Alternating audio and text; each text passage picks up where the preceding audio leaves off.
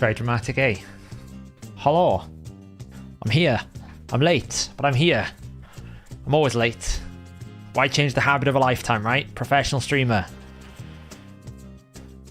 Sorry I'm late, guys. I have been working on stuff for the website. And I am so late, I haven't even eaten anything yet. Stay for the music, exactly. I have eaten nothing most of the day. I've been super busy. So, we're here now. Yes.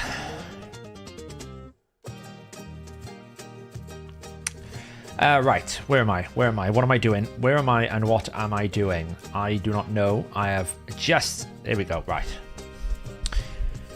No, I've made some dry toast. It's gross, I know, but, you know, something to snack on.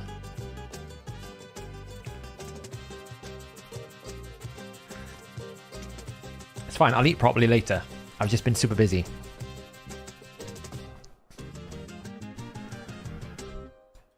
Oh, so I'm up to like 57% in live arena. The win rates have been dropping a bit. I'll be honest, the Void Bros have had to be dropped. Fenax has made a return. He's made a return to the team. Purely because Vlad on his own just didn't quite have enough oomph. So if I got my Constantine banned out, I was a little bit screwed. So yeah. Thanks, cat. The cat's closing the door now. Stop it. Honestly. Stop it.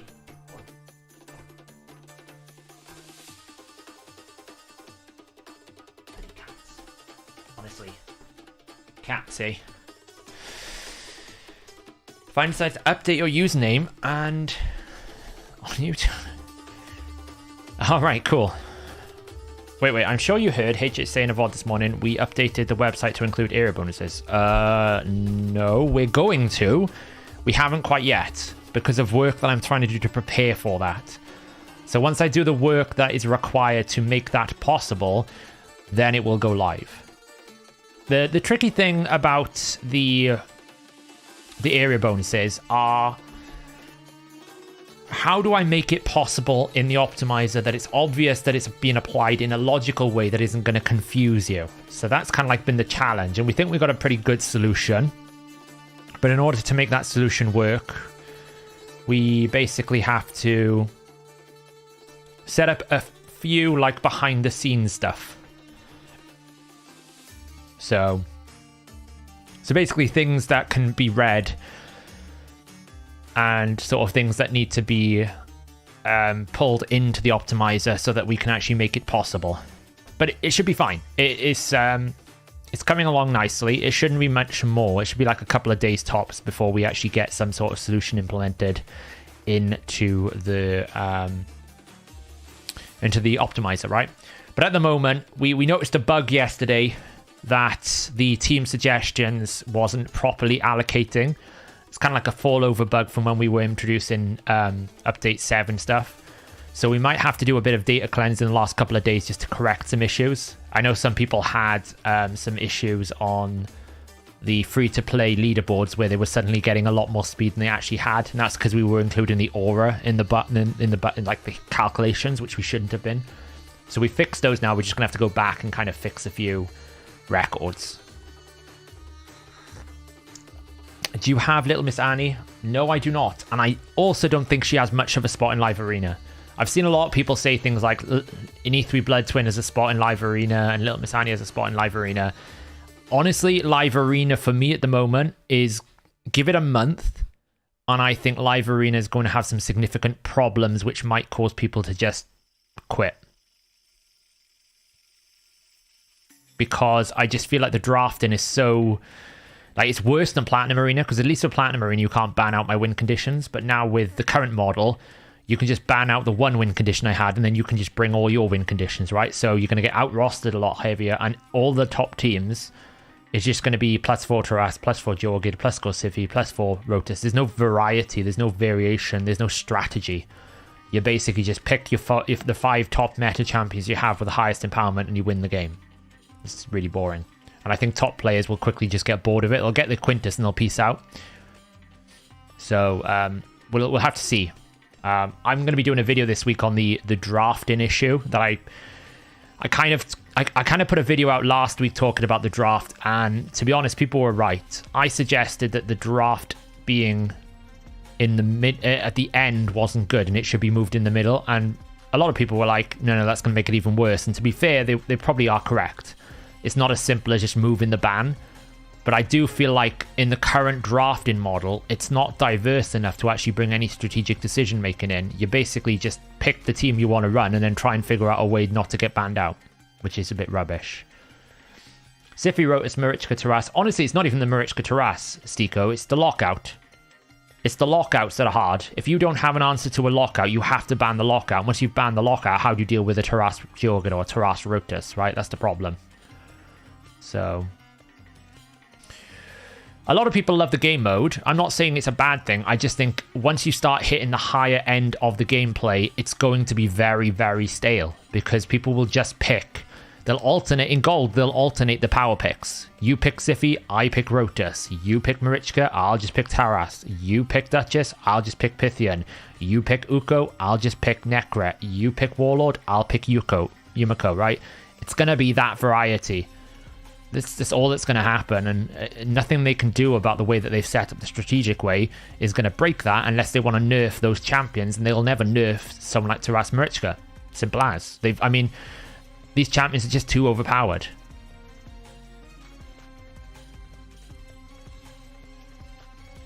So, I'm going to be doing a video basically on what I think the way to fix the drafting issue actually is, because I was being too simplistic when I said move the ban.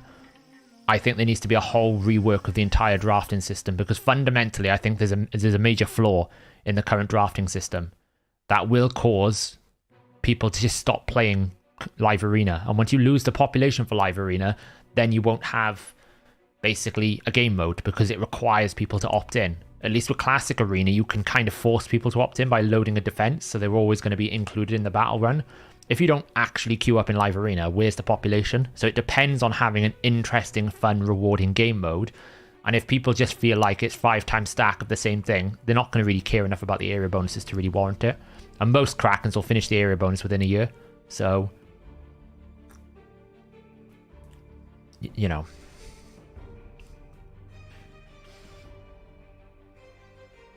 Yeah, so one of the key things I think they need to do is basically move away from pick 5 ban 1 and actually go, okay, when there's a new say you set up a week or like a 2-week window. In that 2-week window, you have like a drafting day where you actually have to like a period of time where you actually have to draft 12 like I would say you actually have to draft like 12 to 16 champions, whatever the number is. I think about 12 to 16 is fine, right? You can pick any 12 or 16 of your champions, and then you have to then you can basically go pre-ban, so you can ban some of their champions out. Then you draft a few champions, then you can ban a few more, and then you draft a few more, then you can ban one more at the end, right? Something like that, because then what you actually have is the ability to first take away some of their power picks. Secondly, change your draft midway through, because you can move your different picks around. You kind of know what they're picking based on what they've got in their thing. And you can open up the doors to actually be strategic in the drafting phase, because I may put up some champions in my roster that I think you will auto-ban, and then I may have some things that I want you to, like I might pick a champion early hoping you ban it and then pivot away, or maybe I narrow your pool in certain ways, right? That's the way that League of Legends work. League of Legends has got over 200 champions now, I think. They basically have 3 bans at the start, each side. Then they'll have a ban phase in the middle where you can ban 2 each. So what it means is, depending on what role you pick, if you don't pick your bot lane early, then maybe they want to ban out the AD carry. Maybe they want to ban out the support. If you don't pick a jungler, maybe they start pinching the pool of junglers so that the S tier junglers get banned out, right? It offers strategic diversity. In this current model, there is no strategy. It's who has the OP power picks and who doesn't. I pretty much know from the draft whether I win or lose. So I've actually now got into the habit, to save time, of literally just, if the draft is bad, quit. I don't even go into the fight, because it's not worth it. If they draft Sify, Rotus, Marichka, Taras, or not so much Marichka, if they basically draft Sify, Rotus, Necret, Warlord, Taras, that's an instant quit. I have no team that can beat that, because if I don't ban the Taras, I get locked out by the Warlord. If I don't ban the Warlord, I get one shot by the Taras. There's no solution, because my roster cannot beat it. The only way you beat that is you bring your own lockout, and it has to be faster, right? That's the only way you beat that kind of team. Stop them taking turns. But if I can't beat their lockout, then there's no chance. So what you end up having is that situation where you go, okay, well, you've won that draft, great, GG, I'll move on. And it is going to be like that.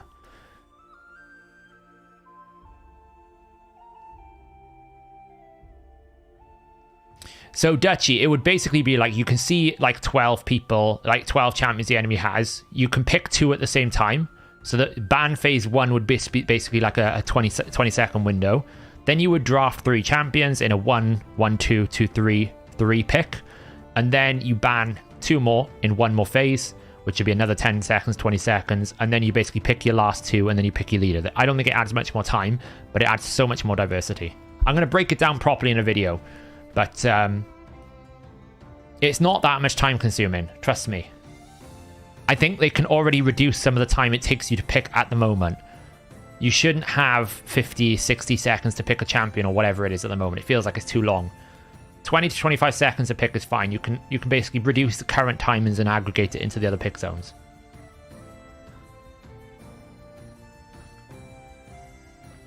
So yeah, you don't need 30 seconds. You can basically cut that down to 20 seconds each, take those extra 10 seconds and put in an extra ban window and it'll be fine. So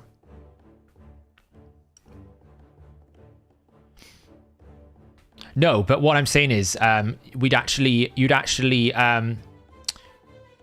you wouldn't have all 700 champions to look through. You're only looking through the ones you draft, right? What I'm saying is before the window opens, you basically put up the champions you want to use.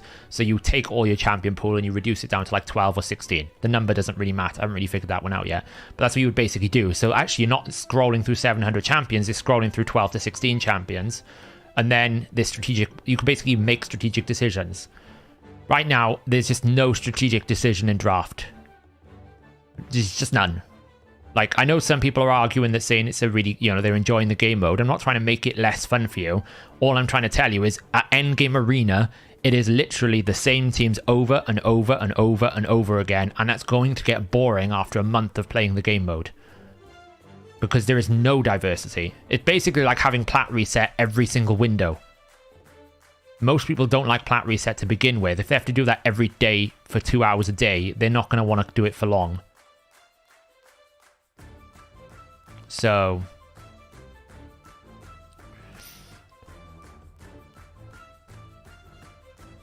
yeah, I mean, they're probably accounting for network and latency, but I don't think it's that bad, right? I think they can improve it.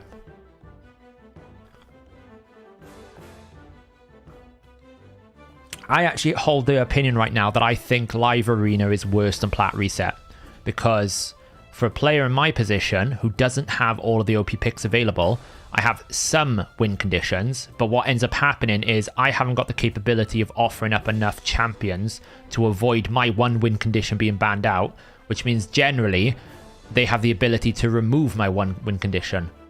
Whereas in normal plat, I wouldn't have that problem. I can't build a team that's going to be capable of doing it because they ban my Necret. Great, now what do? Because I don't have a lockout. I don't have a Yumiko Kaima. I don't have a champion like Rotus Leo that can take a hit and survive. Right? And that's the problem I think that people are going to face, is unless you're ultra lucky with the specific champions that you've got, I'm not saying Kraken, I'm just saying the champions you've got available to you, you're going to quickly get out rostered. And it'll be the same 5 champions that you can't pick. So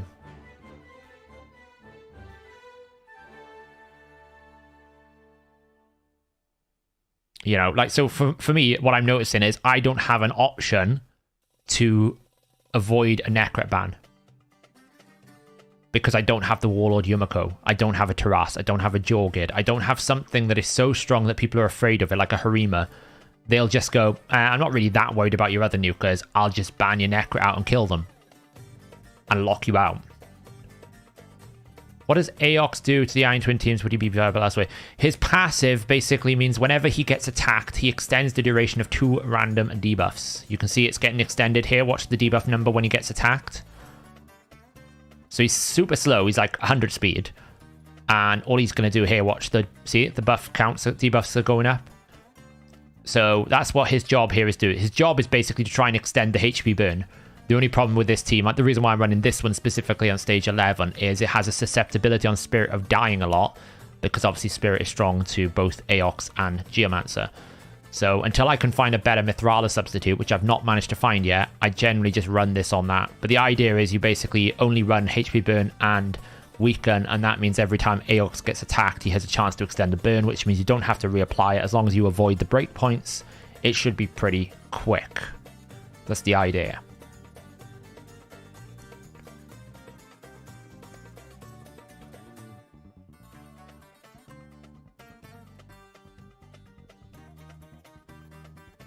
Oh, look at that, a Marquess. I don't even think... I think I've already got a 2-star Marquess, so that's not even that good. I put my... I decided then to put some souls into the summon video because I realized I couldn't make a... I couldn't legitimately release a video for pulling shards by only pulling 4 sacreds. So I put the... I put the souls in to make it a little bit more of an actual shard pull video.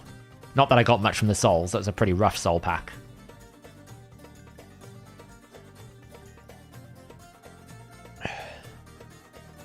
Yeah, I'm running stage 11 just because I tend to find it dies on a higher stage court. I'll fix it eventually. I'm not that... like, Iron Twins is not that important in terms of the stuff you get. So... yeah, so the problem is, Laszlo, even my High Awakening Baron is kind of useless because I don't have someone big to pair it up with. So he either gets banned out or he's squishy as hell. The Necret is needed to keep the Baron alive. And also, I'm often fighting up against things like Stone Skin, things like Bolster, not so much Bolster, things like Reaction, things like Rotus. So Baron can't really deal with those champions. He needs the Necret to take a turn. So that's the problem I'm finding. If the Necret gets banned out, I'm at risk of death. Did you notice the change to Demon Lord Clan Boss? I feel like it's the same after Did you notice? There's no changes to the Demon Lord. His damage scales much quicker or doing much more damage to shields. I've been running infinite shields with Chris. Nothing has changed in the multipliers, Chris. Nothing has changed at all. The Clan Boss is as the same as it has always been. So if you're losing damage, there could be... I don't know. I don't really do much with the infinite comp. I just don't find it that... like, it's not my thing.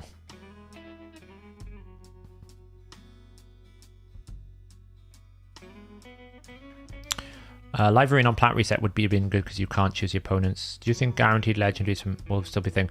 Do you know what, SC? I don't know. I've not pulled my ancient shards because I'm just like, surely we must get a guaranteed ancient at some point, right? Surely. But I don't know. I wouldn't say we're at the point yet where you can stop, like you should stop hoarding ancients because it's not going to happen. But I would say it's starting to get to the point where maybe they've just decided never to do a guaranteed ancient again. It would be nice if they could confirm, right? I would happily burn my ancient shards if I go into it knowing I probably won't get a guaranteed ancient again, but they'll never confirm it because they want you to play on the FOMO, basically. Like tomorrow, I'm not going to pull my ancient shards. Unless you are near Mercy, I just don't want to do it. It's just not value to me. I feel like holding my ancient shards until I need to use them. I don't have Godfred, unfortunately, G-Man. So, what's your live arena number? I'm at 1270. I haven't done many fights today, so we're going to have to do some fights in 20 minutes, but I want to get on with other stuff first. You know, these guys are really high up because, look. You know, these guys on... It's pretty easy to see why they're at such a high win rate, isn't it, really? And the biggest factor for me, this is how I know this thing is terrible. Mac Chan is only at 70%, right? And this guy knows how to play the game. But because he doesn't have the twins, and he doesn't have some super OP picks, he has got a +4 Rotus and a +4 Necret, he's at 70% win rate. Whereas all these guys are like, yeah, but I've got like, you know, Harima and plus, like, I don't need, you know, it's just like Victor Tess, he's got the twins. So, I mean, that's an insane amount of gems, Melons. Whoever Melons is, that is an insane amount of gems. 322 battles, that's like several thousand gems. And you haven't even got that much higher than I have. It's like... So my goal is right now just to maintain 63% win rate. If I can get to around about 63% win rate, that's my goal. I'm a bit low at the moment because I've been fighting some bad people. We're still waiting for people to climb properly.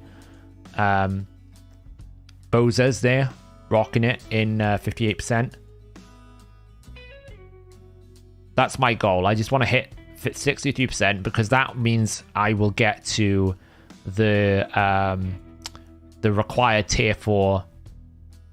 This tier 3 here. I'll get to that tier 3. I'll get to Quintus within 57 days, give or take. That's including the losses, right? 57 days. That's including the points loss. So that's all I really want to kind of achieve. I'm not really in the mood to like... I'm not that fussed about area bonuses, I'll be honest. I don't think they're that impactful. I've only upgraded one so that I can actually test it in the optimizer.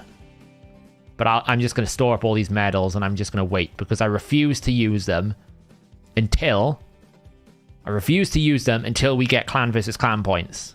I think it's absolutely stupid that we're not going to get clan versus clan points for these area bonuses. I saw something posted the other day, earlier today. Where was it? From Oracle. No, not at the... So someone basically asked, will live arena crests give CVC points when used similar to how Great Hall rewards work? Oracle.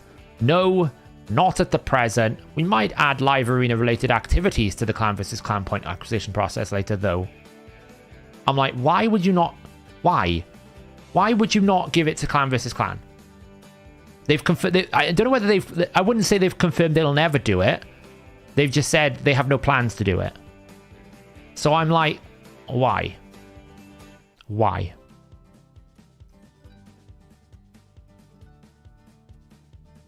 Like, just why wouldn't they?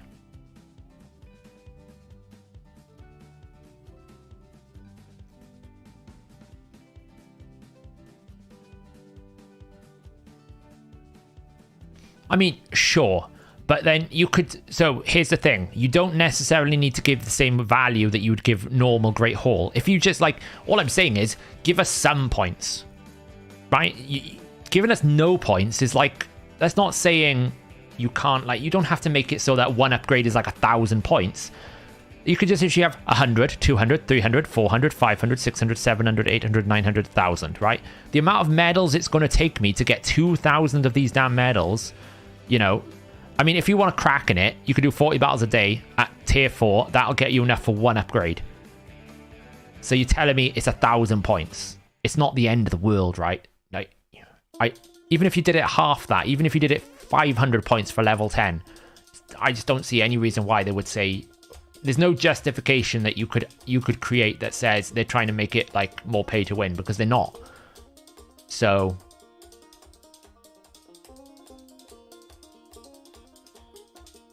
There is no conversion rate, SC.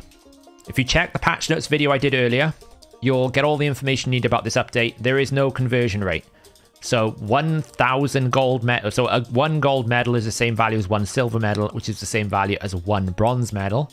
There is no difference. So if I upgrade this, it'll cost me 300. It'll just say whatever. There's no value. And they don't add Iron Twins. It's like you could basically add points for Iron Twins. It's a fixed amount. It's like Faction Wars. If you're going to add it for Faction Wars, why don't you add it for Iron Twins?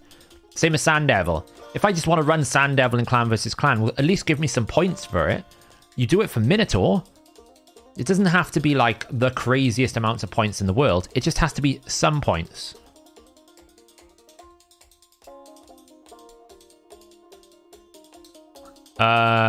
whoever he did that collab with, iAcrobat, I would argue heavily that she is not. It depends, again, it depends what you classify as a top 4 nuker, right? In my opinion, a top 4 nuker has to be in the top 4 of Taras, Rotus, Jorgid, and Baron. And I'm sorry, Ronda is nowhere near those. Even if you went single target nukers, she doesn't match Turvold, she doesn't match Shamael, she doesn't match Jorgid's single target capability, nor does she really match Rotus's single target capability. So I don't really get why you say it's top 4. Like, it's not that she's bad, it's just that you can't debuff, so therefore her A2 is kind of useless because you just have block debuffs everywhere and there's cleanses everywhere. She may be able to one-shot someone, but then she's kind of useless. Yeah, I mean, you can kill the Rotus, but you can't then kill the double revive version. Like, and Fenax blocks revives. So if we're going to do something, I'd rather bring Fenax, because at least he's going to kill someone and keep him dead. I mean, she's a good counter to certain picks, but the problem is, again, with Live Arena, you cannot draft counters. You have to draft your team, and then you have to draft things to avoid your team getting banned out. You can't go into it going, well, they've picked Rotus, I'll pick Ronda. That's not the way it works, because they'll just ban out your Ronda. Right, there's no point bringing counters. That's why I can't pick Romantu. Because if I pick Romantu to try and counter anyone, they'll go, well, I'll just ban you Romantu, now you're stuffed. It's just, you don't use the champion. So, I think that's the thing, right? I mean, it's not that she can't do a job. I agree. As a specific counter to certain champions, she's very powerful. Like, if I look at, Tag Team Arena right now, and I go into here and I go, okay, well, how do I deal with, say, this Ultimate Death Knight? Well, I could just bring a Rotus and take away the passive, right? Or I can just go in and deal with Mithrala and take away the passive. Yeah, it's really cool. But that doesn't mean she's useful. If I draft Romantu, I'm 100% certain. Like, who do I drop, right? So if I draft double revive, because you need 2 revivers with Necra and a nuker, my 5th has to be another DPS, because if I don't, then they're just going to ban the constant. Now I have no win condition, right? So then, if I can't do that, I have to drop the Pythian or the Duchess, which means they'll just ban out my revive and kill me. So again, there's no space in the team for someone like a Romantu, because you just don't have the capacity. I have to drop the Necret, is the only one I can drop, and then you're in the same boat as well. You can just ban the Romantu, because why would I not bother? Once you only got double DPS and double revive, I'll just kill your DPS and GG. So,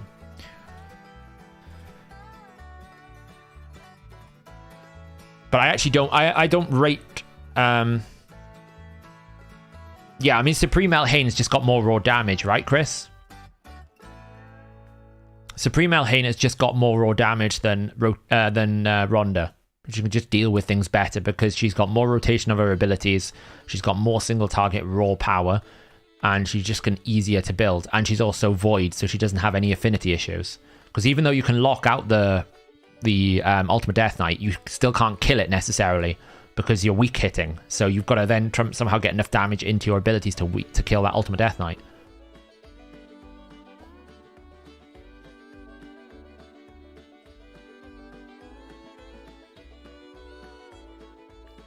Tanky DPS, Stone Skin DPS, Duchess Rosa. Yeah. So what I'm saying is, what you're picking there is you're putting your DPS into Stone Skin. So if you're putting your DPS into Stone Skin, you're now losing 30% ignore defense, which means you probably haven't got enough damage to actually beat the top teams. Like, it's just like, it's raw numbers. It's pretty basic stuff. Like, if you just don't have enough raw damage, you're never going to kill anyone at the top end.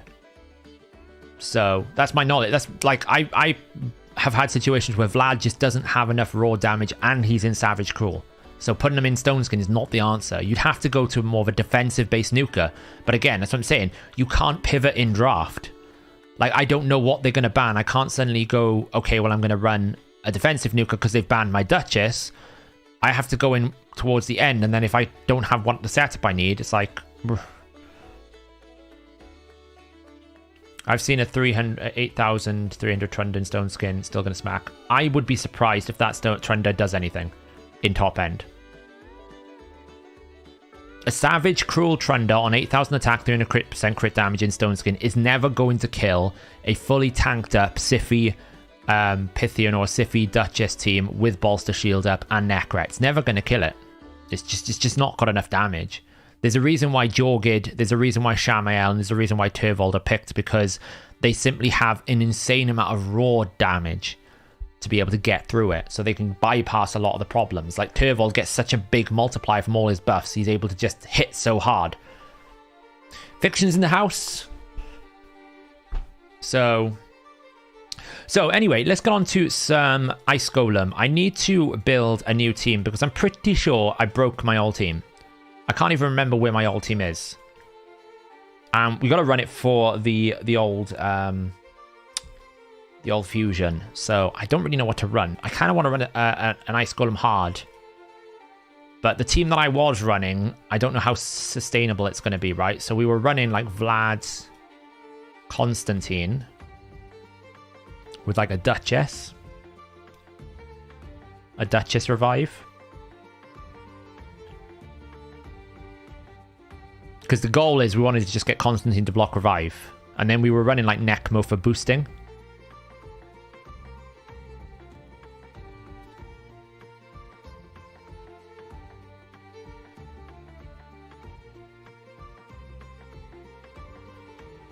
I'm kind of trying to think. And then we were running Ninja, weren't we? So Ninja was basically the boss kill.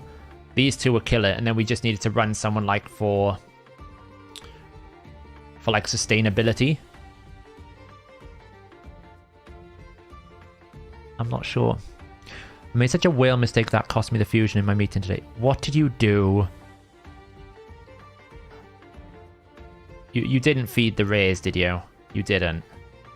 Please tell me you didn't.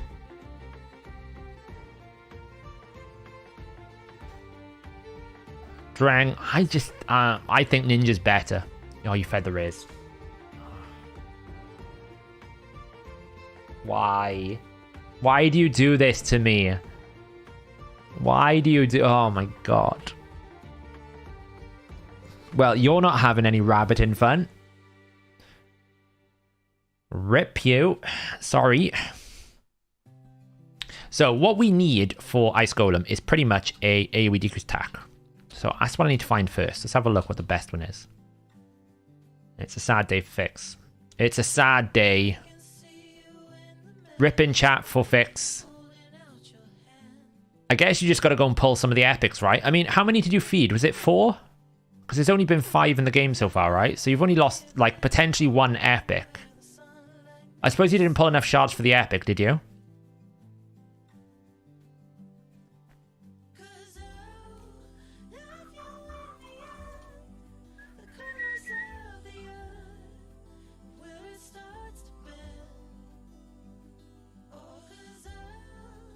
Target AoE enemy. Oh, you didn't. Well, basically, if you can pull the epic, then you might be able to recover. So, like... SC, I actually have asked for so long, like, dueling, right? Being able to basically say, hey, like, me and Crouching Grandpa, big piranha in the chat, we've often had debates about whether I could kill the champion that in the teams, right? And whether or it can survive it. It would be so much fun if I could actually go, okay, well, let me duel your team, see if I can kill it. Let me try different combinations, see where it's weak to, right? So it actually is fun. We can actually, like, play test. Whereas this live arena, it doesn't feel any fun at all. It just feels like you just basically see if you can outdraft the opponent with a bit of luck.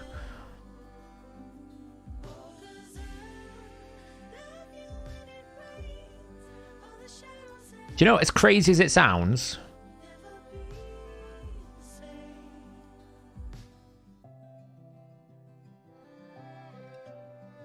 I'm just looking, so I'm looking for an AoE decrease attack that is reliable, right? That's what we want.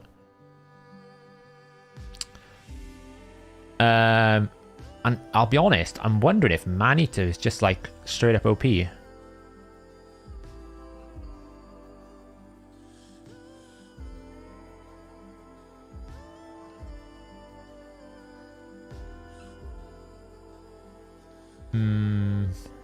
Ichinaki, Olgruckus.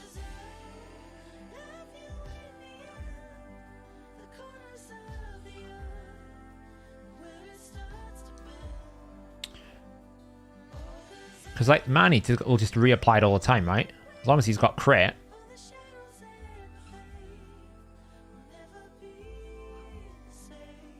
Aox could do it, yeah.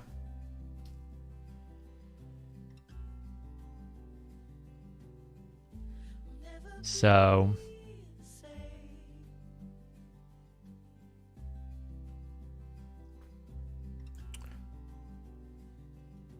yeah, Uko does.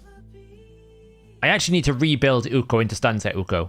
To be honest, I actually need to build Uko properly. Like, there's so many things I need to do in this game. Like, I did like Nekmothar because you get decreased speed and AoE decreased attack and you actually pump your way through stuff.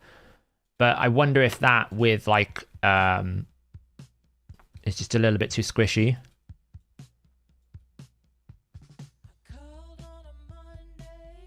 We could run that with, like, a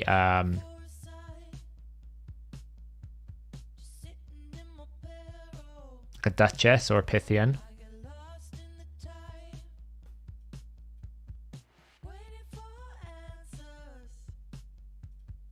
We could try this.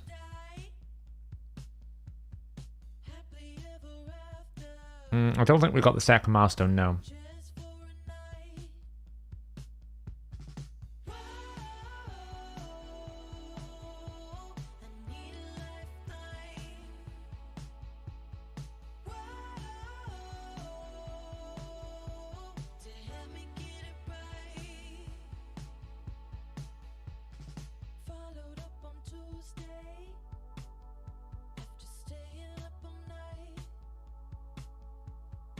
Yeah, I got Pythian.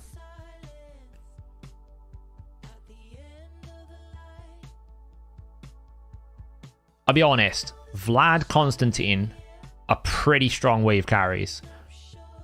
It's not super fast.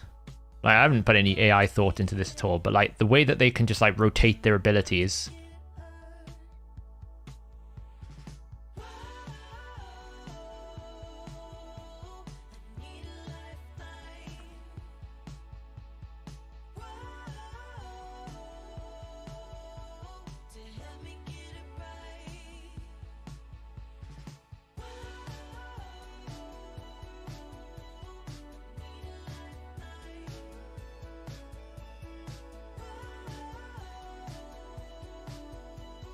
Really, Vlad? Oh, I took accuracy away from Vlad, didn't I? I'm an idiot.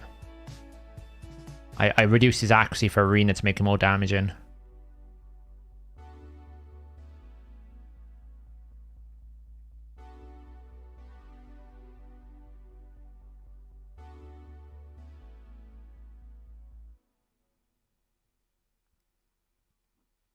What? Wow. Wow. Wow. It's just like trying to kill those side ads quicker is a problem. That just happened, yeah, right? I mean, like... there's just no real way to kill those side ads very quickly anymore.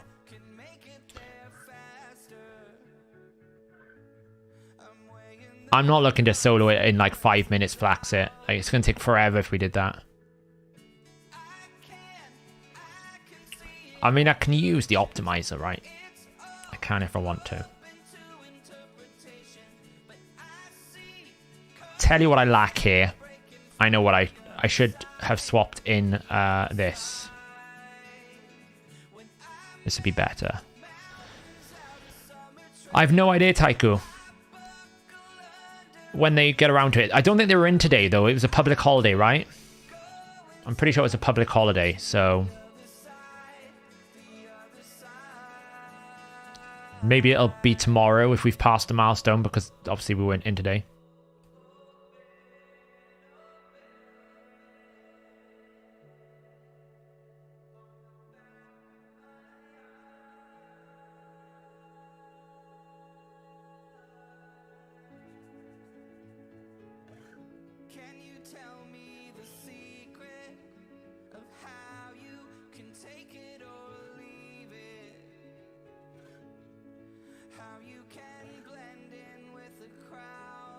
In their country, it's a public holiday for them.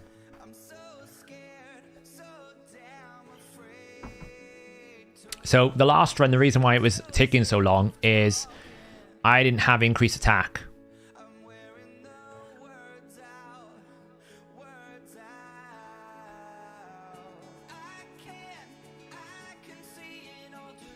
Now, I'll be honest. I kind of need to change the Vlad build before I want to do this. Because he hasn't got enough accuracy for his abilities. Which is a bit of my bad.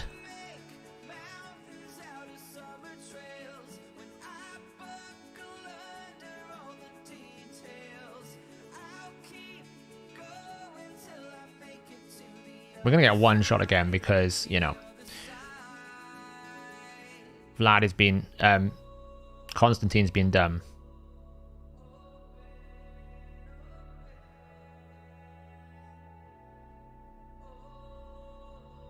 But I mean, it's kind of working. We just need to kill these side ads quicker. That's the challenge, is trying to get these side ads down quicker. Once they're down, like, it goes a lot faster because we can enable the... Like, this should be super fast now. Doesn't matter about the AoE nuke. As long as there's 2 allies dead with a decreased attack, the AoE nuke is not a problem. Like, I just took 2 there, and these guys have literally no, like, tank in them at all.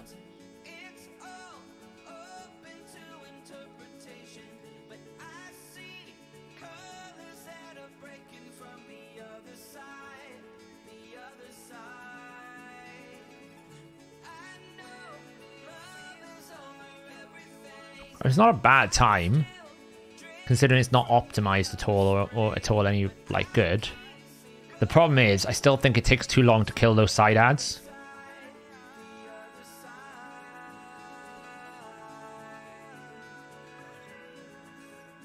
Like, it just takes, like, 3-minute 2. It's just too long. I'm thinking, yeah, maybe we can... What if we drop that for that? And then bring in a Phenax.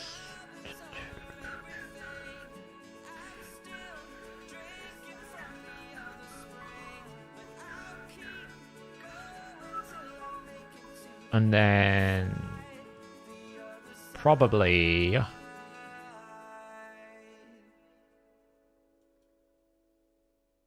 we probably need to bring like a max HP.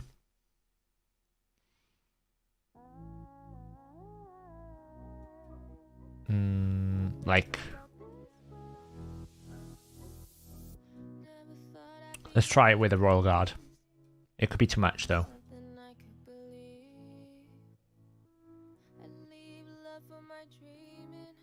I forgot that losing Vlad here, I lose my AoE decreased defense, mind. So this is going to take a while. So we would have to rock you out.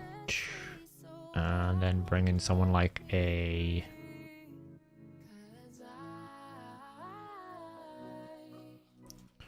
old school, but still good.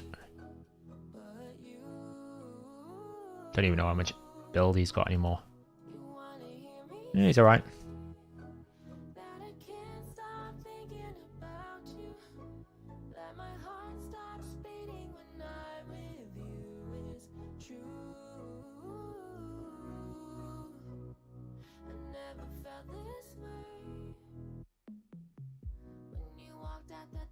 It's just going to take so long to get to the boss without the duo. The twins are very fast at killing the wave.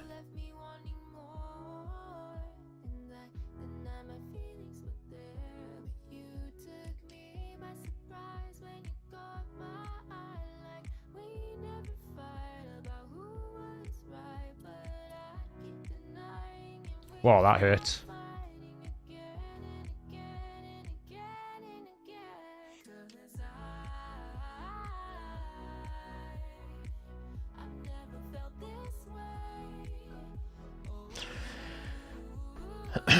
I don't have Gamaran.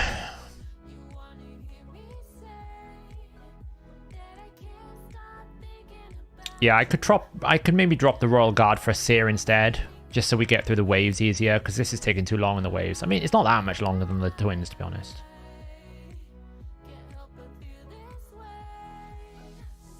No, because then I don't have a block. Oh, I suppose. Well, honestly, it's not the HP burn that's the problem, though. It's like I don't think Drang is the answer.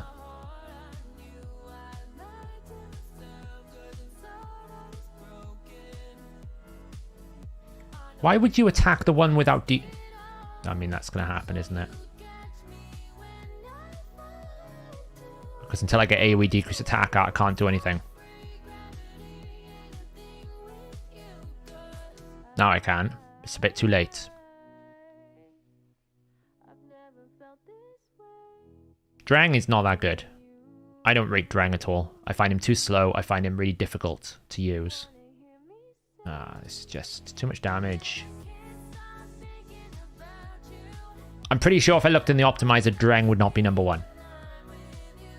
I could just drop that out and bring Seer. Probably one-shot the waves.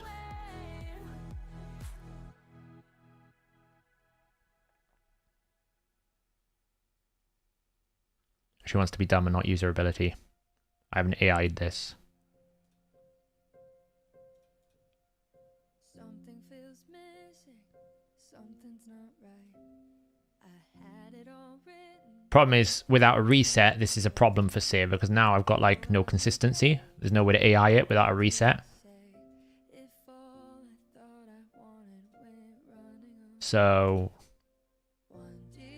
it's like, it's cool and all, like she can kill someone, but like, what do I do now? Everyone's gonna get killed. So that's not gonna work either. Let's have a look what the optimizer says.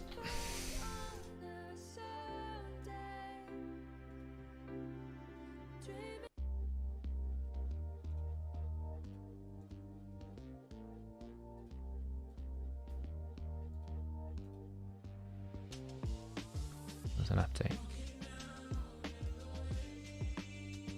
Yeah, Ruach was one I saw.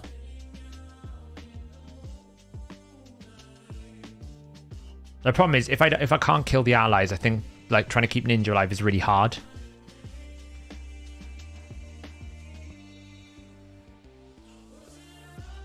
Let's have a look.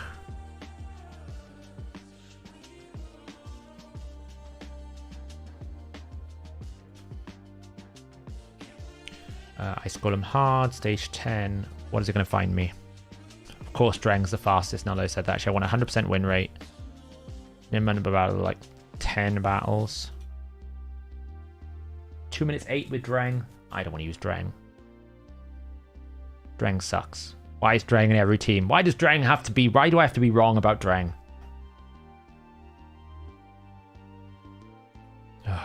Do I... I don't want to. I really don't want to build it. How is the AI for this even going to work?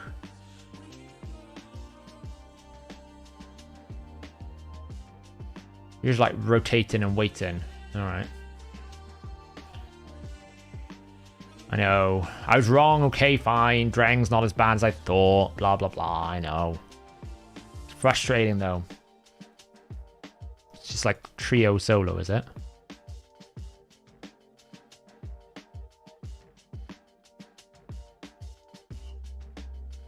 How does that even work? There's no reset. Alright. Let's have a look how my Drang's built.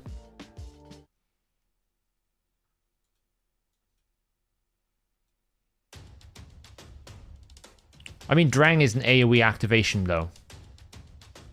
Just normal HP burn activation, right? It's no different to Ninja. The problem with Ninja is he just doesn't activate it unless he's hitting the boss, I guess, which is devalues him here, where Drang doesn't matter. He activates it wherever.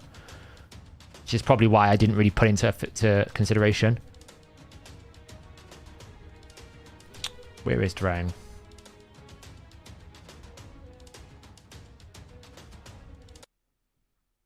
There he is. How well is Drang built?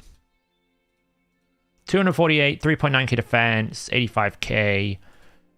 I mean, how much resistance does he... He needs more resist if I was to basically...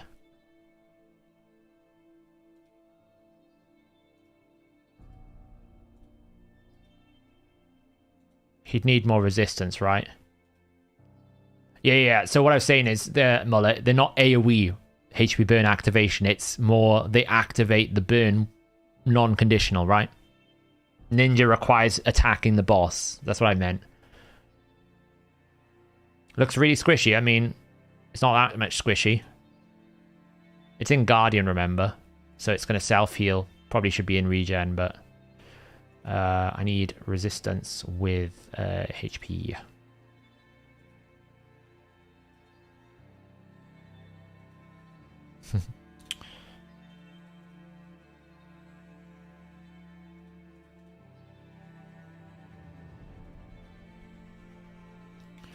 Do I have anything built? Hey Saf, about Cronin build for Sand Devil, I only done up to stage 7. If I made a Cronin build for 24, then I can use the build from what speed do I need? I don't think you need, like, it's easier with Cronin because I'm pretty sure he just has to go 4 turns between the boss.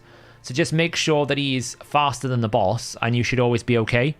He just has to always go 4 turns. I'm pretty sure that's how it works. I could take it from Theodore.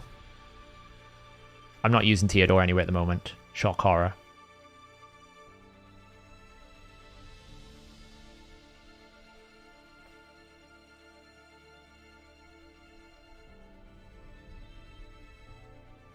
I mean, I could break him out of Guardian. He was in Guard. This is his old Sand Devil build that I had him in. So he was just built fast. He probably doesn't need to be that fast, but I mean, it would help.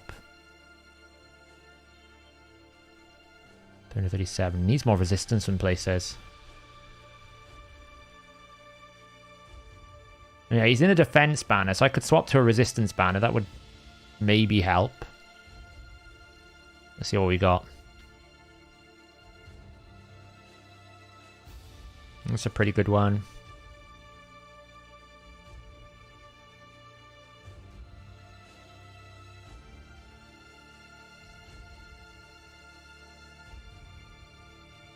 Speed res. I mean, we probably need that for the arena at some point, so probably not a good idea.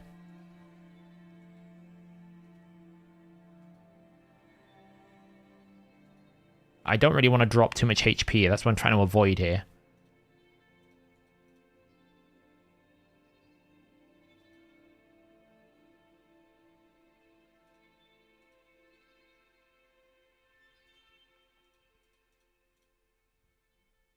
Jeez, that cost me 3.3 million silver. Holy moly. Okay, it's better. 433, it's probably enough now. He's in full-on, like, Bulwark Masteries, which is kind of funny.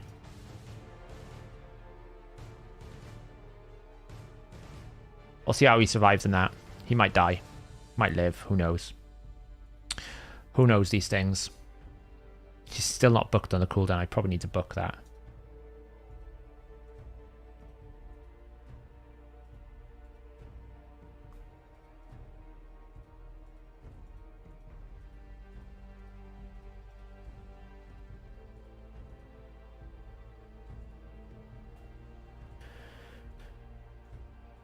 We have to do the artifact enhancement anyway, but I mean, it's just killed 3.3 million on my gear cleanse silver. Like, seriously. Could be a long night of me gear cleansing at this rate.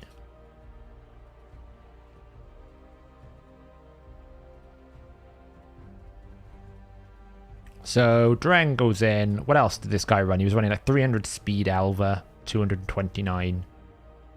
Okay. Well, I can do that. And then... the only thing is Guardian might kill him. We'll find out. We'll find out in today's episode of... does my Seer just one-shot things stupidly? AI-wise, what was it like?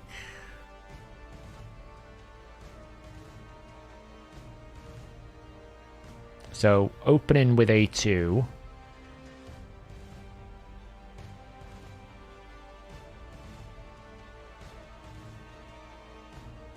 We'll manual it. So, does she have enough damage here?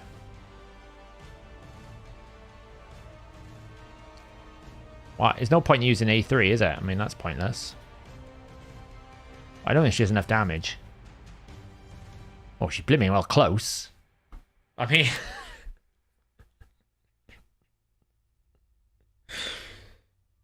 she ain't far off. I don't have a Kaimar, Brad. I'm sure most people would like to put Kaimar in and just run it over like that. I mean...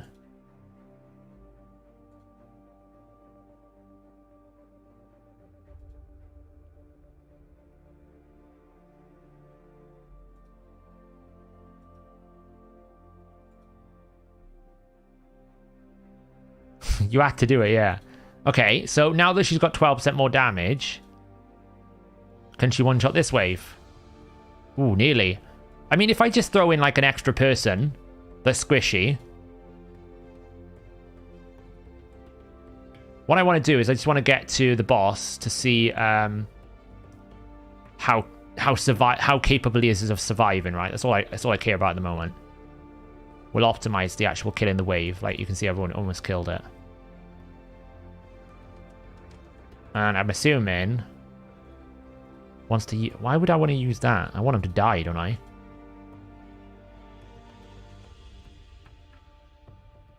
I just want him to die. Like that.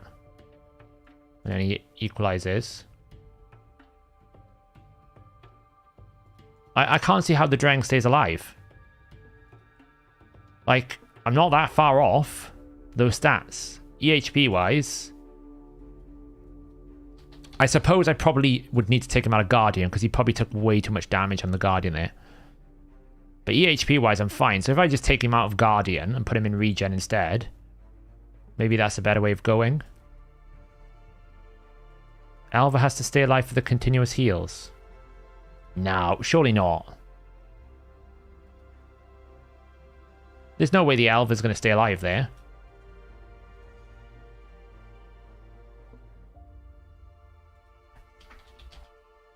Because I'll tell you what, my Alva is not staying alive in that.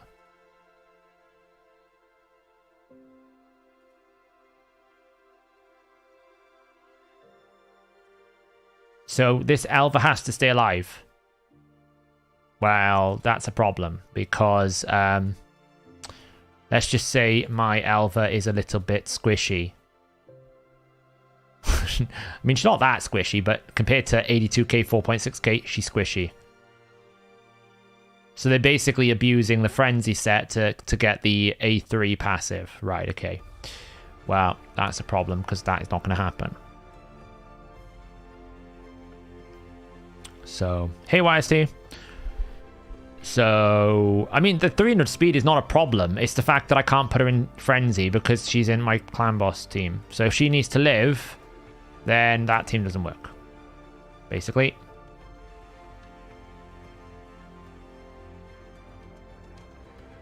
Why have we got reset filter? Reset filter.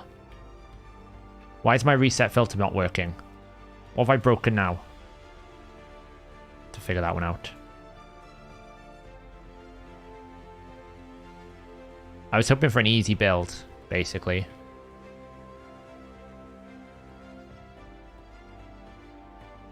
I really don't want to have to build all these other champions out.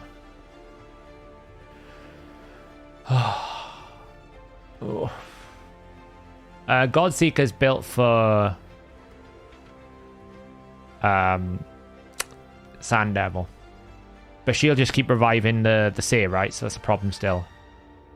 I like the idea of this team. The problem is I just can't take Elf out of my clan boss team to make it work, so it's not going to happen.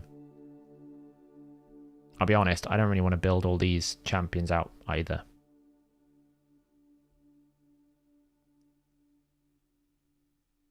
Wouldn't Pythian do a similar job? Probably not as effective. Like, they're running both here. Look, they're running all of this.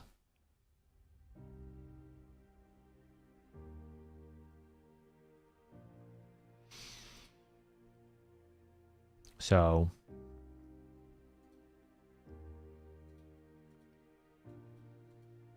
I mean, the good thing is, Seer one-shot the wave. The bad news is, I need something to keep it alive, right? So... And he can't be in Guardian if he's going to do that because he's just going to die. I was hoping he could solo it. But the problem is, as I said, until those allies are dead, you can't solo it. Now, what would be interesting is if we basically were running Elva, right, and we ran my slow-ass Renegade. Where is she? She's down here somewhere.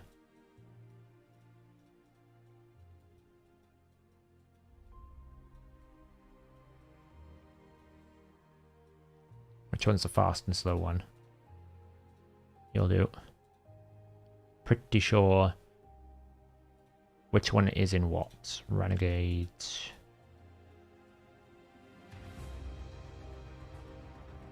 Renegade. You're an immunity.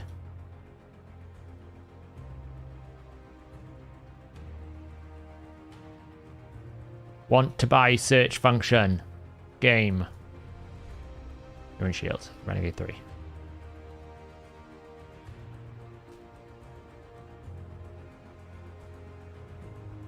So, boost with a shield set. Nuke.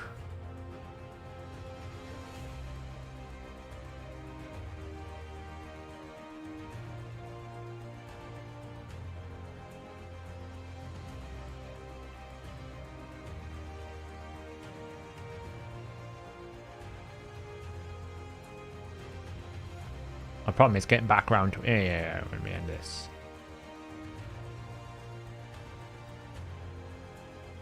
Same strategy. But we run... Why can't I find the Renegades? You as well.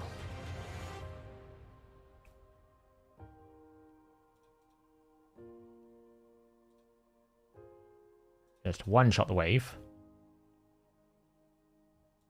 Boost. But first reset. Or one shot the wave. And then what?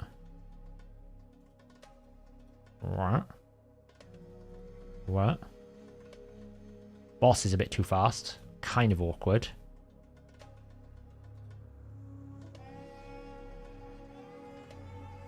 That.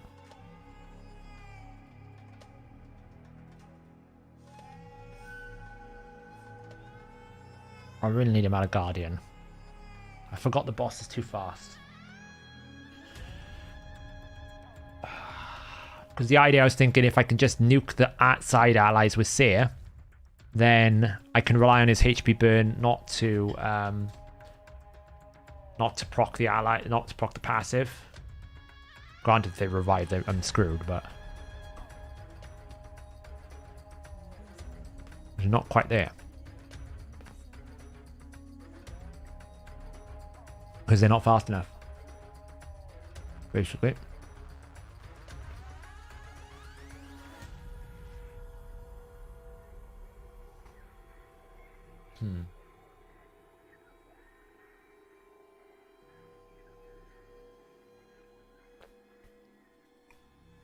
I wonder.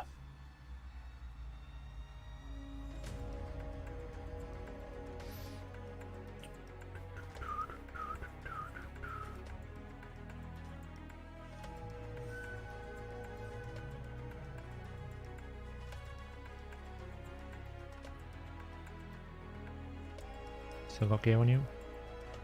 No.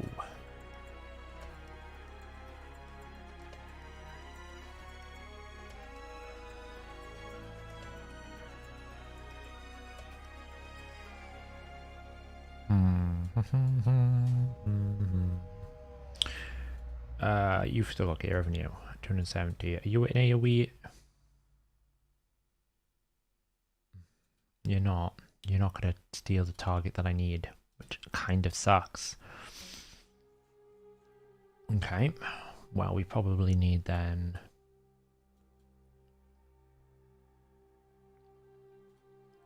this.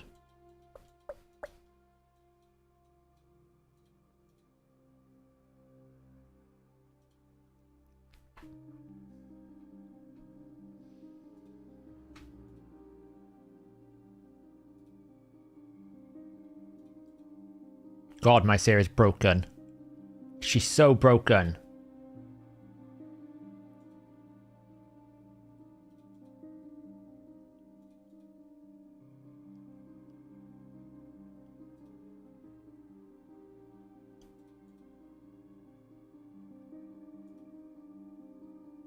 One, 2, 3, 4, 5, 6, 7, 8, 9, 10, 11. 11 buffs, one shot. And then we can take Turn Meter. The only downside is my Morrigan for some reason did doesn't place decreased speed, which kind of sucks. Wow. Wow. Well, the concept is cool. The only problem is trying to get back down to that second reset is a bit of a problem. I'd have to basically run. Let me drop. Which one of you is super slow? You're 178. You're 206. One of you is super slow, and the other one is much faster.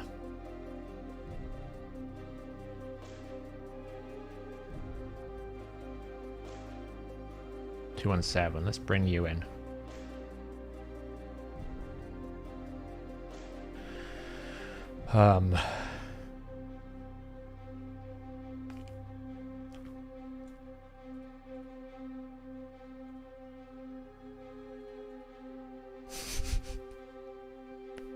Damage is insane.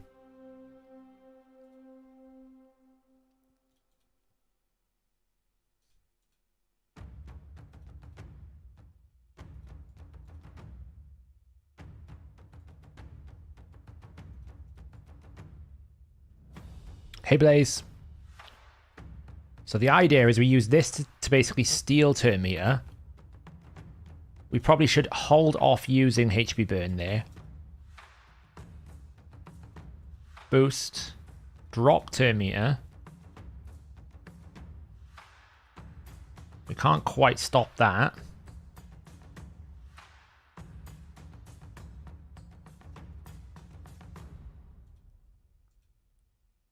She gets it to half without decreased defense. It's not bad. She gets close without decreased defense.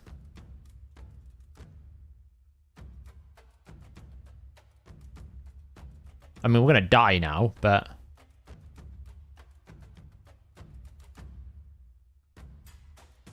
No, because we just can't stay alive here.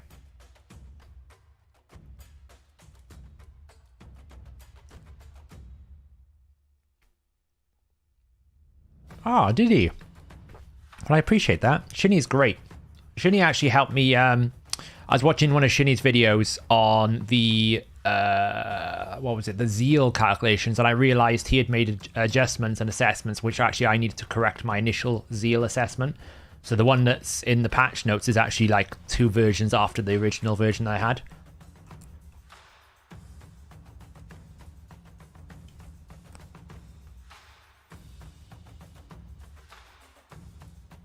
Well, I don't know. How much have they got? So look.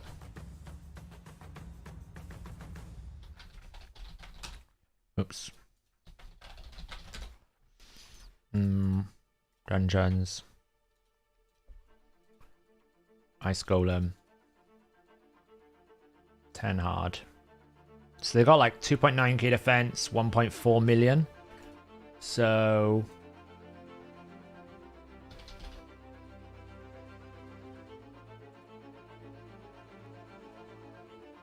what are they? Level 350, 2999.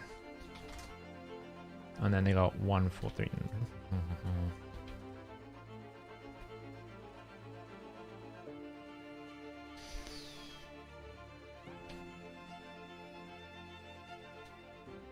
My Seer would need like 8 buffs. I'm not going to be pulling, no, Brad. I will be doing some arena fights down 5. I need to do some for the day. So yeah, Dutchy, I can probably kill the side adds with my Seer in like 8 buffs. That's not accounting like she'll gain damage from like not Whirlwind of Death.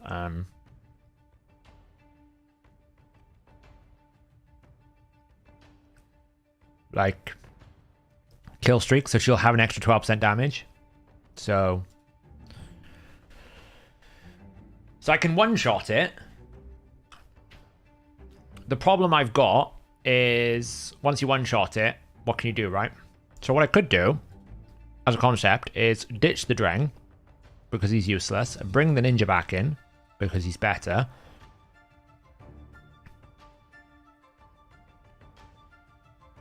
And see what happens here.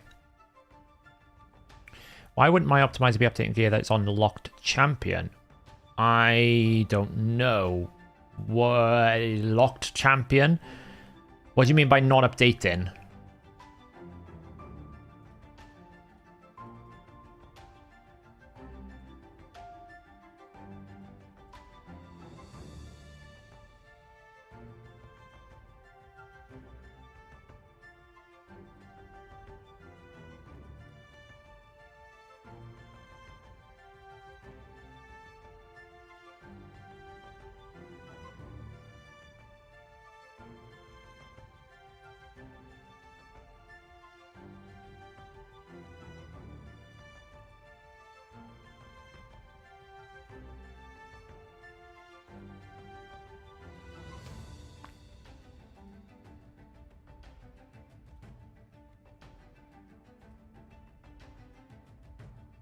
Damn it.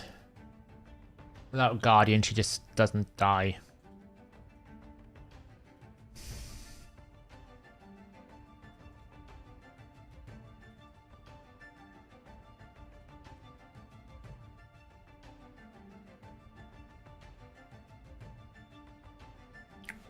Ah. Need speed tuning.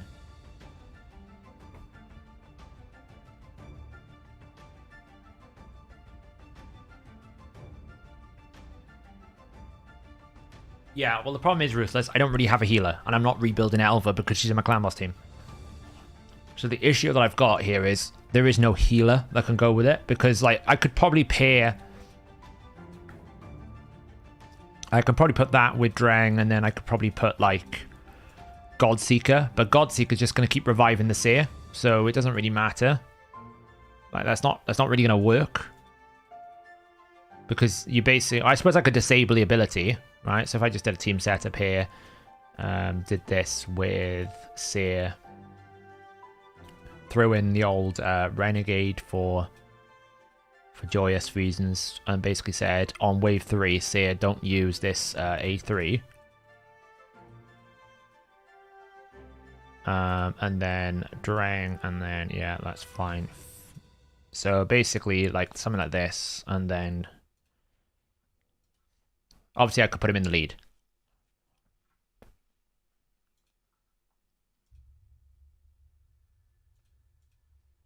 Whoa. Need more damage. I need more damage. I need another buff. I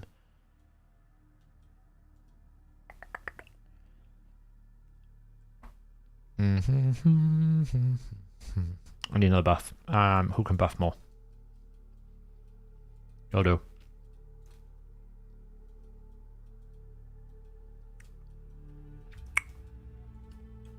Join the crew.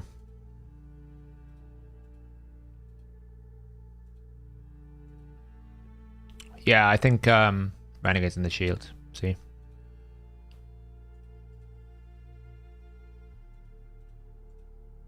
It's not fast enough. Ah.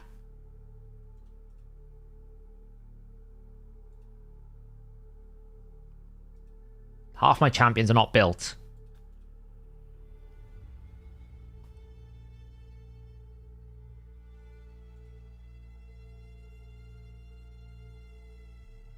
Oh, do you know what? It's so annoying.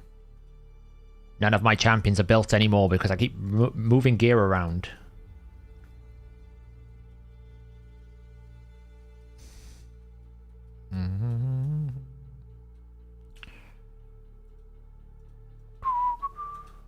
Let's just do the one champion that always fits into a team. The one that never fails me. The one, the only, the man, the myth, the legend. Where is he?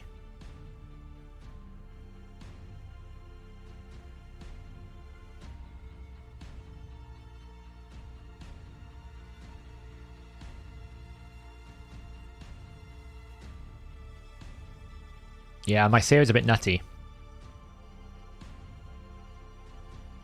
No problem now. Bye-bye. It's overkill now. I probably don't even need the Renegade, but... he's here for a reset.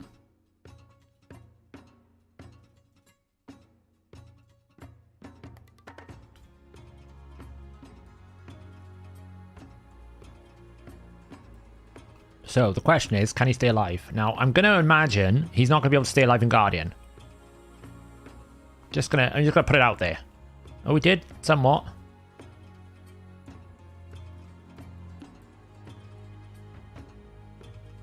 I kind of should have used this equalize ability there.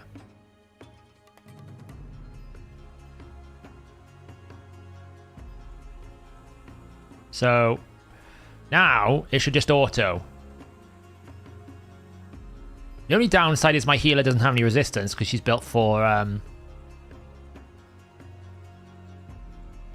Sand Devil, which is a bit of a problem. I'll not lie. So this is the problem with the Neri. She'll keep herself alive though, until she doesn't.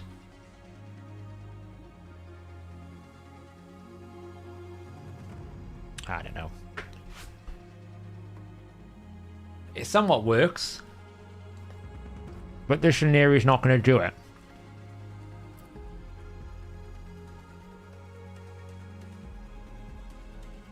Yeah. I mean, this Neri's built for Sand Devil. She has no resistance. So the only way I can get her high enough for Sand Devil. So. I mean, I got other Neris. I've got another Neri I could just build. It's not a problem. Like, there's one down here. Just waiting to be used. You know, she's only masteries yet, but she's got books.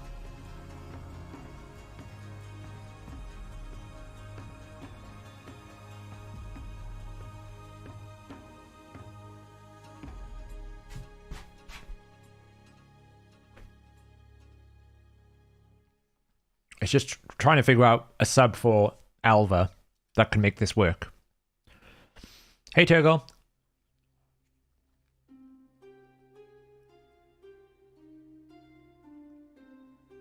It's trying to find a decent sub for Alva, basically. Because she's in my clan boss team, so I can't use her.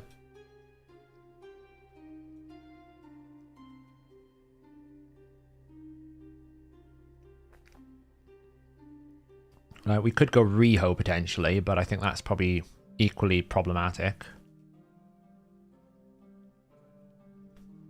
Awella? I don't think she's got enough healing, is she?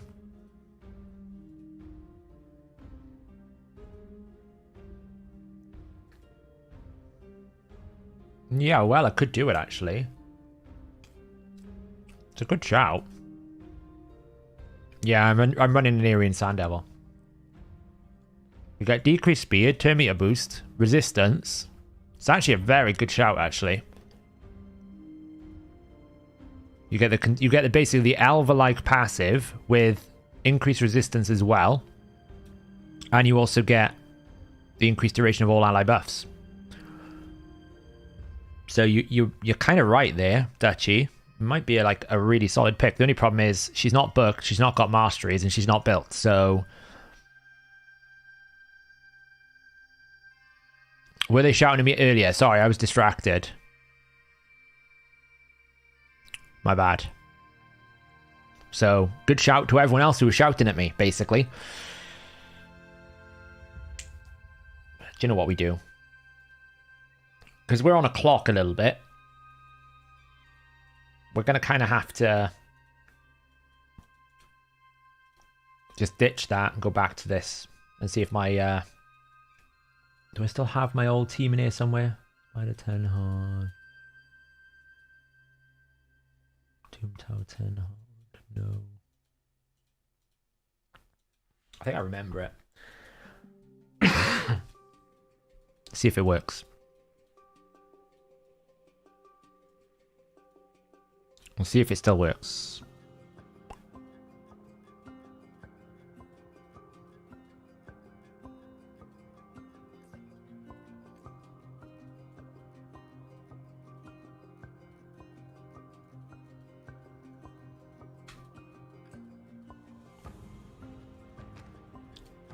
maybe I think the OLer is the solution. I'll be honest. I think I like the idea of that. Don't use. Don't use. See first. Open.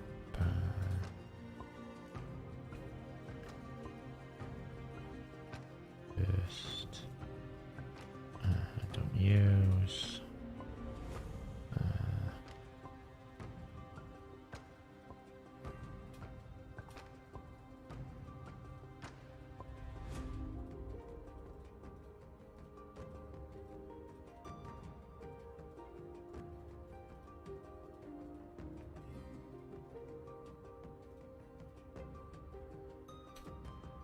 I think it still works. We'll find out. Oh, I need more damage. I've broken something somewhere. Maybe I have to... Yeah, it's fine. Ugh, I've broken something somewhere. Probably just need a little bit more oomph. So probably have to go open...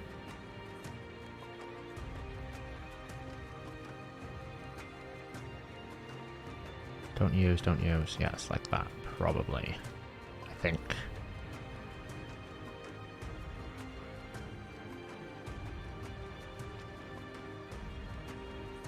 Keep in mind, G-Man, there was no decreased defense on that run. I almost one-shot the entire wave without decreased defense. Yeah, there we go.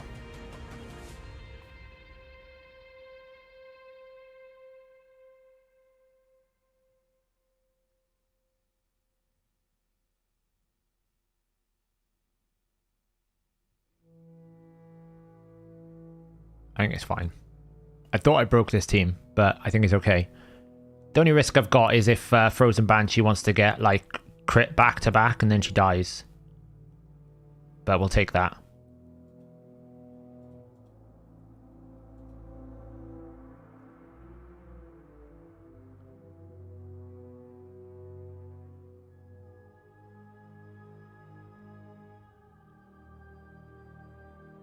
Oh, I know, I didn't run Ghost Spawn because he's weak affinity. That's why this is failing. I remember now.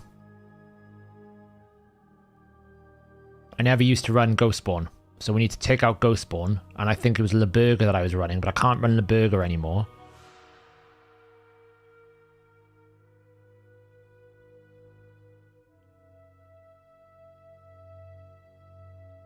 Although it's pretty, like... It's pretty stable. I realized I wasn't running Ghost Spawn, so I probably just need to run someone who's a little bit better for that job there.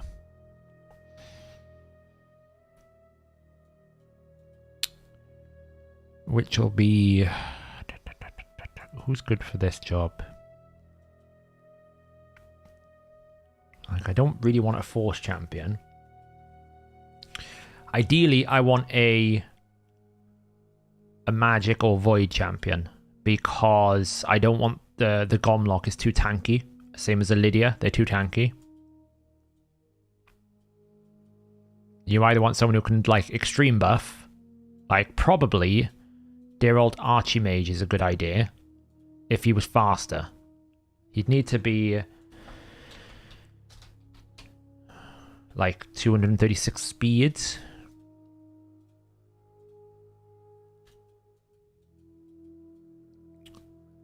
Where is he? Oh, he's probably in terrible gear. I've probably just thrown gear on him from different places. Like, you know, he's going to speed on his gloves. What are they? Crit rate or crit damage? Crit damage. Whoa, whoa, game. Speed. In some sort of set. What have you got here? Attack percentage. Crit rate, crit damage. No, I said crit damage primary. Not secondary. Honestly, game. What are we going to get here? We got accuracy, speed. I don't really need the accuracy, I'll be honest. I just need some speed. I need to go fast. Speed, crit rate. We can't lose too much crit rate. We can lose a bit more, though. That's good. It's good. We need to make space. Of course we do. That is not worth it. Equip. 225. What did I say? It needs to be 218 plus 18. So he has to be 237 minimum. 237 minimum speed. 225. It's not good. How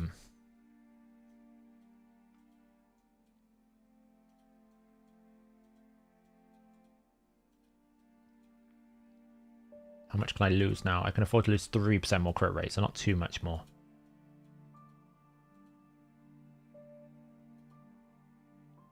I'll do 236. That's good. Let's give it a whirl. Let's check the AI. So really, we just need more buffs, so I can just go first choice. First choice. I think I need to just open with that. Oop. And then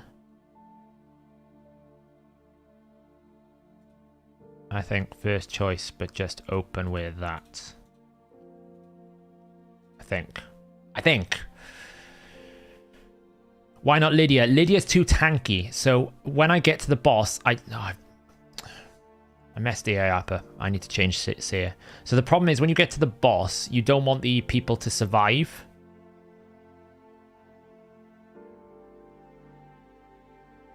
Okay, well, that was really bad luck. Something happened there.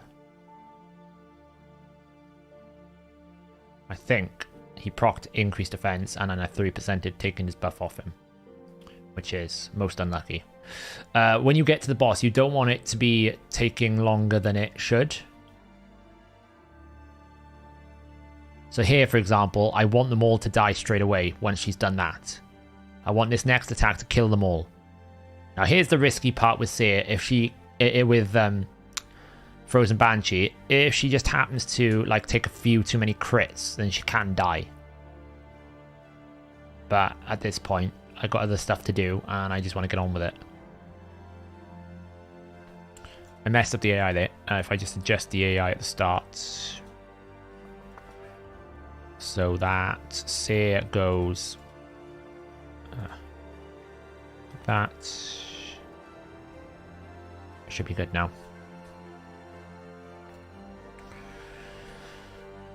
You need a buffer. I don't need decreased defense. I just need buffs. See? I'm doing this without decreased defense.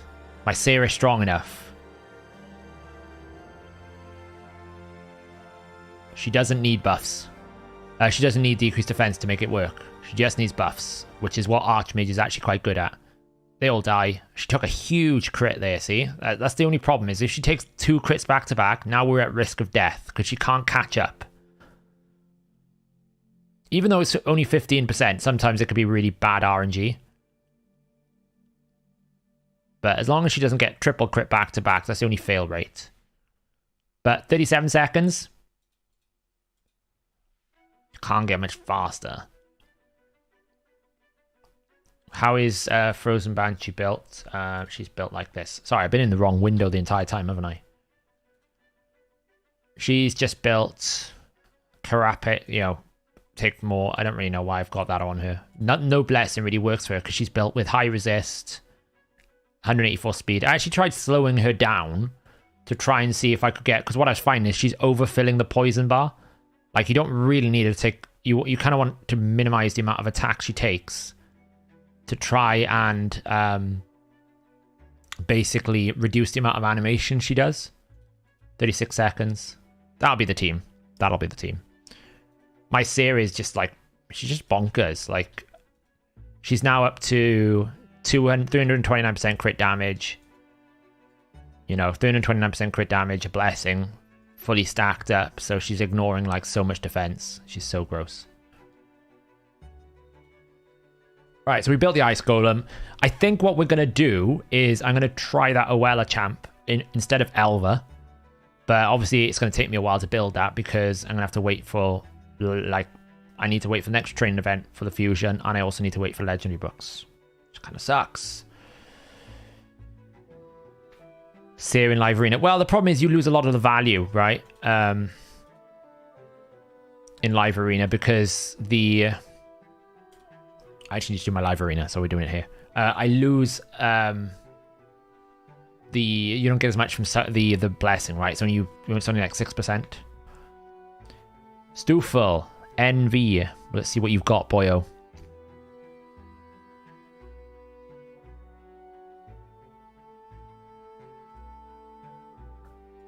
Yeah, the reason why, like, I used to run Gomlock instead of Lydia, but Gomlock is strong affinity, so sometimes it would take him a couple of hits to die to the boss, which just slows the run down.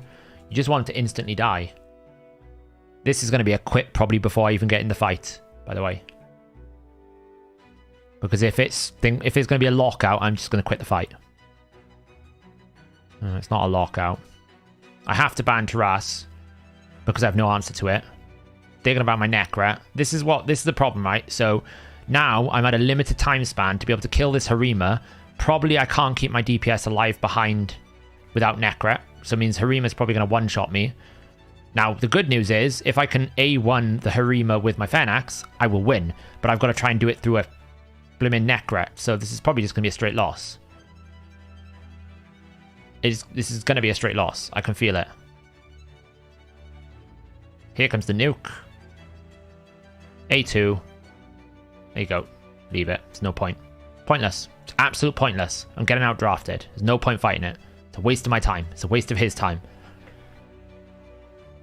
That is outdrafting because I have nothing to offer to stop him banning my Necret. The moment the Necret gets banned, I cannot keep my team alive.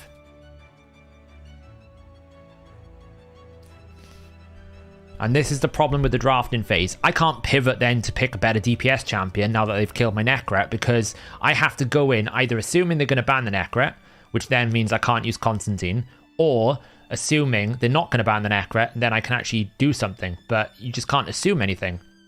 There's no draft diversity. There's no flexibility. There's no creativity. You basically pick the team, hope they don't ban the champion out that you can't afford to lose, and then hope that they don't have something. So like here, they've got double lockout. But in actuality, I can ban the Magnar. The problem is the Kimmy is also a problem. And that's probably a nuke basher.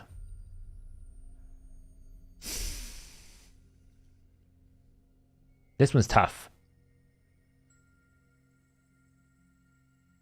I'm going to assume it's a nuke basher, but maybe I can tank it. Maybe I can tank it. We'll find out. This one might be tough. It is a nuke basher because it's got Phantom Touch on it. Trust me, it's a nuke basher. He's got Phantom Touch on that. Now, lockout for this team is not a problem because I got Fenax. It's not the end of the world. Kimmy is a bit of a pain in the backside. If she like RNGs the block buffs on Fenax here, which she didn't, thankfully. Like, I don't mind lockout here. She can lock me out. I don't care. Because Necret will get his skills back when I get attacked. And all I have to do is block revive the Basher. She's not actually locking me out because she's going to use the Basher for it.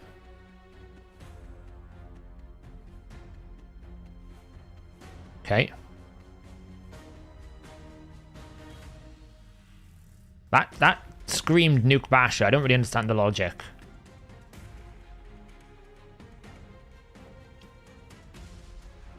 I'm not sure why he didn't lock me out. I guess because he realized he could get back round to it before I needed to do anything.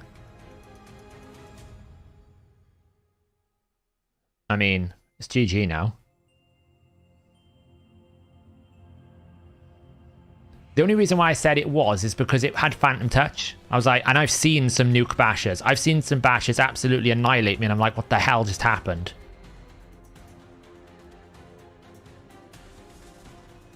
I mean, this is a GG. I don't know why we're still fighting this. It's a waste of my time. It's a waste of everyone else's time. Just quit, mate. You've lost. You've lost. You've lost. Look. You've lost. Move on.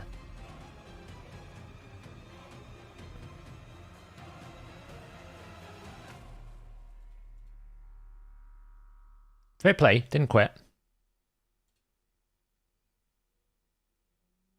Really? Really? Oh my god.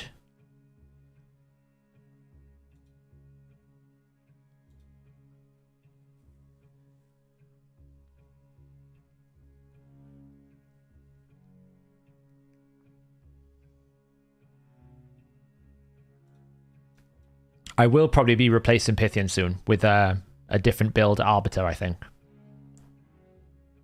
Because I feel like I lose too much if I lose Duchess. So I need a better alternative, and I don't have Rack of Valtide, so... And I've been dropping the Vlad in favor of Fenax, because if they ban out my Constantine, then Fenax is good enough. If they ban out the Fenax, then Constantine is good enough. If they ban out the Constantine, Vlad is not good enough.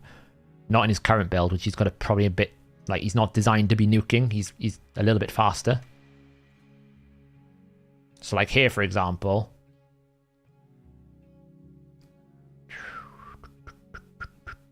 They got double revive, so I need to do that. I don't have Rotus, no. Like, this is the problem. My account, as developed as it is, simply lacks the capable champions to deal damage. It it lacks it. Like, I'm going to lose this fight.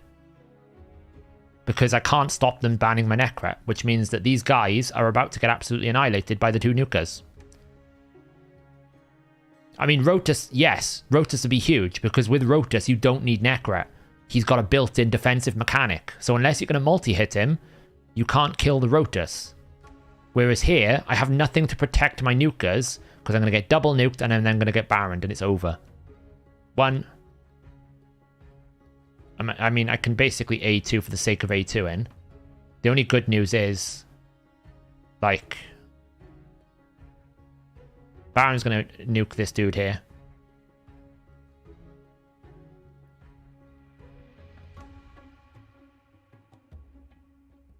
A3. The only good news is they've used 2 of their nukes. So I may be able to get back around to it. But I've probably lost this because I haven't got the momentum. Trust me, Stone Skin is not the answer. Because there's Jorgids. There's other champions. They can just breach your Stone Skin. No, this is fine now. I'm actually got a chance here of winning. Because they messed up. Because the Baron can't do anything now. I kind of want to take you out first. Because if I do that, that at least... Like, he should have used his A2. Now you can take out the Duchess. He played it wrong. He's losing because he's played it wrong. Like, I'll lose my 2 nukers here. As long as I don't get A2'd on the Duchess. He's going to A2 my Duchess. So my Duchess might die. And now it's a case of, can he kill this dude before I get my revive? I probably lost, actually. Too much damage. Too much damage. But again, I can't ban out their increased attack because I couldn't stop the increased attack, which is what I'd need there. What I need to build is a stun set Uko. Stun set Uko is like really strong. Fast stun set Uko. My Pythian's built in my Pythian is built in Bolster. Why? Because I couldn't Swift Cut. I couldn't target the Baron and I couldn't attack the Leo because he'd just proc his passive. I wouldn't be able to do anything there. He kind of played it wrong, Laszlo, in the sense that he didn't A2 my Duchess, so there was a risk that if he couldn't kill my Duchess with the Leo, I would have won. That was the risk. That's what I'm saying he played wrong. Thoughts on stun Arix for live arena? I think it's just not worth it, Kessel. I don't think he's got enough damage. Yeah, I don't have Harima either. You could kill Baron, I think. No, he was under Veil. I couldn't target him. I could AoE, but then that's not going to solve the problem because he's just going to get revived. This is probably another loss. Maybe it won't be. Ban out. I've got to ban out the lockout. Yeah, see, this is the pattern of play. This is why I'm getting frustrated with Live Arena. Every fight is the same. I face a lockout, I ban the lockout, they ban my Necret, and then they one-shot my nukers. There's no variety. This is like literally, this is live arena for me. Every live arena. 1.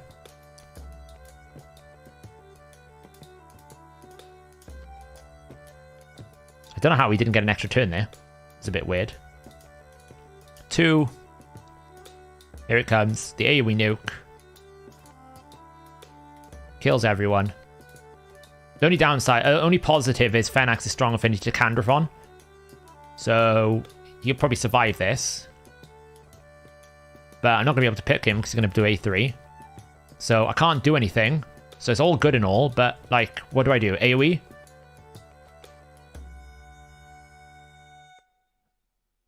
Wait. Has he got Swift Parry? He's proc Swift Parry. Well, it's close.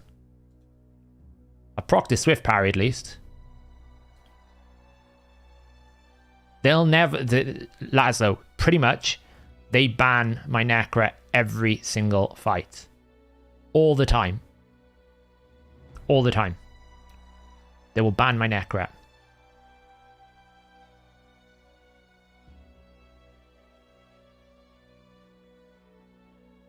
Bye-bye, Duchess. Now I don't have any turn meter manipulation, which means I'm never going to get around to my abilities. And welcome to Live Arena 2023. If you haven't got the roster, you cannot play the game. No, he probably killed me with he probably killed me with Swift Parry or something, Swift Cut. I really think, like Kessel, I'll be honest, I think Arix is just a bait. I've faced Arix's, I just kill it. It's not a problem. And he'll get polymorphed, and it'll just be a nightmare.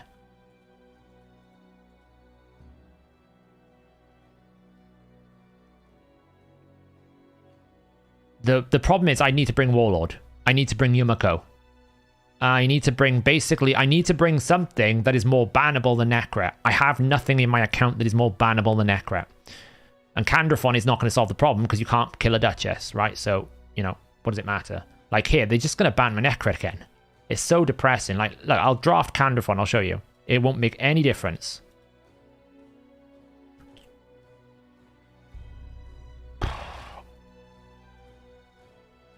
Oh, they banned the Duchess this time. Okay, fine. There's no Duchess here, so it's not so much of a problem.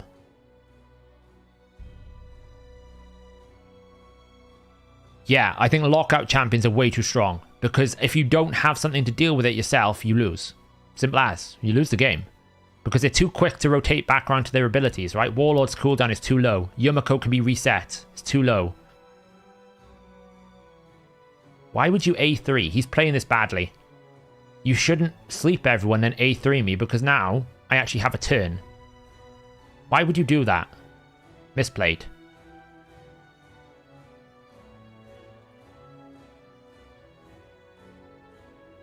Total misplay. Yeah, you either go first or you ban the lockout. There is no, like... There's no counterplay to it.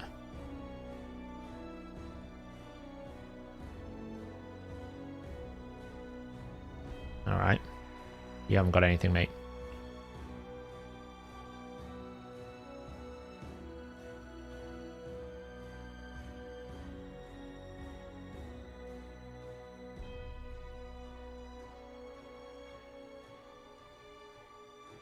Have you tried going for go first? You can't do go first.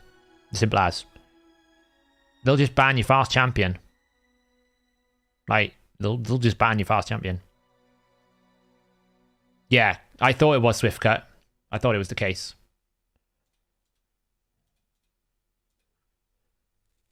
Arix counters lockout. How? Because he can AoE A1. Well, he doesn't do enough damage, and he's just going to polymorph himself. That's the thing. I'm not a Debbie Downer. I'm just giving this is the reality of Live Arena, right? Give it a month. This is what everyone is going to face. If you don't have the roster, you just get out-rostered because the one win condition you do have, which is the Necret, if you think I was really excited when I pulled Necret because I can actually push Arena, well, I can't use my Necret in Live Arena. And then I have no options because I don't have the lockout. So actually speaking, live arena, for my level of account, where you don't have the meta champions or don't have some of the really strong, unique arena champions, is actually getting disqualified from live arena because, simply put, I don't have the champions. It's not about ability, strategy, knowledge, gameplay. You simply just don't have the champions. Simple as. It's the reality of it.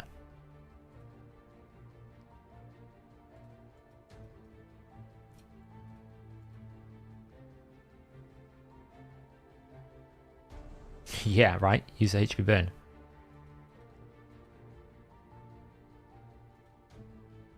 Like here. Who do I ban? Probably Necret, right? Because if I don't ban the Necret... Wow, you actually banned my Constantine? Why would you ban Constantine? You got Trunder. Alright. Now we're going to experience what I like to call, can you kill the Duchess? Because I guarantee you, my Candrathon is going to weak hit this damn Duchess every single time I try to kill it. Because that's what happens, right? The enemy, it's like fear. The enemy uses fear, you never get a turn. You use fear every single time the enemy gets a turn. It's going to be the same with Candrathon. You watch. You watch this now. Like, you can't really kill me. I'm super tanky. He's never going to touch me here. Like, squishy. Cool.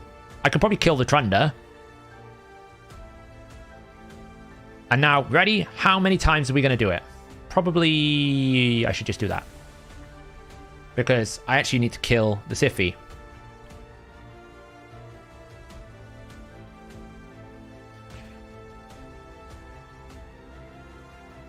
Oh, we got one.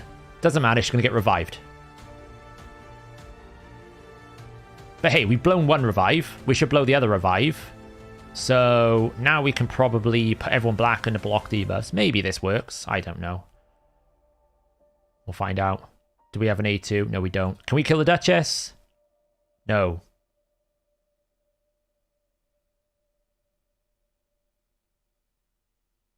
Wow. This is a truly compelling gameplay. I'm going to get absolutely slaughtered by that Trunder. Here it comes. Bye-bye, Necret. Wow, his Trunder's weak. Mind you, Trunder is kind of weak these days. Trunder doesn't have the juice she once had. Don't know if I can kill anyone here. Just... I have to go back under.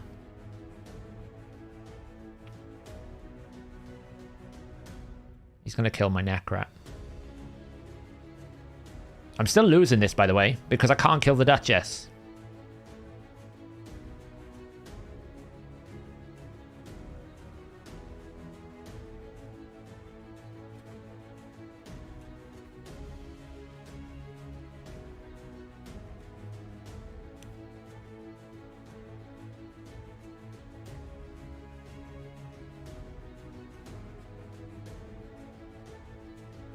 Right? I have no way of killing the Duchess here. I probably should have A3'd there. Made a mistake. Should be okay, though. Because it might not be. He's got a Veil, at least. Block buffs. Revive coming in.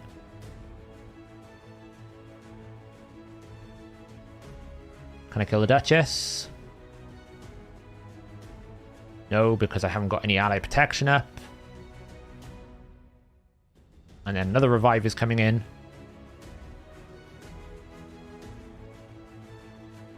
I mean, we're destroying the maximum HP, so that's something. Oof.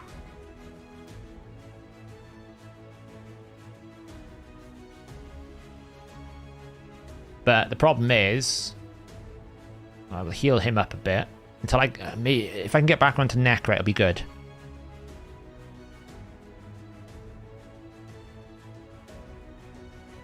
I don't think I can now because I think the Termite boost is going to bring Trunder out. She's going to have I think she hasn't got much, thankfully, because she's been dead most of the time.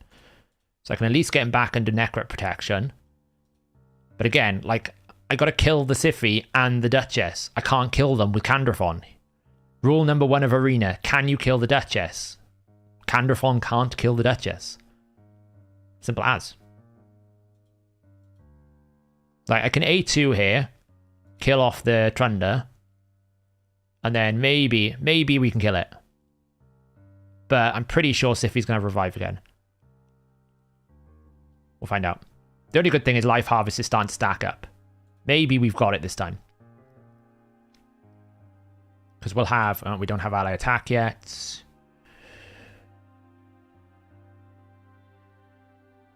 Here we go. She's back alive again. Then we get another revive. I have to instant kill her. Watch it double weak hit now.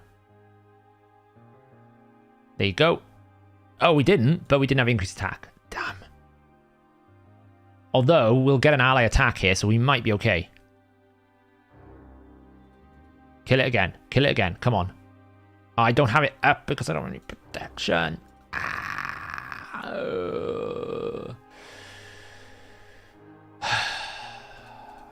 And we're back. I mean, Life Harvest is doing work. So there's that.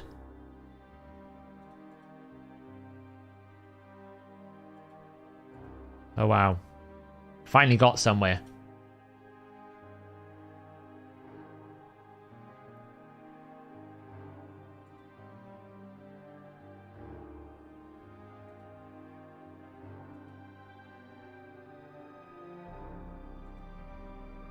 We won. Suppose it's possible. Yeah, I could probably re-gear Candy. I haven't re-geared him in months. I'll be honest, I'm probably sounding a lot more negative than I should, just because I'm getting a little bit, like, bored. Because it's the same champions, it's the same team, there's no diversity. It's just boring. I'm doing it to get Quintus, basically, and then I'll probably peace out. I can't imagine I'll want to play this game mode any more than that. Because as soon as you get up to gold, it's just going to be basically like the same thing as Classic Arena. I either auto farm it, or it's just I'm getting auto farmed. There's no fun strategy part. I'm not even in Kraken Town, Gort. I'm not even in Silver yet, right? So this is not Kraken Town. These are not Krakens. These are just people who have pulled shards. You can't argue that these guys are Krakens at all. They've just got shards. They've got champions. It's not a Kraken argument I'm trying to make here.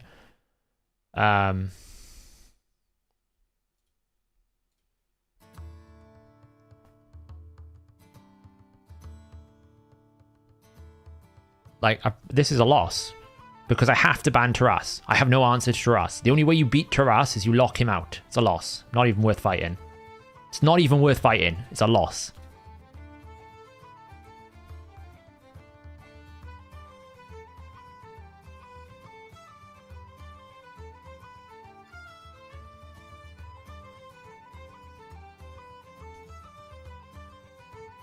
I am negative because I think it's trash. I actually think I saw this coming a little bit, that drafting wouldn't be very strategic, and because the thing I thought that was going to be fun about Live Arena was going to be the strategic angle of of doing the drafting, right, being able to pick and ban, but it's not. It's boring. It's the same champions over and over and over again. Like this, probably a straight loss. It's a loss. Not even worth playing. It's just not worth it because I know whether I win or lose in the draft phase because I know what they're picking.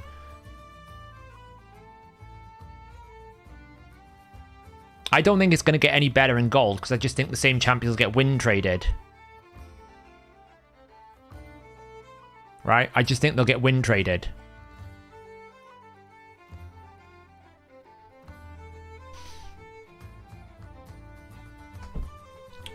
So I actually think the problem is you need to be able to have like 5 bans.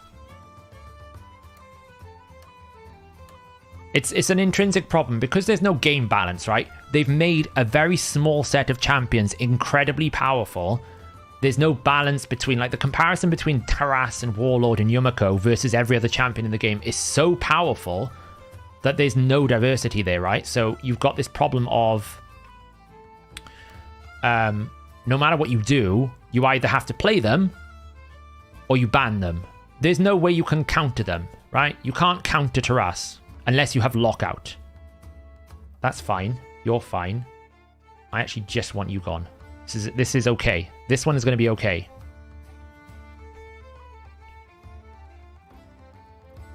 It's not about Krakenfest, Joe.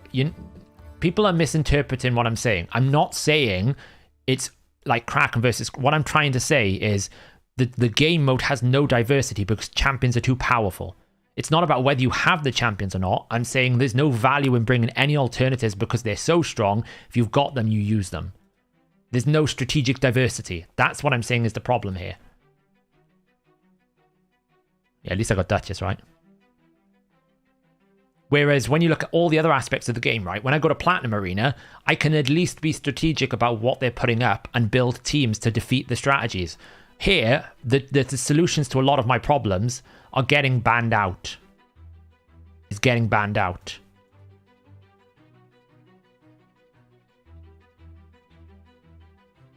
And that is my problem with it. It's not about whether you're a whale or a kraken or you've got +4s or you've got this. It's the fact that even a normal Taras will outdamage any champion in the game if he has any form of buff.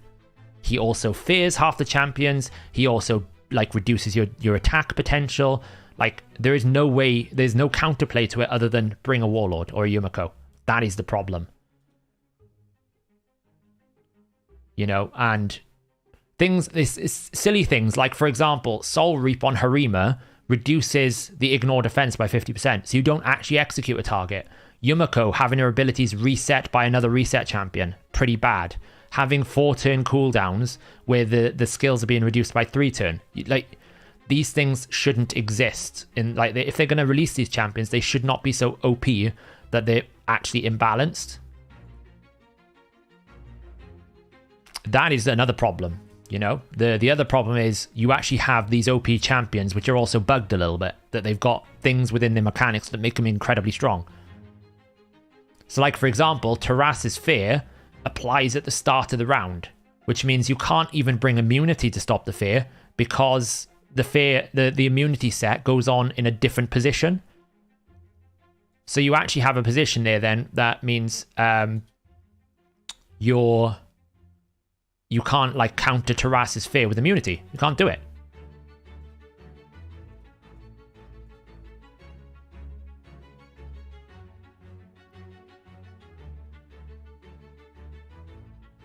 Like, we'll win this fight, it's not a problem.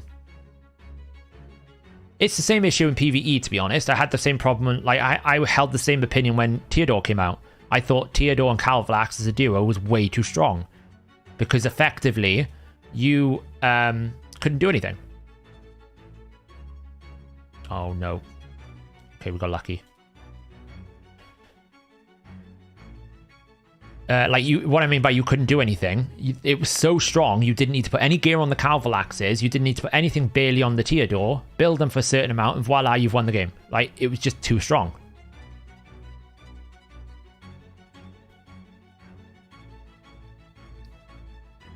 Like, we've won this fight, by the way. I'm not stressed about this fight.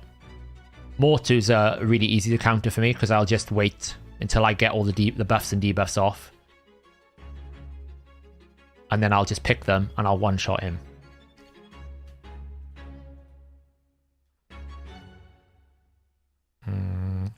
Like now, for example, I will probably hit him once. Because I'm probably going to get back round to Constantine before and I can one-shot him. Let's do that. GG.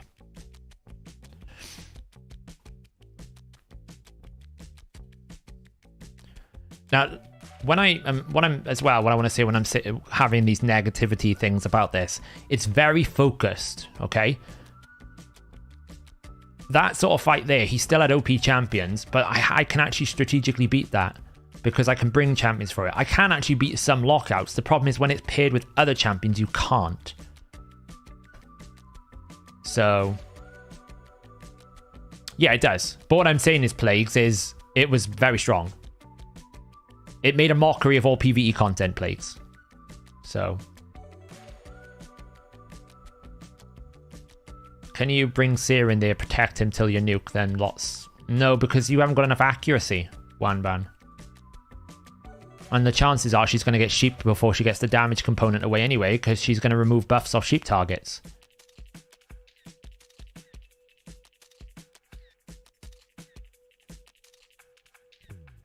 Now, the good news is, I'm still climbing, right? As long as I can maintain a 63% win rate, I'll get Quintus and then I'll peace out. It's fine. Might do a little bit when it starts stabilizing and when it gets quieter, get some arena area bonuses, but I don't really care about the area bonuses. I just want to get the Quintus and then peace out. The game mode was fun for like 48 hours. And then it got very unfun. And I think a lot of it is down to roster mismatch, right? It's down to the fact that my account specifically is kind of suffering from not having very good meta champions, right? Specifically. I've got good champions across the board in every other part, but if you looked at a top 10 list of arena champions, my account pretty much doesn't have, like, it probably doesn't have those top 10 lists.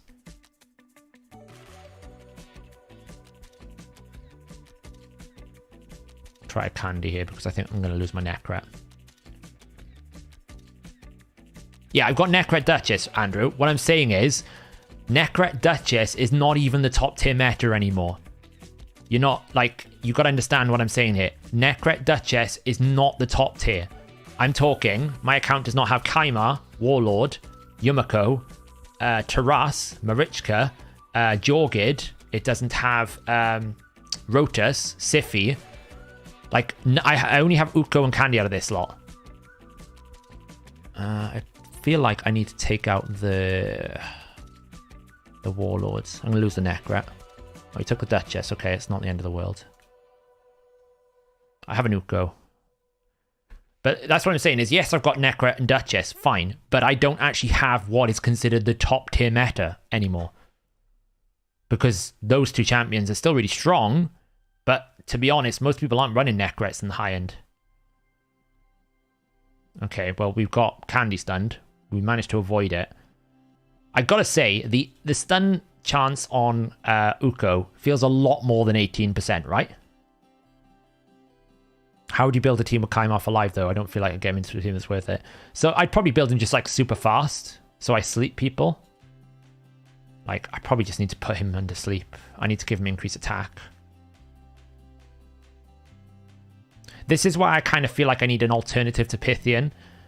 Because if I lose Duchess, my attack-based champions are kind of struggling. They don't have any sort of increased attack.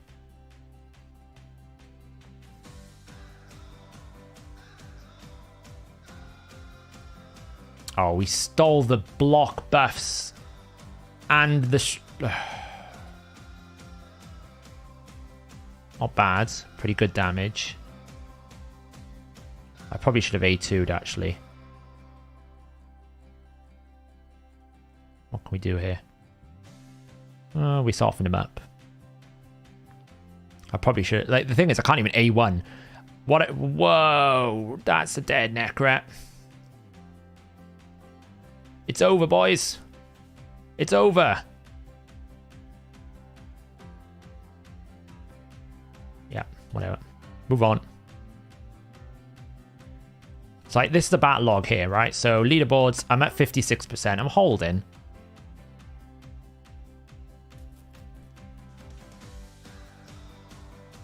Honestly, I don't... It can't be a global. You need, like, 5 bans, right? You need 5 bans. If you haven't got 5 bans, you can't really beat...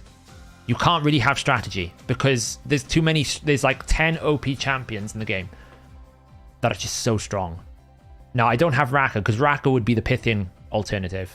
Raka is who I would put for instead of Pythian.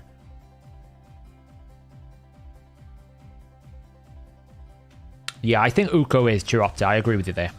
I think at the moment, in terms of what I have available to me, a stun set Uko is probably the option.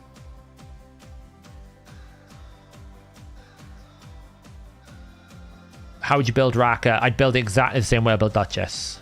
Like here, I have to ban the Taras because I have no option to it. Now, luckily, I'm not too stressed about the Harima because if I can get any form of attack on the Harima early, I'm going to kill it, and it's going to stay dead with a Fenax. My Necret is really important here to keep the team alive. Well, no, if you had 5 bans each, I Acrobat, it would change it in gold, right? Because if I can ban 5 champs, they can ban 5 champs. You pretty much take out most of the top tier meta. Yeah, I'm never stressed about Harima. Harima, for me, doesn't really do, like, she's not as crazy if you, like, you just have to kill her early, right? You've got to get her out of the game really quickly. If you get her out of the game really quickly, she can't really do much. Am I going to get a turn with him? No. Like, I got to try and kill her. But the problem is the Necret's protecting the Harima. The Necret is the problem, not the Harima here.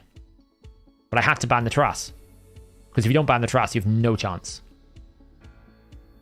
What I will say is I may be able to one-shot him. Not even close.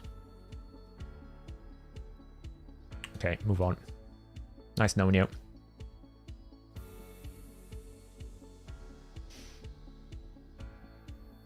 I think Stunset Uko isn't, or you only need 1. Like, normally I don't have a problem with Harima. I had a problem with that team there because I had to ban the Taras. I couldn't ban one of his support teams, right? I would have taken out the Necret if I could. That's what I mean by my roster is limited, is I don't actually have a anti-Necret ban. So Necret is always going to get banned. And I haven't really got an option. I don't really have an alternative champion that I can bring to protect if they ban my Necret. There's no alternative. So, Mad Gypsy. Okay. Probably going to lose this one as well.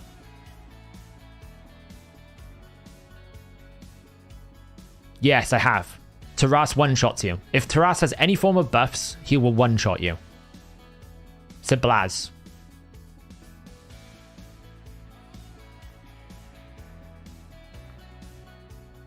He's just going to ban my Necret because he's not afraid of the Pythian Duchess.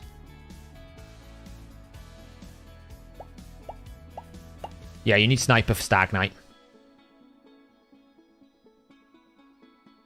What's his 5th pick going to be? Probably Lockout. He's probably got a Yumiko. Oh, an Uko. Okay.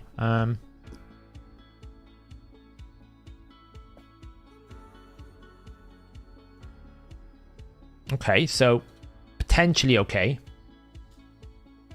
The only downside is without Vlad, I have no block revive on 2 of the revivers. Find out here. Stunset Uko is a terror. He's an absolute terror. Luckily, he didn't take my stone skin. No, honestly, Harima is not that scary.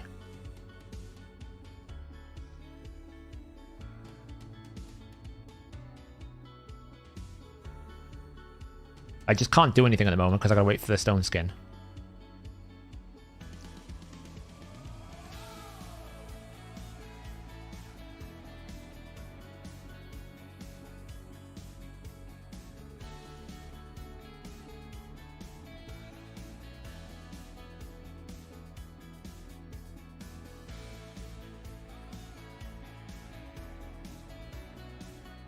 What?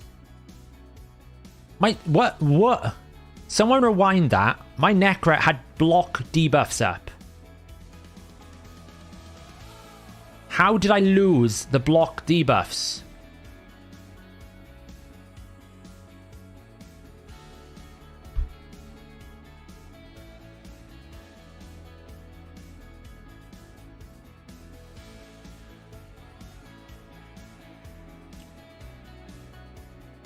I have no idea.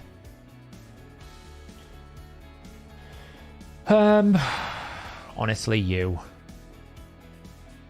Not nearly.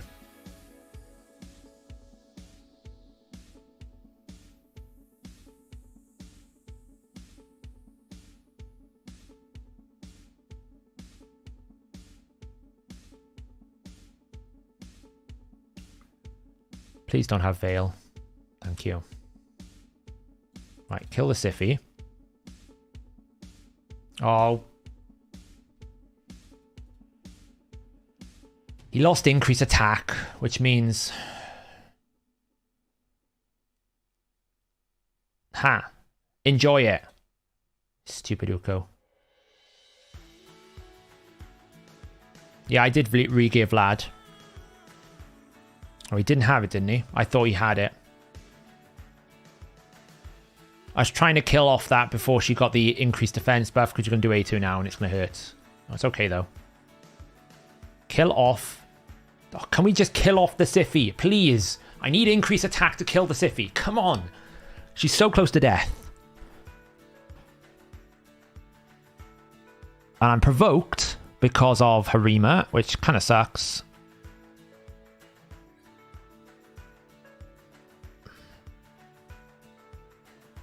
Oh, it's raging me. Yeah, slipped. Cool. Awesome sauce. Oof. Harima's starting to hurt now.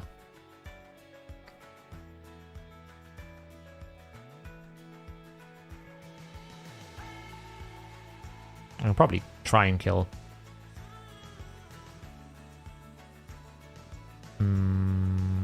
Put you up.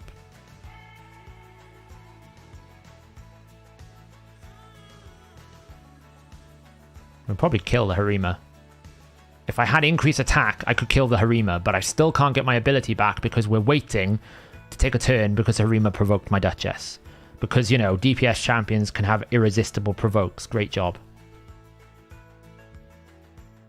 Well, as long as my Necret stays alive here, we should be alright. So I can pick and choose who I want to kill.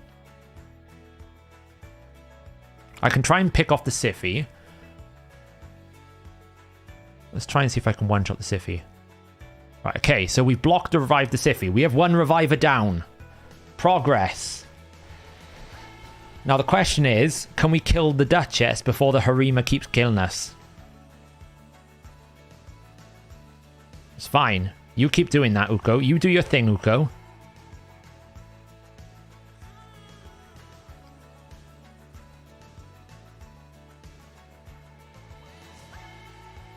Are we gonna live? Rhonda wouldn't make a difference here. Who am I swapping in for Rhonda here? He won't block revive Shadowkin, Kag. Whoa, it's close. We're very close. I just need one more rotation. Kill it. Oh, he's got increased attack and he's got decreased attack. This is doomed. Now we're in super trouble. I'm so close. I just need one more A2 out of him. Come on. One more A2. Don't one-shot me, Harima. Don't one-shot me. That's fine. I think we've got it. I think we've got it. I think we've got it. Uko can revive, though. I forgot this. Damn it. I forgot Uko can revive. But it's fine, because we just have to re-kill the... Okay, well, that's kind of annoying. If he revives the Duchess, we just... the Harima, we just re-kill the Harima. So, I mean, I don't have problems with Harima. I'm actually not that worried about Harima. Wait, I block revive the Duchess. Man, this game mode... I block revive the Duchess. Explain to me how she's not dead. Demon spawn. Yeah, AoE. Exactly how does she not die to AoE? Constantine kills it every time.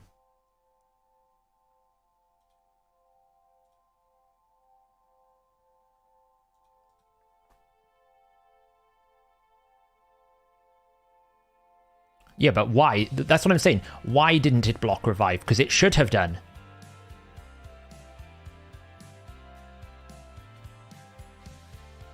Right, did it that time.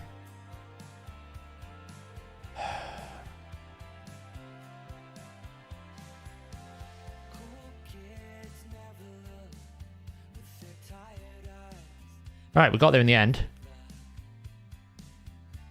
But that's what I mean. Even if they could at least fix these really frustrating bugs that we have to deal with, where I've got a champion whose kit is designed to block or revive Demon Spawn, yet somehow magically doesn't do it. Or like Harima's passive that ignores some of the Soul Reap damage. Like, you know, that would be a start. He doesn't have Warmaster though. I beat him though. Haha. That's what I'm saying. I'm not worried about Harima. Believe it or not, Harima doesn't bother me.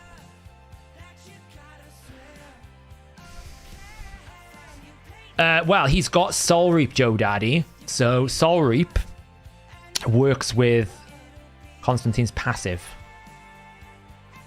So if she died to Soul Reap, block revive. If she dies to on hit, block revive. I don't know how she didn't block revived. It should be anytime he kills someone of the Demon Spawn faction, they die.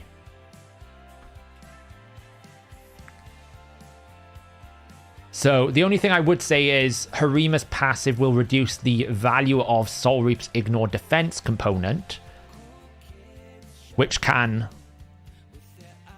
you know, cause different things.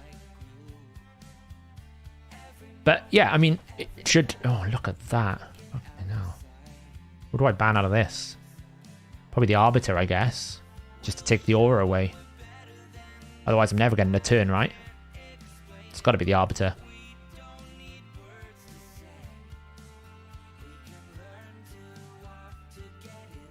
It does, Sebastian. I've tested it.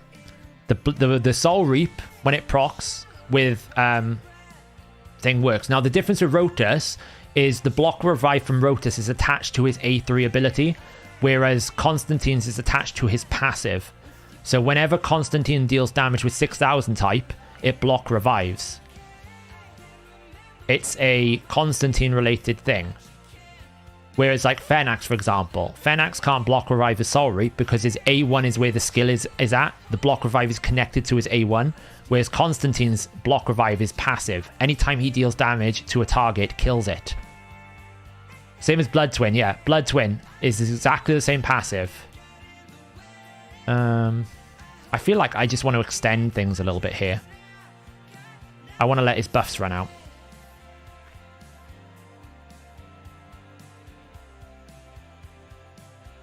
Yeah, Blood Twins is passive as well, so it should work exactly the same way. Like there, block revive. That's how it should work. So the only problem I've got here is the Leo. Now, the good news is I killed the Duchess really quickly, which means he's lost his increased attack capability. So I'm probably going to A2 next to try and activate his passive, because I basically need him to proc his passive one ability and hope I survive. Now, the only downside is...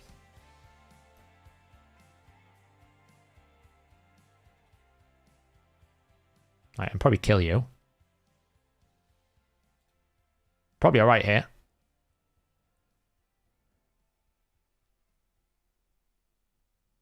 He's used his AoEs now, it's over.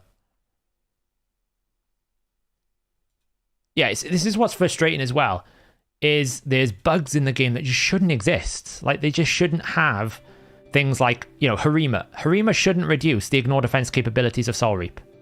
Simple as. Shouldn't happen. Because the whole point of Soul Reap is once you hit someone to a target threshold, they die. Well, it's not much of a blessing if, you know, things can reduce it. Way, we've made it up to Silver 1, guys. Am I about to get absolutely destroyed? Where am I on the leader? I'm 661. I'm the 661th best player in the game. He's very well built. He's like 7.4k attack, 287% crit damage, 8th red. What is the Butcher's died bulwark? I mean, yeah, I mean, that's got to be it to do, right? It's got to be some sort of like bulwark damage. It's going to get nasty now, guys. I got a feeling like Marichka's fine. Marichka is absolutely fine. You can pick whatever you want with Marichka. I've not got a problem with it. ironically, like everyone would be terrified of the Marichka. I actually want to see more Marichkas. They don't bother me. This is going to be full meta build. It's fine though. It's okay so far. The only problem is I have to ban the Taras. Depends what else he drafts here. If he drafts Yumiko, it's over. If he drafts Yumiko, I have no chance. Actually, no. If he drafts Yumiko, it's fine. It's if he drafts a secondary damage source to Taras. It's actually okay. It's actually okay. It should be okay. As long as I can tank the Rotus, it should be okay. I just got to kill the Rotus. He'll ban my Constantine, though, I think. If he's smart, he bans the Constantine.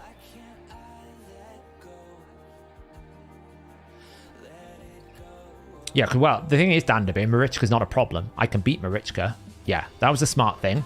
But it's okay because I think Vlad in this setup has got enough damage because he doesn't have a Pythian, he doesn't have a Duchess, he doesn't have a Siphi, he doesn't have anything that's going to actually, like,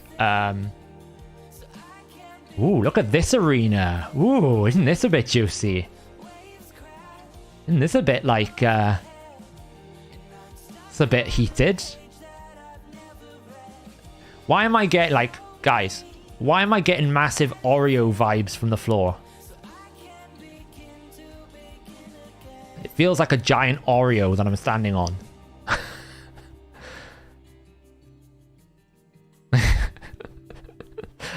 Like, you know.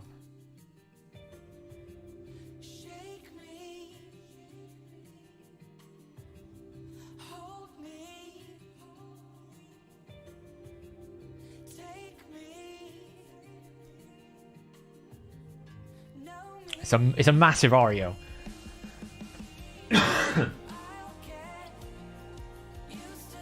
The only downside, actually, them banning Constantine is a big problem. Just realized my block revive is on Constantine. I think I've lost this. I'm not sure how to beat it.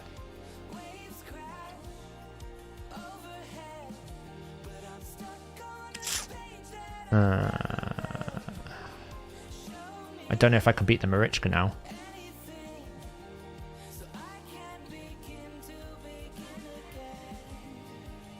There is a way. It's a very small way, but it's possible. It's not possible anymore, I think, because I think I'm about to get one shot everywhere. It's okay. So basically, I can do it. No, I can do it if I can basically block the active skills of the Arbiter. So as long as the Arbiter isn't a resist build. And, oh, look at that. It's so broken, that heal. It's whether or not he's back to his... Yeah, I mean, it's over. Lockout. Lockout is way too strong in this game. That should be a 7-turn cooldown, one-hit wonder. All the lockout ability should be. So you actually have a chance to be able to play the damn game. 4-turn cooldown, not acceptable. Just simple as. I would literally take Warlord, Yumiko, put them to 7-turn cooldown, they can't be reduced. They're still valuable because you can basically bring a strategy to kill them, but the strategy changed from you can never play the game to actually you have to kill someone within that 4-turn window. It's just simple as that. It's not good. It's not acceptable that the entire gameplay is me sitting there going, well, Warlords locked me out. How much accuracy is needed for live arena? I'd say like 600 plus is fine. I don't think you need more than that.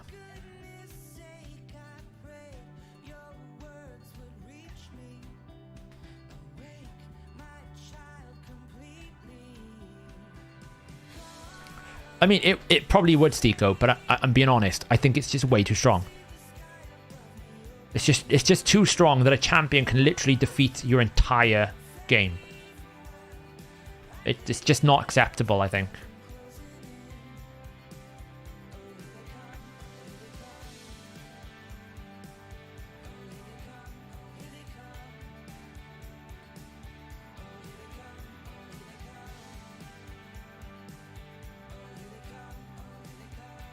Three-turn full cleanse and turn-turn block def isn't okay. Well, yeah, because you can at least use your abilities to kill someone, right? What I'm saying there is Warlord stops you doing anything. If you put a cleanse up and a heal, it's fine, because I can use my abilities to probably one-shot you, do more damage. I actually can't do anything.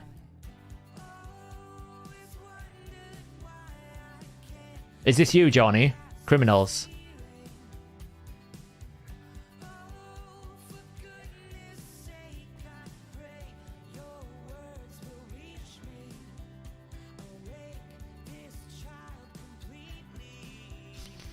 I mean, the other solution is instead of it being that you basically have it in PvE, this skill can't be used again. Right? One hit wonder. It's just like the more I play against the higher meta, the more I see why people just don't care about arena. And if they want the game to be competitive and they want an arena competitive mode, then they have to fix these bare fundamentals, because people will just not play the game mode. Once they get Quintus, they'll peace out. You can't really build enough resistance to counter lockouts. Like, there are 440 speed, like 800 accuracy Yumikos. There's just not enough. You can't build resistance for that. And then even if you can, all they do is they build... they will build increased accuracy. I probably should have A2'd there. It was a bit of a mistake.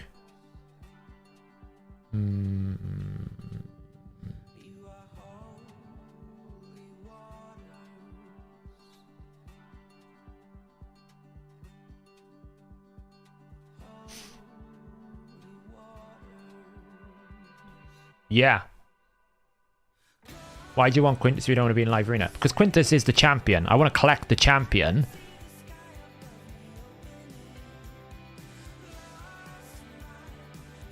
You know, I still want to collect the champion.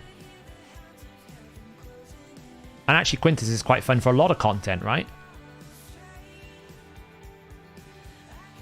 I'm sorry, you're about to lose your Ileal. It was fun playing with you though. Yeah, you're about to lose your Ileal. I mean, he's healing, but he's dead. You're next.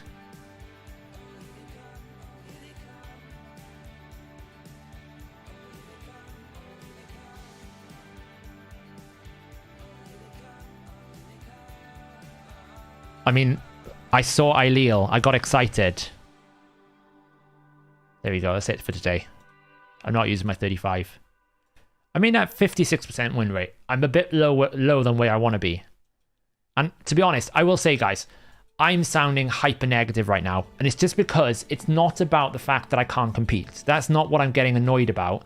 Is I can see what's going to happen in a month's time. People are going to be in the boat that I'm in. And they're going to go, well, this isn't fun. I'm not excited about this. I can't play the game. I don't have these champions. I can't do anything in this game mode. It's boring. I don't want to do it. And then they're going to not play the game mode. And once they don't play the game mode, you lose all your population. And it then starts dying a death. It's okay. It's like, you can have a classic arena tier that nobody wants to play in, right? Because people will still come in here every day and go, well, I need to do my 5 daily fights for victory. I need to do this. I need to do that. They'll still engage with the system because they have to, because you're forcing them into it. Once you get Quintus, are the area bonuses really that good? Like, are they really that powerful that they're worth getting? Once you get, like, ignore defense done and speed done, you don't really need the rest.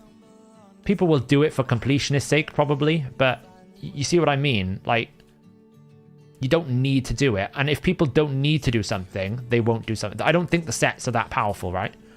I actually don't think the sets are worth much. The only use case that I can see for a Zeal is someone like a Shamael, who basically, you know, doesn't need the ignore defense. So DPS dealers that don't need the ignore defense will probably be really good for Zeal. But I'm not like sitting here going, if I really want those Zeal sets. It's just not going to happen.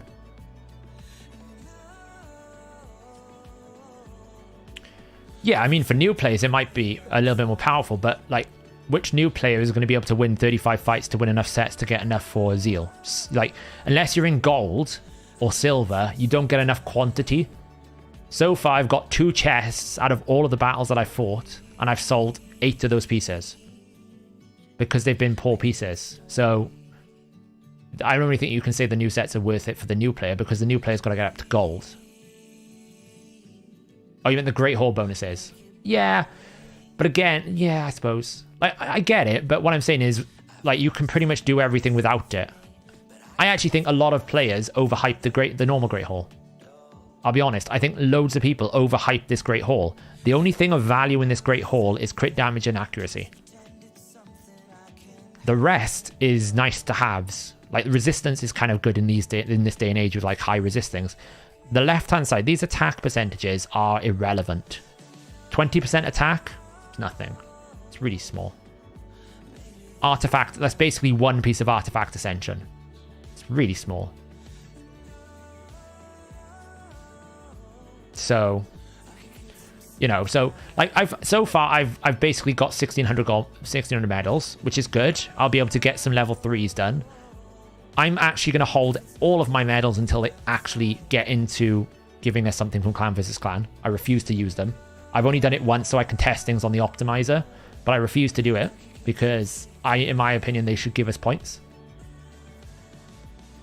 And yeah, just be careful obviously when you use these newer, like the other thing I'm not doing, by the way, I'm actually going to hold all of my clan boss speed and do it from 1 to 10 in one go. So I don't actually have to keep rebuilding. I'm just going to do it all in one go. Because it's just going to be better, right? I can probably farm these up in over a month and just do it all in one go. It's much better, much easier.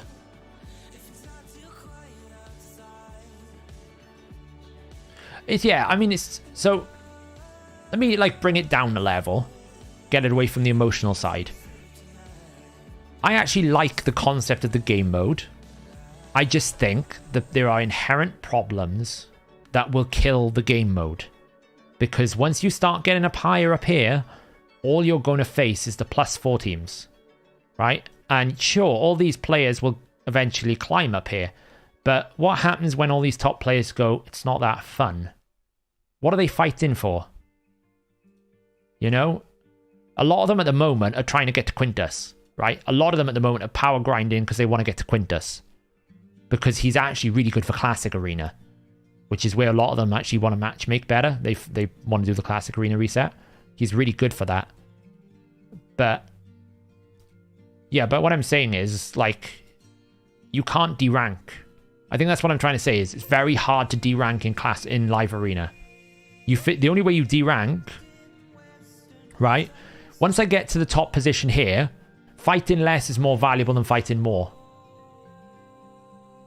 Because once I've got a certain number of points, all I have to do is fight once per 5 days, and I maintain my ranking.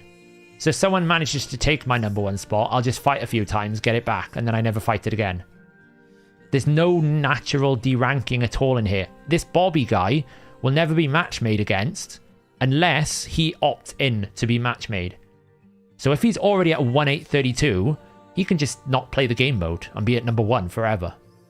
Because he can just pop in once every 5 days, get some ranking points, and off you go. Right? So he can basically ego trip out at #1, knowing that probably he can easily win back a few ranking points to climb a little bit higher.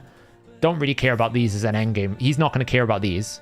Maybe for Shamael, he might want one set of Zeal.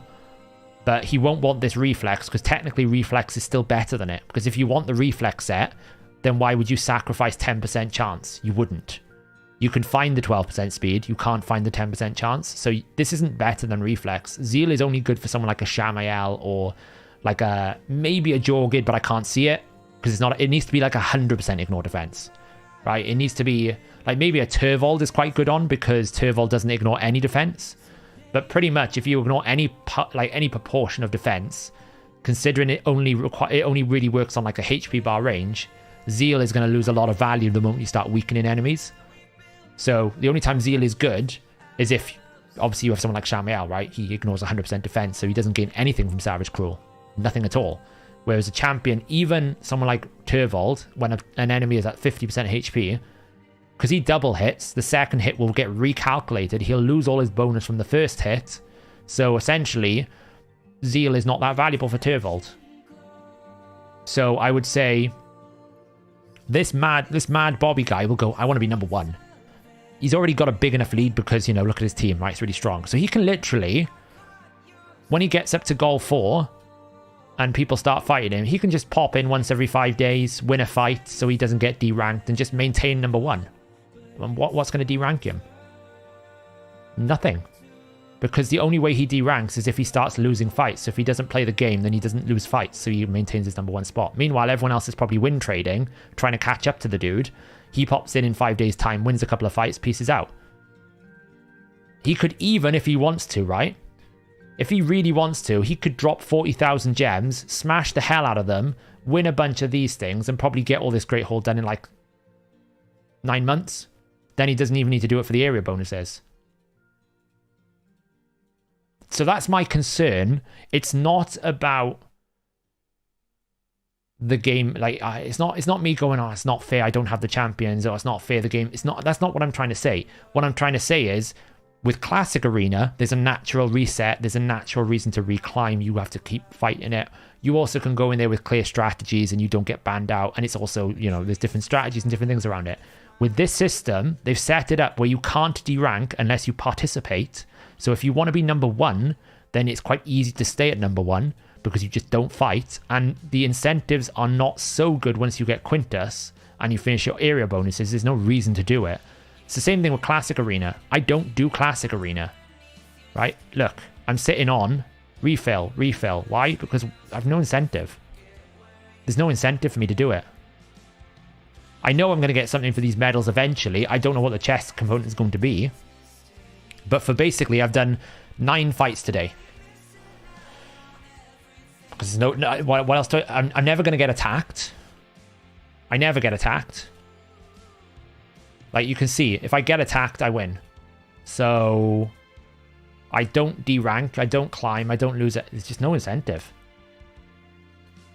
You say that, Joe. I get more Magisteel from the Forge Pass than I do fighting Arena. So now that the Forge Pass is in, I don't need Magisteel.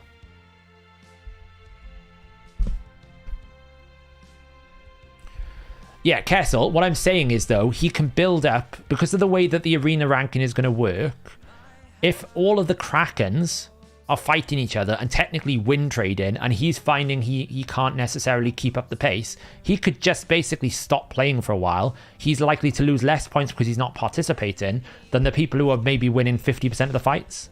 Because once you get up to this top tier, for a period of time, it'll all be like Krakens versus Krakens. They'll win sometimes, they'll lose sometimes. So what I'm saying is he can probably hold number 1 without playing the game. And if he needs to, he can pop in, win a few things, and pop out. Look how much of a lead he's got. He's 130 points above anyone else. And this guy here has done almost 100 fights more than him. This one, he's so far... Like, if we look at the comparison, he's only done another, like, 20-odd fights.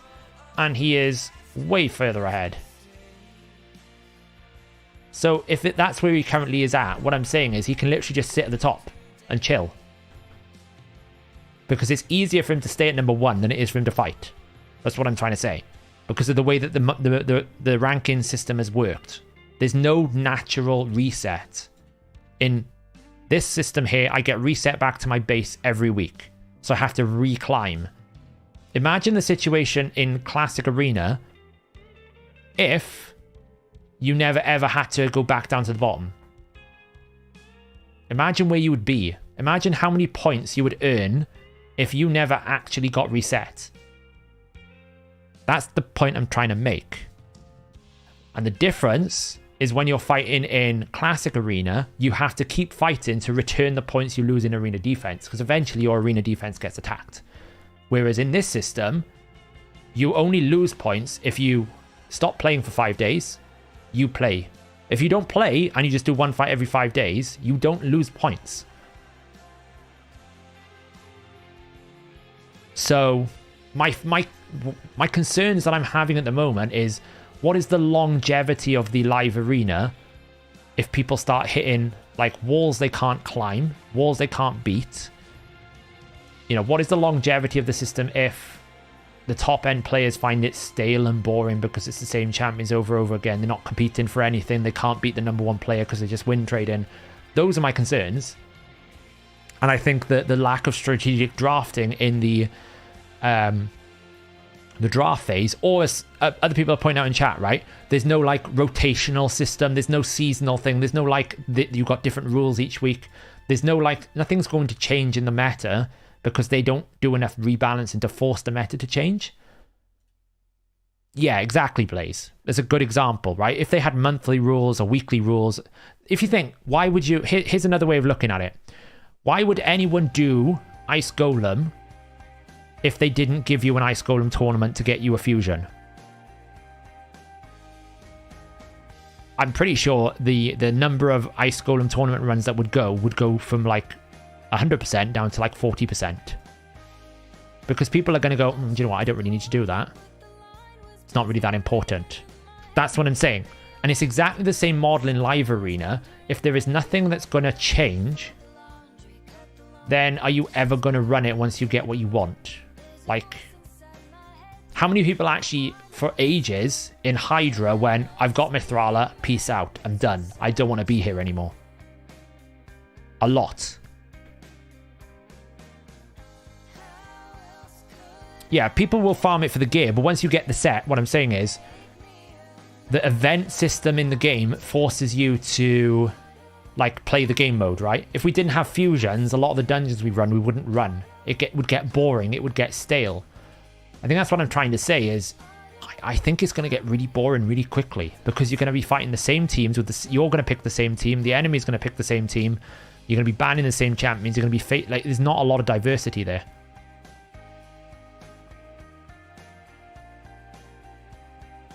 So, you know, it is what it is. Anyway, I don't want to make this a whole rant about Live Arena. Ooh, she's dying. Oh, she's dying. I see what I actually wanted to see in a little bit with the arena is I wanted to see more like draft brackets. So in League, you have this system called Clash. Anyone who plays League of Legends knows what I'm talking about. The mode is you basically have like a 4-day window and you enter into like a bracket and you basically go through the bracket tournament. You win one, you lose one, and then you get rewards at the end if you go as far in the bracket. That's what I thought the mode would be better as because it's less like me versus you. You could actually draft it a different way. You could basically enroll yourself into brackets or do different things like that. It could be more fun. This just basically feels like Classic Arena with less options. And that's a bit not fun, right? Yeah, I'll show you the Frozen Banshee build. Have you ever grinded a live PvP ladder before? Yeah, I mean, League has got a live PvP ladder. You've got to climb the ranking system. But I would say that League has meta changes, right? So you basically get situations where they change the meta by forcing champions to be in a different S tier or whatnot. So League has longevity. If League basically had the same meta as something like of this, it would have been dead 10 years ago. Because people don't want to play the same game over and over and over and over again because it's not as fun. So I thought my kind of hope would for arena changes would have been more of a bracketed rewards tier system, and then maybe if you win your bracket, you get enrolled into like a premium tier or like a winner's ladder or something like that. Basically, be more creative. But they didn't, right? They just basically took Classic Arena, made it live, and took your options away. Frozen Banshee build is this. I thought they shut down Heroes of the Storm. The Frozen Banshee build. Question for the Deadwood Jedi Clan Boss calculator. What does it mean when the buff icons are transparent? It means they are expiring that turn. So when it's green, it means it got added. When it's solid color, it means it's still active. When it's transparent, transparent, it means it's about to expire after that champion takes a turn. So it's basically regen immortal. She probably could go faster to make it safer. I was testing slowing her down so she had less animations to speed the run up. She got too much resistance because I added the blessing after I built it. She got too much resistance. She doesn't need that much. And then it's just basically standard. It's like a solo build, basically. In that build. And she's just like a machine gun poisoner.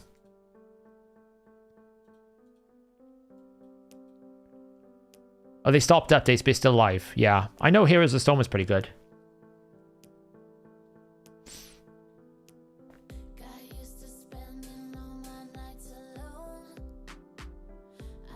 Yeah, Danda, right? I'm not saying that they rebalance champions out of the game in League, but what I'm saying is when you look at the elite meta, when you look at the top ladders, champions become really strong and then they become really weak, right? So it's ever changing. They push the certain champions' roles into a higher meta if they want to have a different diversity. Otherwise, it gets pretty boring. I mean, you can see it now in Korea.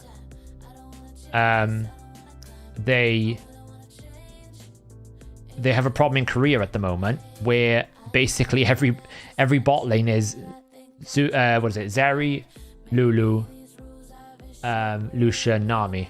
It's literally every game. It's kind of sad. And even the casters are getting frustrated. See you later, Kessel. Yeah, we're just having a bit of a downer night tonight. I think it's just because a live arena's just got to my head a little bit. It's fine. I'll get past this. I try not to be super negative, but maybe I'm being over negative tonight.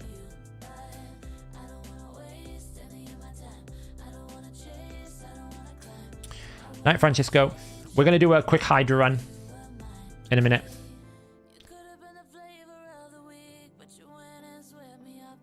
I don't know if I've made a video for this. Have I made a video for this? I have no idea. Maybe?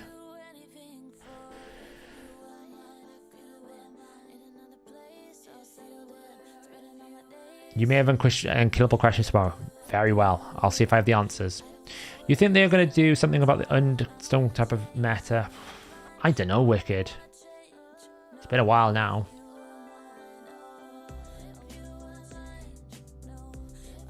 Yeah, the key is you need to make sure that the supporting champions are super squishy, right?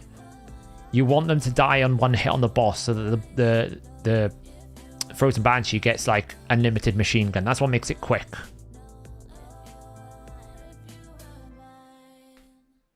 Now, obviously, I don't really think you need as giga charged Seer that I've got here to do this. Archmage buffs is more than enough.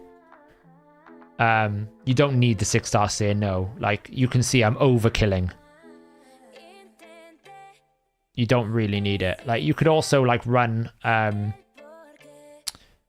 you could also go, like, A2 into A3 with Karma, so you can get an extra buff out as well. But you're overkilling Karma, you don't need it. You don't with the Karma burn, you're overkilling, so... How much resist you really need? I think it's like 355, Nevin. I built her before I put the blessing on her, so she's got a little bit too much, right?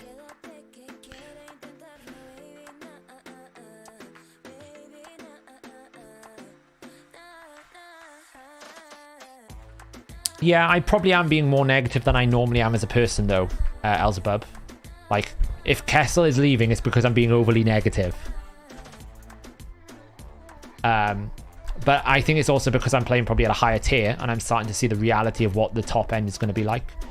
It might be different in gold where you can't just like pick, but I think it's going to be tricky for me in gold because I can't counter pick. So it's like I can't take the Warlord away from his Yumiko, right? I can't pick the champions myself. Whereas in gold, for the other Krakens, you'll be able to do that. You'll be able to go, well, you've picked Warlord, I'll pick Yumiko. We'll ban each other's out and then we'll see what's going on, right? There'll be a little bit more flexibility and more growth for like creativity. But, you know, I think the problem is at the moment, it's just very hard if you haven't got safe picks to actually not get banned out. For free-to-play low spender, is Yannicka worth going for someone to nuke with? Absolutely. She's a very good champion. I think she's a great champion.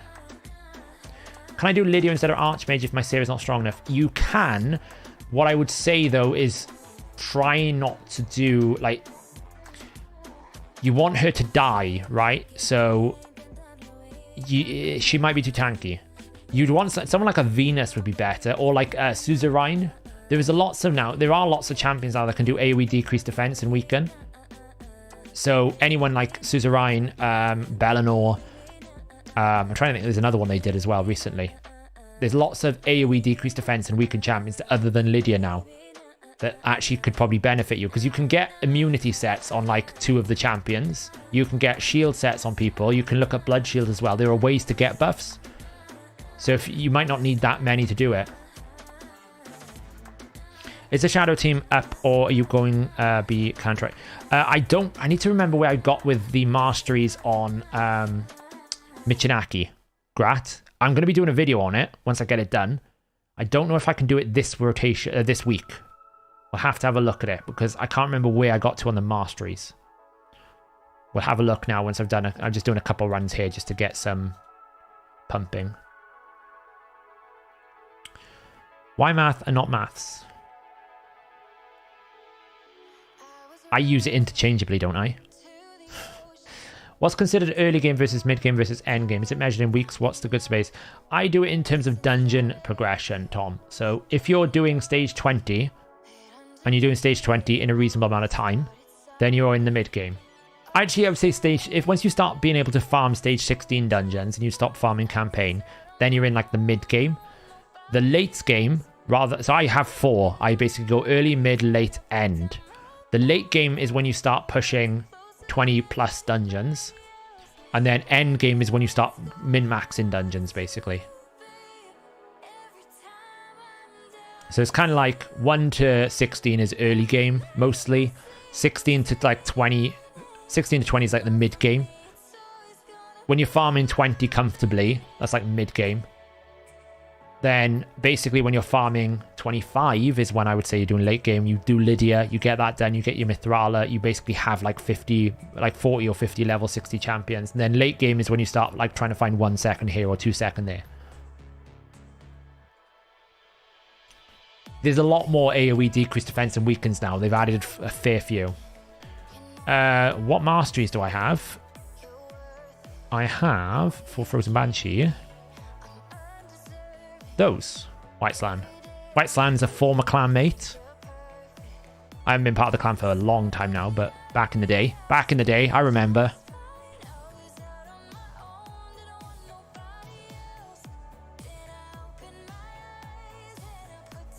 End game is when you finish the game, right? End game is when you realize you spent too much money.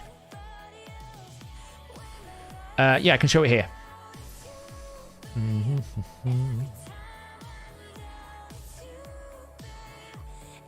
Oh. Why is that not live refresh? There you go. It's amazing sets of masteries, right? You don't really need masteries on Archmage. He's a buff bot. He just provides the damage for Seer. It's basically Seer, reset, nuke.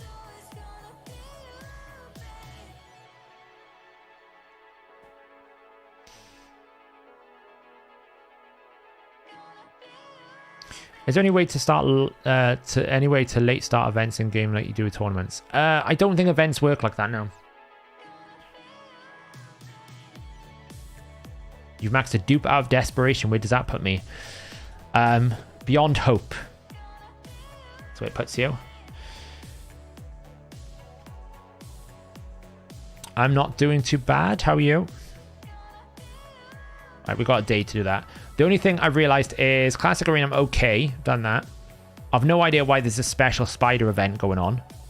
Telerian Alliance. What the hell is the Telerian Alliance? Can we even do that? It's probably double Royal Guard. Let's see. Double Royal Guard can do it.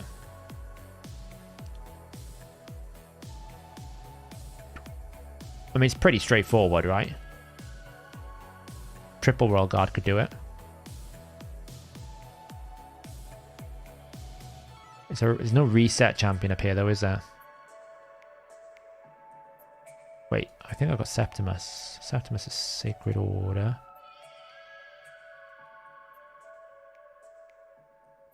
Total sidetrack here. Telerian Alliance. Is he Bannerlord?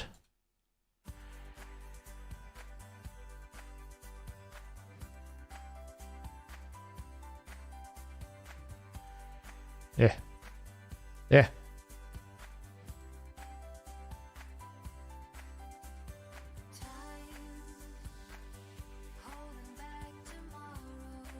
Well, these have to go.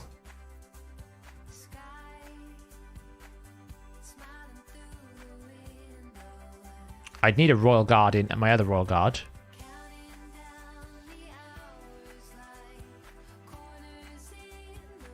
I don't think 2 Royal Guards and a Septimus is enough damage, though. I'm going to say. But there isn't a reset champion in this faction set.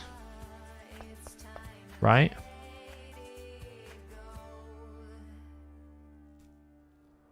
It needs to be Telerian Alliance Swiftcut. So it has to be the top. It has to be the top alliances. Sacred Order. Has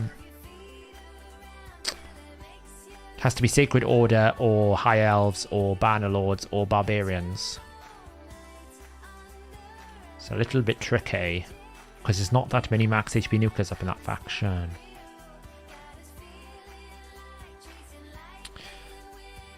I mean, we obviously can go Baron. That's not a problem. It's just I don't know if Baron plus 2 Royal Guards and a Septimus is enough damage to nuke the Queen at stage 20. I feel like we need like another AoE nuke or another big hitter somewhere, and I don't really know who that could be. I mean, I don't think I've got...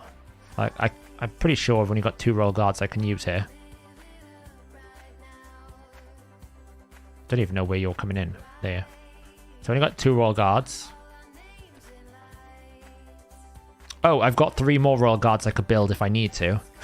If I wanted to. Probably Astralon would have to come in, I think.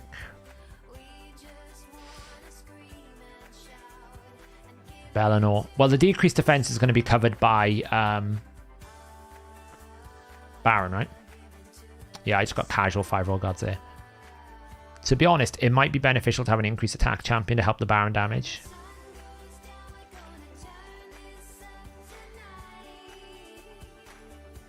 Someone like a Arbiter. Who's got the more? 33%. Something like this. See if we can do it. Hey Saf, looking to build a clan boss team for one team with Corrigar, Elva, Corvid, Draco, and one other. Can you point the direction of the speed tune? Are you looking to go 2-1, Terry? Because if you're going to go 2-1, it's a bit awkward. Elva really needs to go 3-1 in that clan boss team to get her A3 off on a reasonable time because it's a 3-turn cooldown. So you kind of want Elva to go 3-1 to make sure that speed buff is up all the time. So the rest can go 2-1. And if you're going to do that, you normally need some sort of buff extender. So you've got space for a buff extender. Does Corvid buff extend, Terry?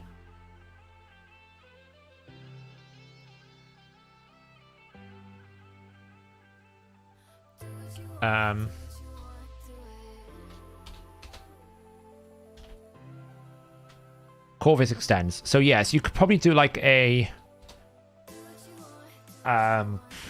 you could probably do like a 3-1 Elva into a 2-1 Corrigar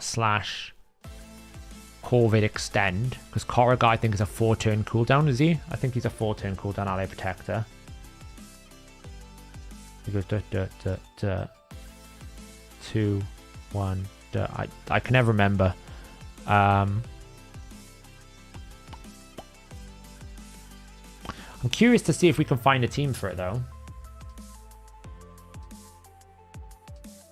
Deadwood would be the Deadwood's website would be where I'd go to start looking for a 2-1 team, but I think Elva would need to run at a 3-1 to make her speed buff more regular. Yeah, is it a 3-turn cooldown, Terry?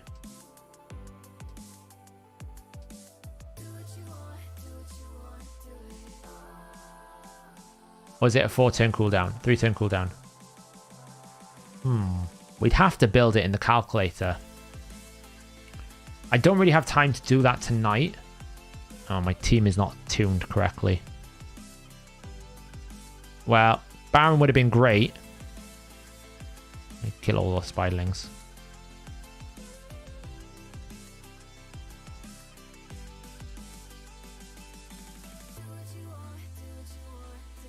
Wow, that's a big hit.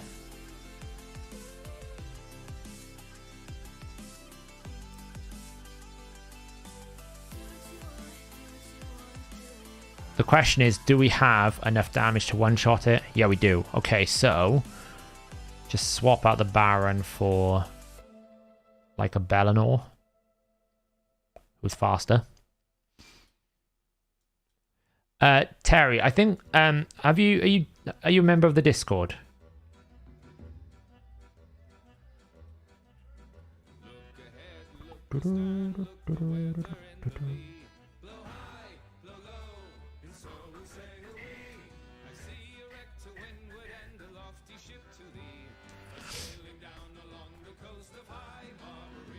You built out crazy points, but still need max. I mean, includes Gerda, Corvus, Arix, Fenci, and Frozen Banshee. Any tips for building them? What, for Clan Boss? What for? I'm not, but we'll join. Let me get the link.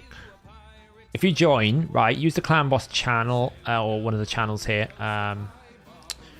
and ping me. We will have a look at that tomorrow. I can have a look at it tomorrow, basically. I'm still not fast enough for one of my royal guards.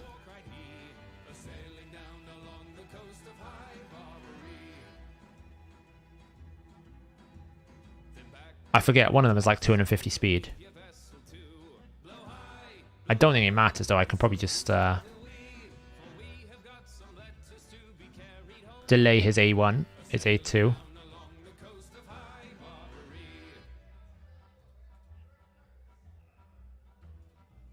Oh, it's going to be borderline.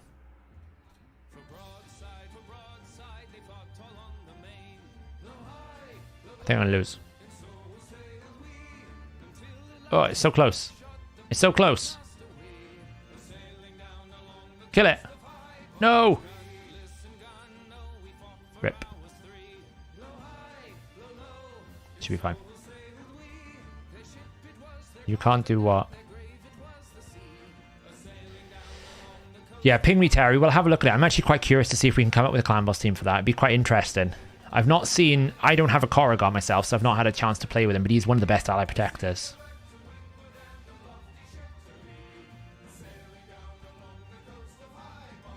Oh, come on. What's the largest single target you guys have seen? 500,000. You can get this with the Ogrin dude. You can... You can't do what? Join the Discord. That link should work. What was I thinking? If you have the Ogrin that boosts damage, the poison one, I forget his name. He can actually get this Septimus to one-shot at 5.5 million. You can actually one-shot the spider. It's actually kind of nuts. Wow, it's much higher, isn't it? Saf, it thought HH was nicer. What? You're confusing me. Why don't you rate Skull Crusher that highly? Because I feel like all he is an ally, counter-attack, and he doesn't do anything else himself. Now, it's my personal opinion. I just don't like... I find I have to work around him too much in Clan Boss teams. I prefer to bring someone like a Martyr or Valkyrie as a counter-attacker, if counter-attack is needed. Terry, oh, thank you for becoming a minion. I appreciate it. That wasn't needed, but appreciate it. My friend's account has all the champs for it, and we've been talking about it. I feel like he has all the parts. Yeah, so basically we just need to figure out who the 5th champion is and trying to make it work. I'm sure we can do it. Because the good thing with Elva is she's really good at making things affinity friendly. She makes it a lot easier. So, yeah, Skull Crusher is some... Like, I'm not saying he's not terrible. Like, it's a personal opinion. It's the same thing like I don't like Ultimate Death Knight. I'll never use it. And it's the same thing like I don't rate Ronda very highly. It's more of a personal thing. It's not that I'm saying that it's a bad champion. I'm just saying out of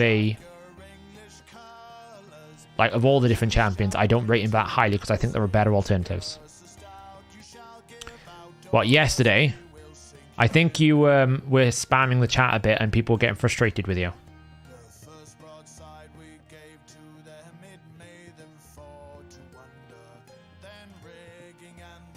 Not quite enough damage here, see?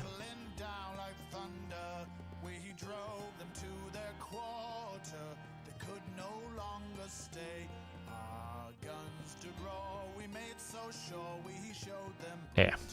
It's alright. I could probably optimize it, but that's probably what we'll run. Yeah, Skill Crush is good if you need a stun target. Not so good if you don't need a stun target, right?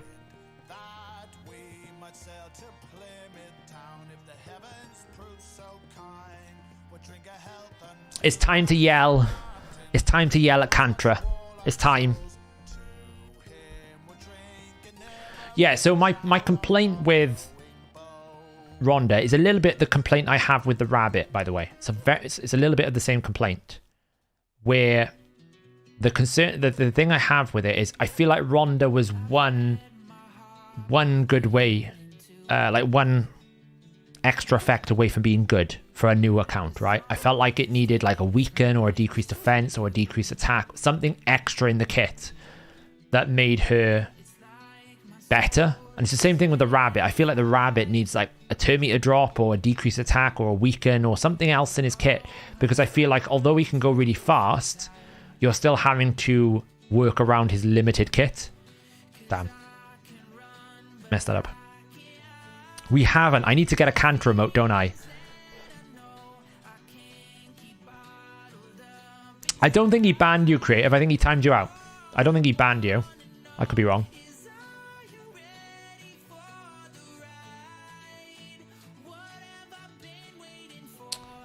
Oh, we're still in this rotation, aren't we? I hate this rotation. I thought it changed seasons. This season's the worst one for this team. It's fine, though. We'll get it done. First nuke. Boof.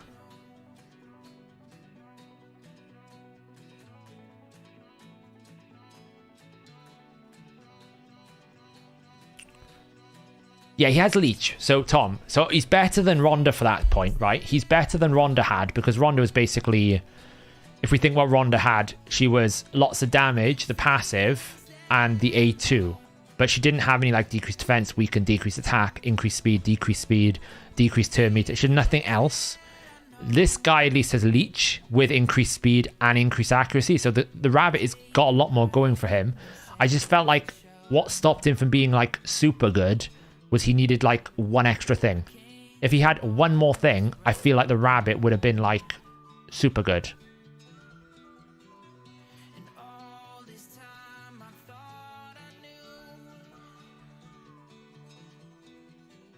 Oh wow, I'm getting super bad RNG.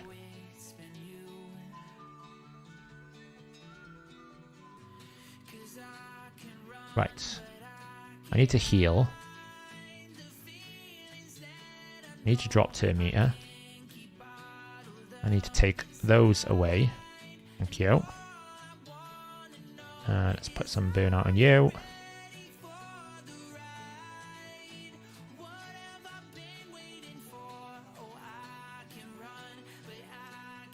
Cleanse that away. Block buffs. We're okay. Ugo is like really bad affinity for this like season. It's a real problem.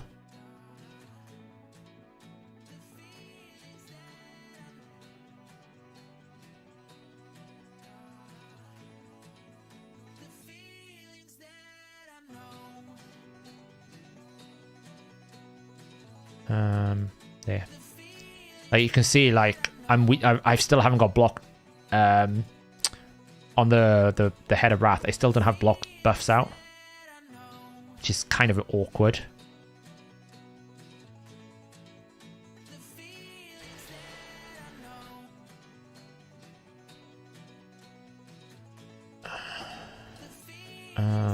Nuke. Keep nuking. Go on. Keep going at it.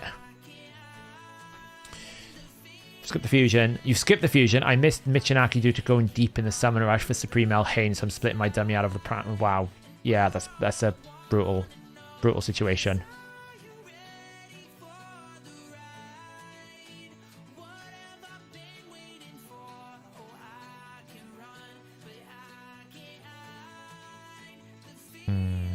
I actually need to do that because he's a bit low. What's the minimum damage from Nightmare Hydra? I think it's 39 mil. I want to say. I honestly cannot remember these things. I always ask chat what the minimum is. I'll probably ask you in a bit what the actual minimums are.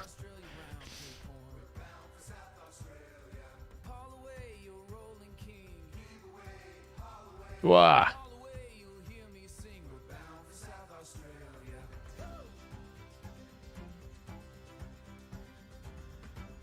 Wow, I actually lost more.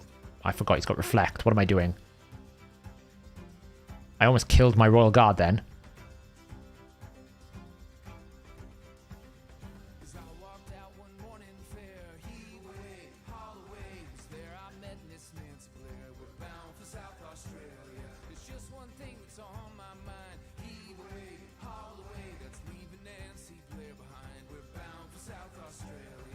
Provoke is a bit of a problem. I got to be careful what I hit on that right head. Because the debuffs are not in a good place. Let's just get you burnt. Please don't poison the head on the right. Ooh, that was close. It was a close one. We were almost out of provokes. 36 mil, is it? There you go. The song is Fare Ye Well, South Australia. I can't get anywhere near in Hydra, so I'm happy to do Norris Chess on normal. So normal, I'll show you how I do normal. It's for a reasonably developed account with some good nukers. It's not too difficult. Like, you can do it pretty comfortably, I'd say. If you have some good damage dealers. Let's heal everyone up here. And to be honest, if you can do just normal Hydra, that's a lot of...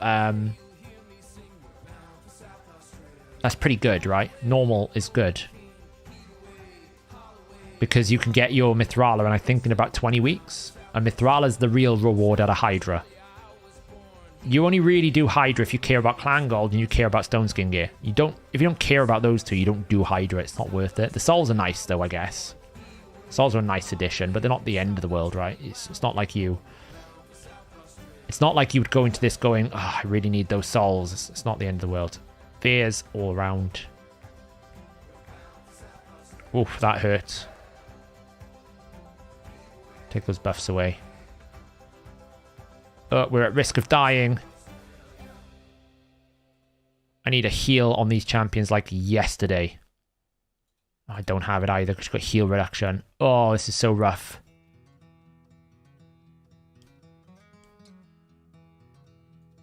Ugo. I've got to cleanse. I've got a shield. Can we keep the Ugo alive? Oh, it's close. I need to just get some decreased attack out and stuff. Ugo needs to like get a lot of War Master right now. Oh, she got a heal. She gets a little bit of a heal. It's not great. It's something. Sorry guys, I gotta focus on not losing my Ugo right now, who is on death's door. Oh, she's on death's door.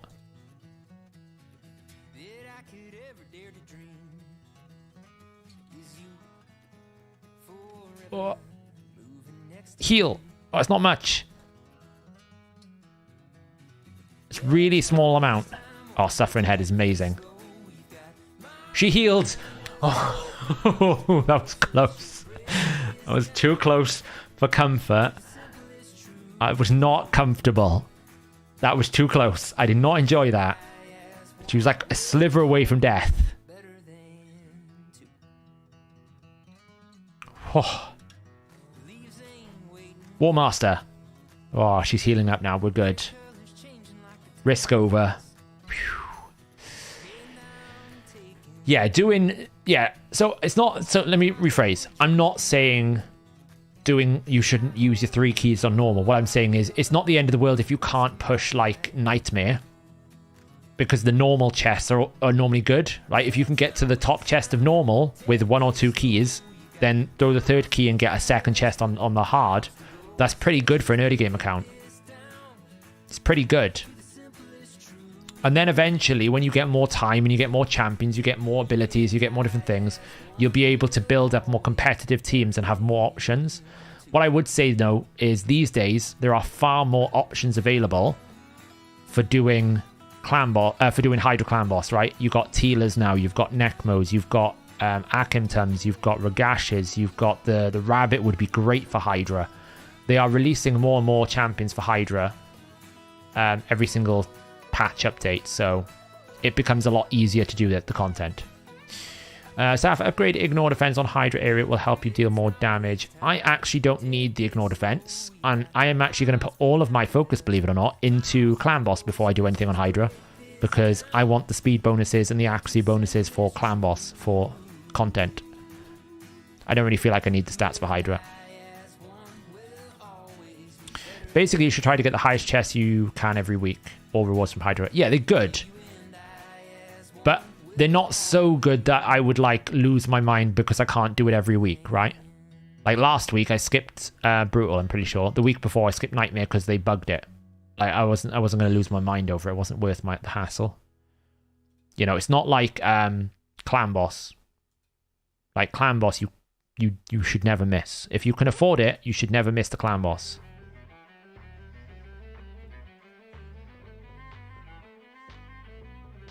Exactly. If you can do Hydra without taking away from anywhere else, it's fair enough. But you should never do... There are priorities. Is adding the third clan boss in raids priority? I don't really know what their priority is anymore. Like, there was meant to be a independent roadmap for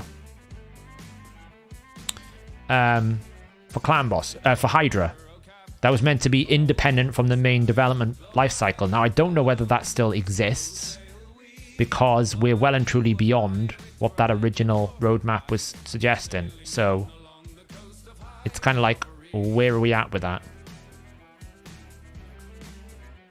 It's somewhat hard to know. Mischief Head. Can we get some brimstone out, please? Ow. Ow. Oh, he got consumed. Right, that's what we were lacking.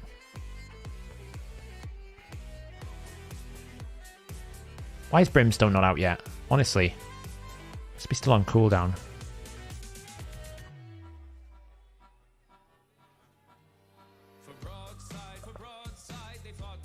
I mean, I think so many people have been asking for like at least level 20 Minotaur. We don't even care about 25. Level 20 would be good. So it's up alongside the potion keeps. But again, they don't want you to be doing that. They want you to waste energy in Minnow and waste time in Minnow. Unfortunately. Oh, I'm going to kill my Royal Guard nearly. It's fine. Exactly, Liam. I think Sylvan faction creeps were... Actually, I thought it would be in the next couple of patches. But as someone pointed out to me, we're probably like 2 to 3 months away from the Sylvan Watchers faction wars. If we look at the Shadowkin, like it's maybe a couple months away. So I think maybe we have got some time to go yet, I would say. Let's get you.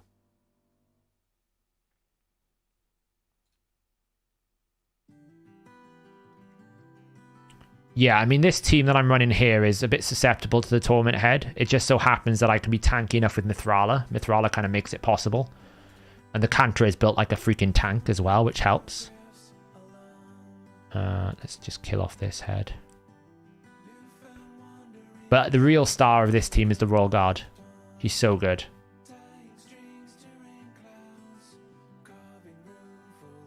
If Shadowkin faction are added, will Lydia be the last reward?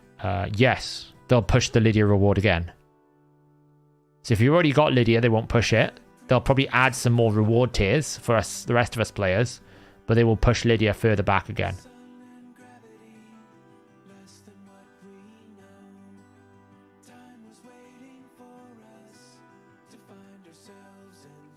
We're at 22.5 mil. We're getting there. Baby steps. Ooh, if I can kill that... Yes, he's going to do... If I kill this Head of Wrath, because he's got his nasty little nuke up. Which one is it? Vengeance. If you kill it, he's going to deal more damage when I kill the heads. Watch this. Boom. Not much, but hey, something. I was expecting a bit bigger booming. Wasn't a big boom. We haven't had to yell Cantra once yet. Isn't this great?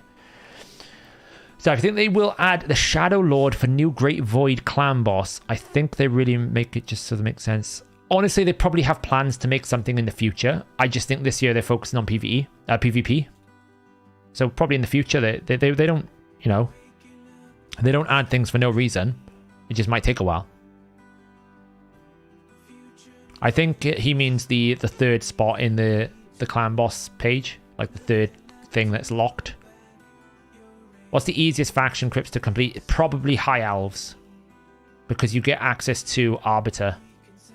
And Arbiter kind of makes it trollolol. And you've also got really strong farmable champions in there. Like Ares is really strong. You can pick Elhain. That could be your starter champion. The other one that's pretty easy to do is Dark Elves. Because you get Mithrala, you get Lydia. You get a lot of champions for free.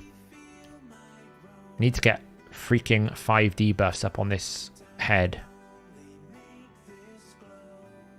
And I've only got 4. Which is a problem. So we're going to get a cleanse, I think. Unless I can get lucky. We're okay. Put this out.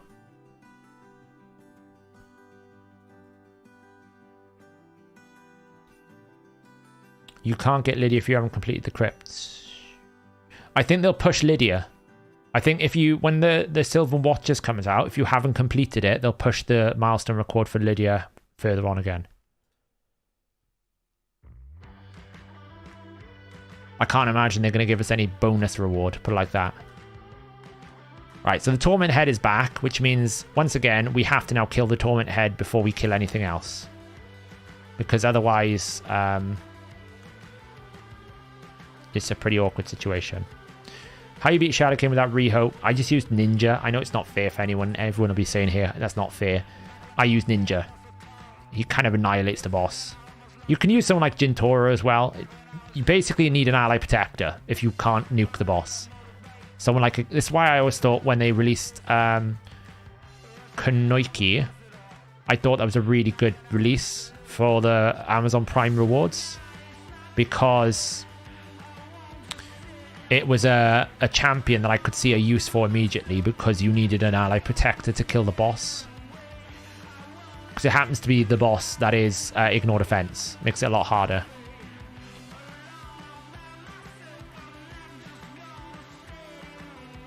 Nuke. Cantra's back. Oh crap, Cantra was eaten. We're going to get cleansed. We're going to get cleansed. Rip. Rip. Oh, and I don't have a boost. Oh, this is going to be awkward. Okay, Run is in danger. Let's put you under there. Get some poisons out on you.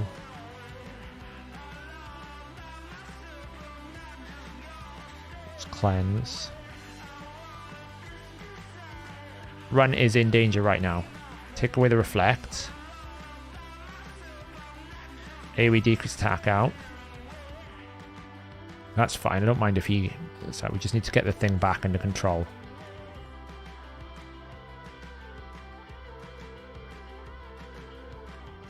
It's not the best.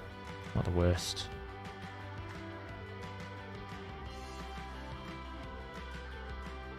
Have we even got enough space? 1, 2, 3, 4, 5, 6, 7, 8, 9. 1. 1 space. And she didn't provoke. Cantra! Damn it! Take that away.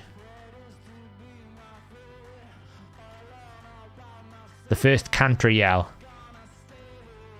Kind of want to hold that for a second. I think I'm mostly back into control here. Don't poison it. Thank God. Cantra.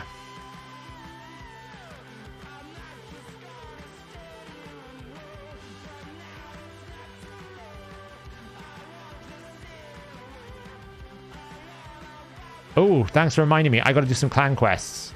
Actually, we're going to have to do that tonight. We'll do that after this run, once I get this stable again.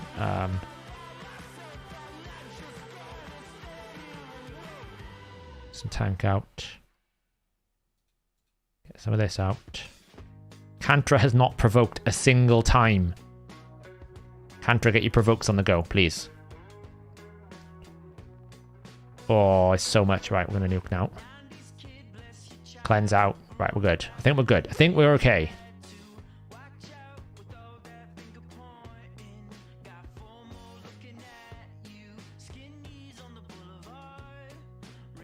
Cantra's provoked. Whew.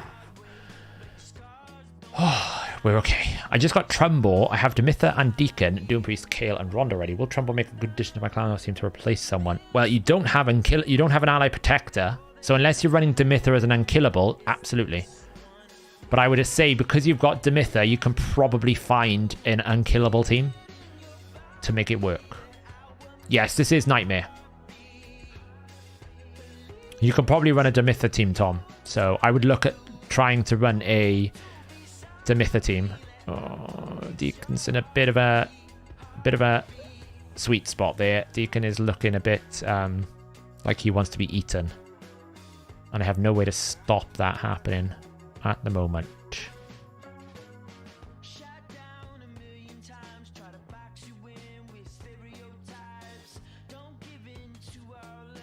Here we heals up. Cantra provoke. Get this out for Brimstone. Cleanse. Right, we're okay now. It's a bit shaky there.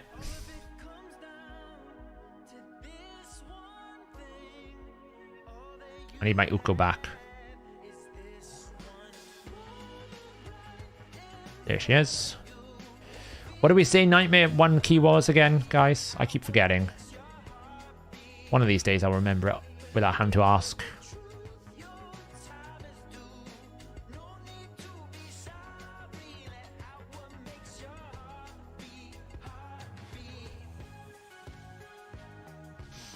All taunt does is it forces the target to use the abilities on the target that is taunting.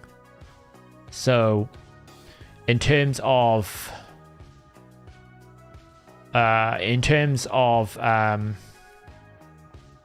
Hydra here, it'll just mean that the heads have to use their abilities on them. But the problem is the heads are all AoE. So in reality terms, taunt is kind of useless here. It's good in Clan Boss because you can force the stun target, but here it's kind of useless because what are you gonna target? Like, it's not that. It just doesn't give you enough. Like, it doesn't force the Mischief Head to target you because he bypasses the taunt rules.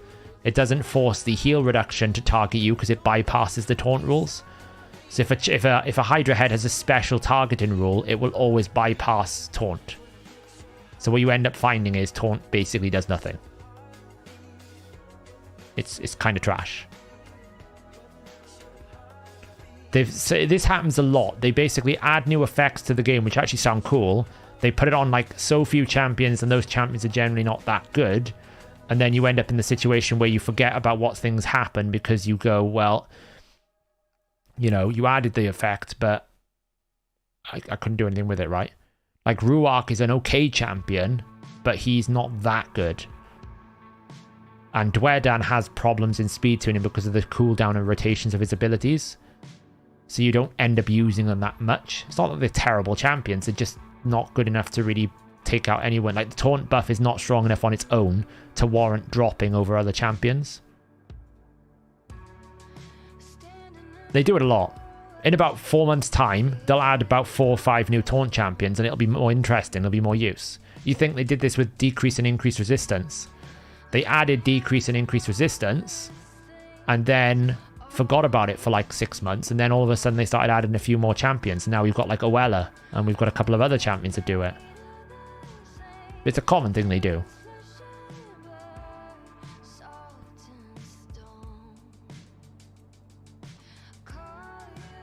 We'll hit 40 million and then we'll stop. Yeah, so like they added Raf Matab as a random like legendary. But now we've actually got more. Like we've got, in terms of increased resistance, we've got Raf Matab, we've got a couple of 25%ers, we've got Oella, we've got... What's the other one? Beauregard.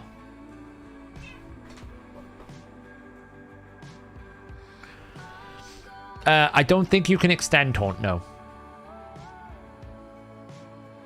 I think Taunt works like block damage. You can't extend it, but you can apply it without any sort of conditions, right? Didn't you say something about Ruat being good for Ice Golem? He might be quite good because he can do AoE decrease attack. That's why I was looking at him for Ice Golem. There we go, 40 mil. Boom. 40 mil. We've put our key in. Well, God. MVP again. Gio actually caught up with him a bit today. I think it's probably Affinity.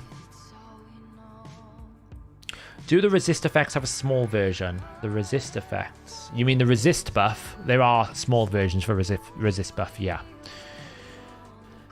Right, let's smash normal. This is how I do normal, by the way, guys. I basically go, give me Constantine, give me Vladimir, give me Phenax. Where is he?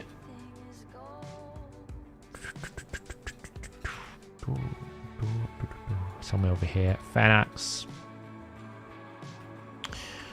We'll take like a Brogni, I think. We'll take like a... I don't know, like a Morrigan, I guess, for some speed boosting. Defense. Bring a Riho, and then we'll just bring one more damage dealer.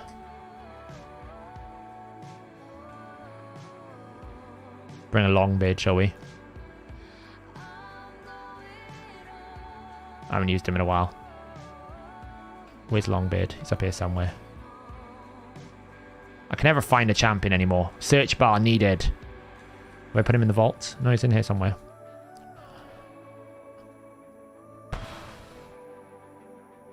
I think he's 1-star ascended.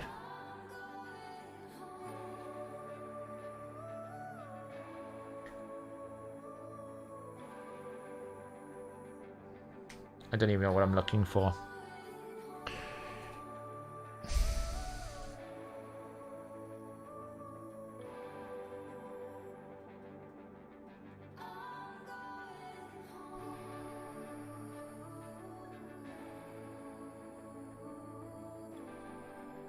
Why can't I find Longbeard? What faction is he in? There he is. Good lord, that was hard work. Arena battles, crit rate, axe in all battles. Probably go for crit rate. Get out of the way, cat. Go on. Put in 5 counterattackers. I do have that 3-star Lonotharil soul that I pulled from the shard video.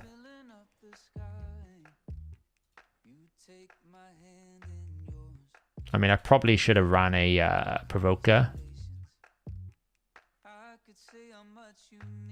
Which I might have to do, actually. Because I don't think these guys are going to be able to one-shot this head. Yeah. I don't need the Riho. I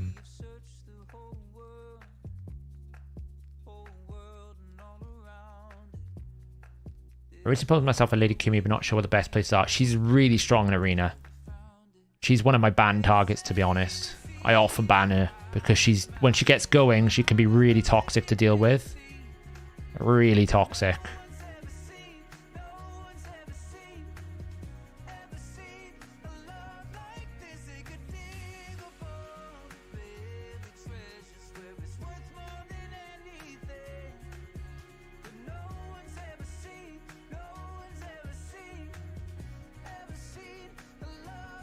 Poor Vlad's getting a hammer in at the moment. It's annoying that you get none of the effects of Vladimir's passive here because you don't ever kill an enemy. It's actually quite frustrating. Oh, we didn't land the decreased defense, which kind of sucks. Hey, we'll hit it for some damage.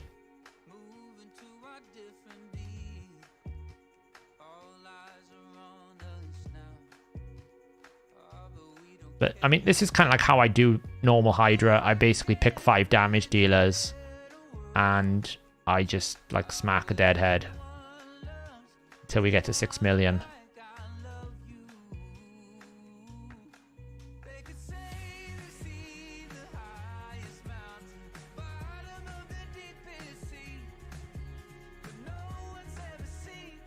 You know, he's going to hit for, like, stupid amounts of damage there. Boost everyone up. So you can do this with any of your champions. Like, I'm picking mine, which are pretty strong, but, like, you know, I'm doing 1 million damage a head. You just basically pick a dead head and you keep smacking until it's dead. You can see the numbers are popping up. You can ignore the mechanics when you get to a certain level of account. Now, I'm not saying everyone can do this, but killing a head is very valuable in this game mode. If you can kill a head, you can do a lot of work.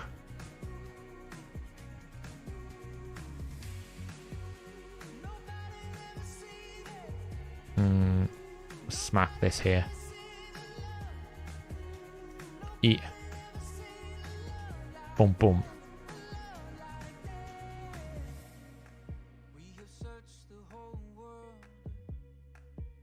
The number went absolutely haywire there. Couldn't figure out what the damage was. Like, you can't even transfer debuffs to this head. Like, I should be able to send the debuff away from Constantine. Can't. So annoying. Can we get decreased defense out from him? Yes, nice.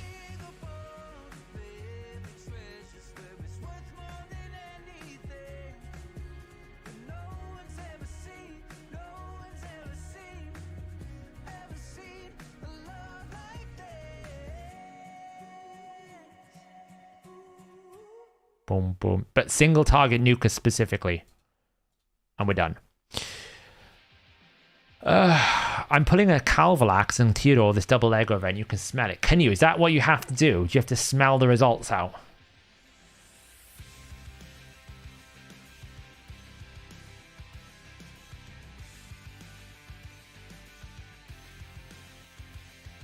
I might actually be in trouble here because I got to get to 4,700 points and I have 5 million silver.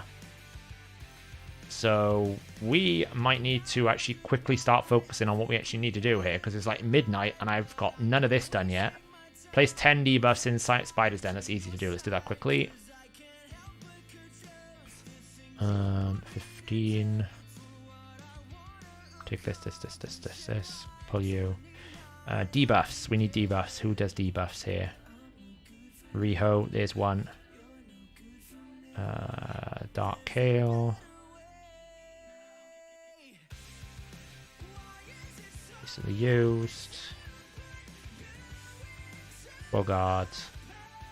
Let's go with that. I think that should be enough.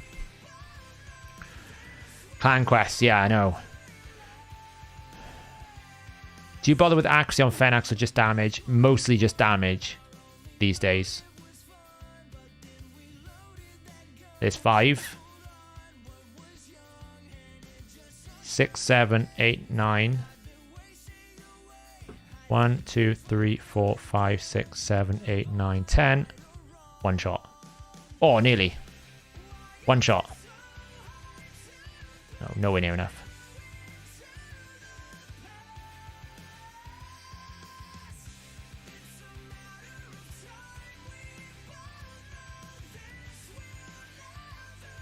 One shot. Really? One shot. Quick clan quest. Nailed it. One down. What's the other one that I took? What stupid one did I take? Clear the Fire Knight with 10 fact. Oh my god, with orcs. Okay. Need to do Fire Knight 20 with orcs. What was I thinking? What's wrong with me? Well, the good news is we can use Seer. That's something. Orcs, orcs, orcs, orcs, orcs, orcs. So we've got Seer. I mean, Nogidar can probably do a job.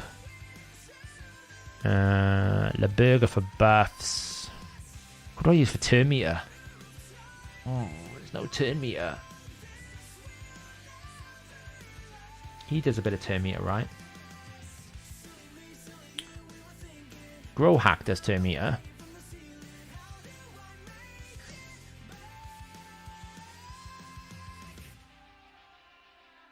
I mean, I can probably just one-shot it. It's not like it's going to be too difficult.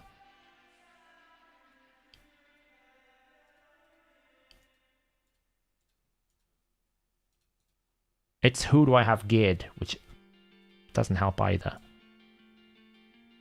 Let's just try this. I might have to use 2-hack. Can I? 1 buff. No. She still needs some level of gear. But I probably need increased attack, to be honest. The problem is LeBurger's built in such a way now, she's kind of a bot. But hey, we always have Nogdar to do stuff.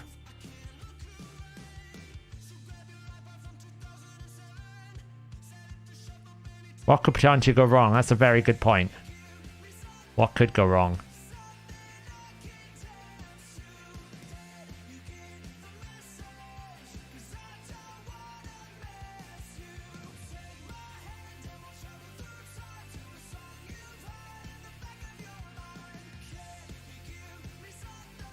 Right.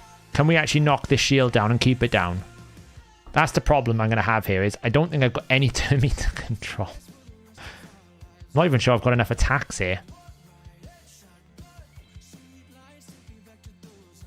I probably should have, like, maybe built some multi-hitters. I don't think LeBurger's going to be much use here, I'll be honest.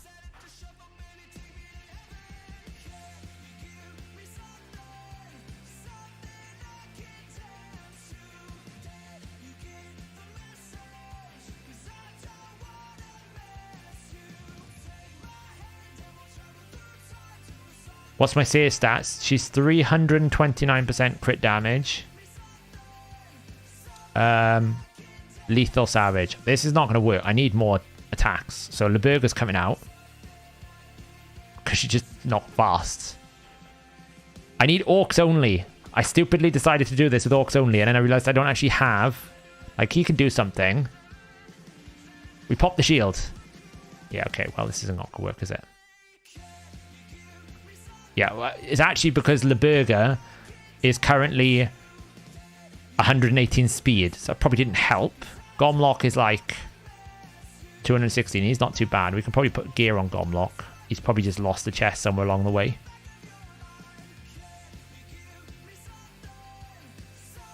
I've just been moving gear around my champions so much. Half of them don't even have gear anymore. Like, he just needs an immunity piece. Something with some speed would be nice.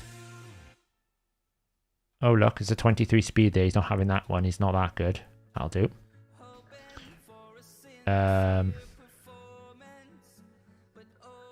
Brago for defense. I don't even think my Brago's built. I need more attacks, really. I just need a multi-hitter. I think I can probably tank a few hits and get it down, but I just need a multi-hitter. Like, Garog could be an option. He's not built. I have none of my champions built. Oh, it's a nightmare. Like, Tila's built. Tila's built, but she doesn't hit that much. I can use a totem.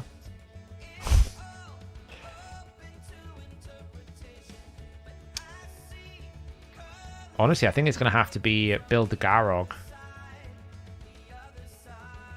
Because this dude is interesting. Get him out. Where's King Garog? What affinity is 20? Force. So spirit or force is fine. So we could go with Val. Val attacks. He should have Phantom Touch. Val hits one enemy. He will self-heal. He'll do a lot of damage. Let's try Val out. Let's find some gear for Val. Let's give him speed, crit rate.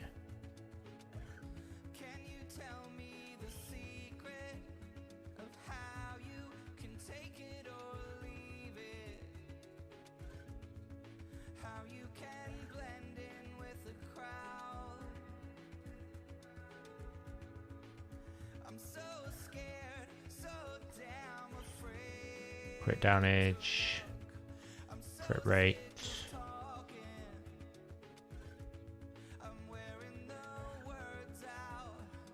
Cool. Just build him in some sort of relentless build for some reason. Nice to be accuracy as well.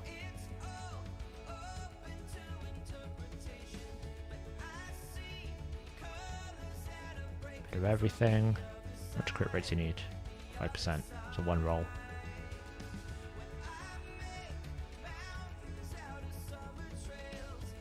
That'll do. Not bad for an eyeball build. We'll take that.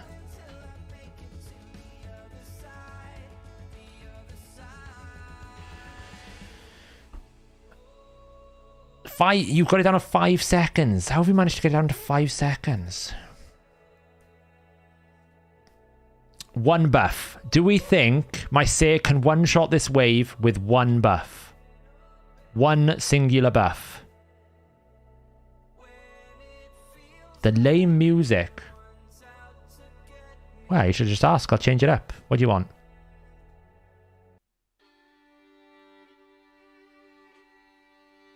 Just ask me to change it up. I don't even notice. We'll have a bit of Celtic rain. How about that? No. Ooh, it's close. It's close.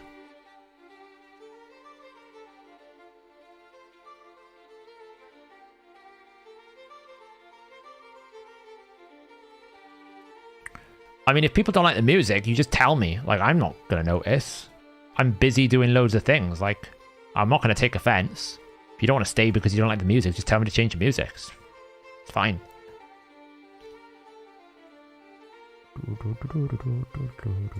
This is awkward. I don't have enough turns. It's fine. Can you kill it? Not quite. Smack him. Spinny. Whoop. Okay, I've kind of taken a bit too much damage here, I'll be honest.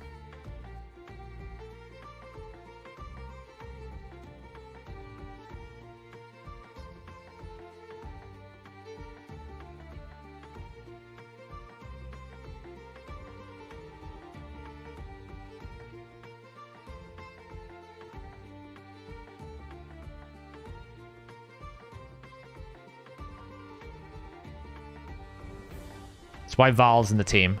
If things go a bit awry, we've got Val. Oh, she's so strong.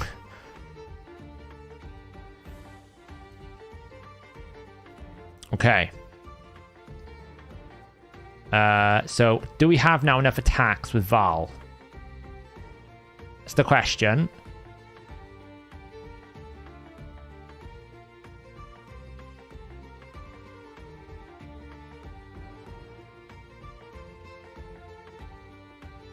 Probably don't have to pop it first, but I don't really think we solved the problem. I think we're going to have to go the King Garog route.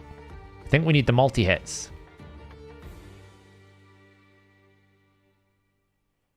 I think we're going to need the multi-hits.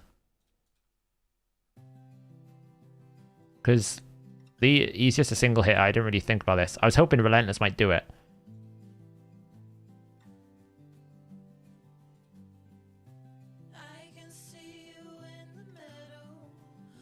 That song annoys me. Why is it jump back down there? What is it doing?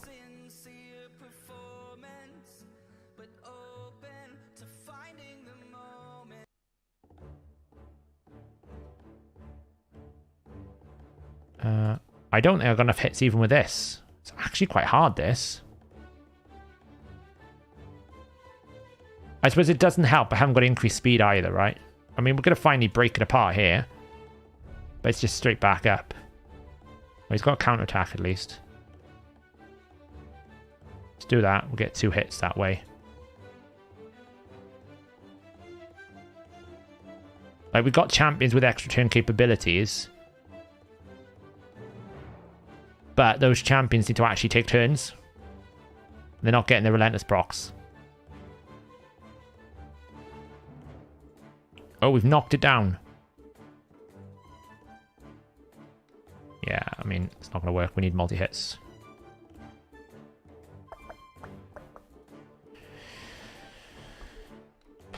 I think we take out you.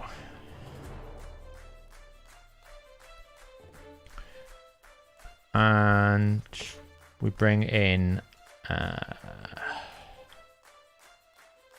we're going to need Garog.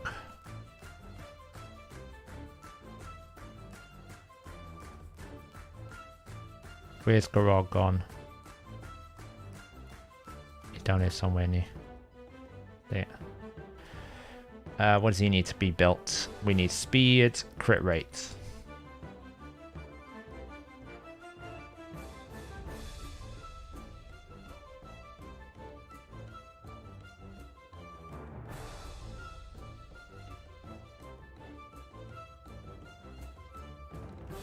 I'll do.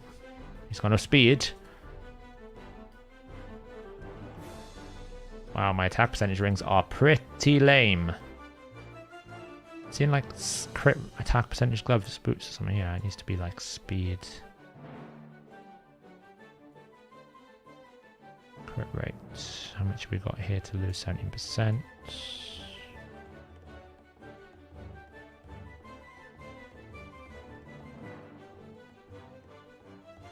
Can I steal off someone quickly?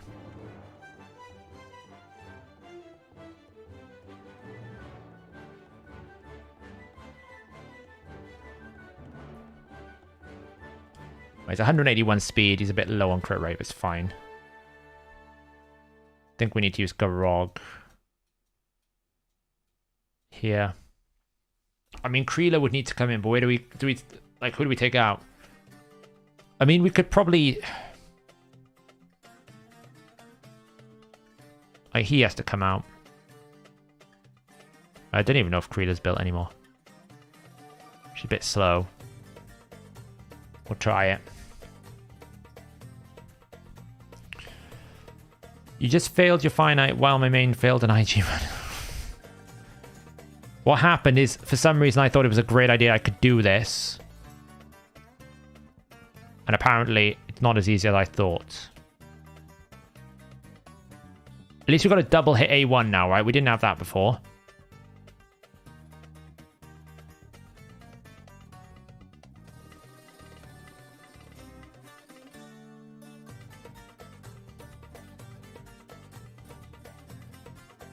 How you build Chimephrin if you want to pair him with Warlord? I would normally build him with... it depends. Like, you can build him in multiple ways. I'd probably go high accuracy and use him as a sleep champion. You can go resistance. Oh, this is going to hurt. We've got some healing coming back. There goes Kreela. She probably hasn't got gear. Oh, none of my champions have gear. It's so blimming awkward to play this game.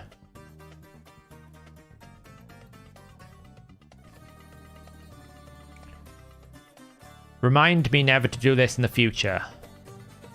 She's holding all the crap gear as well. I have that. Like, she's got terrible gear. Look at this. Remove, destroy. It's how long I haven't used my Kreela. With damage. Go for that.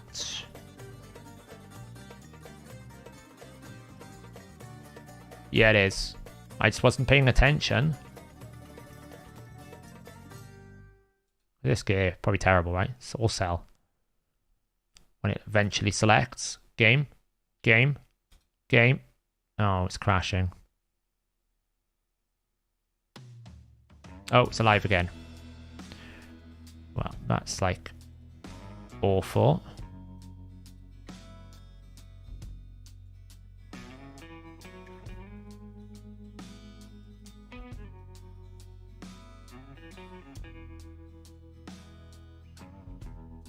Can have that.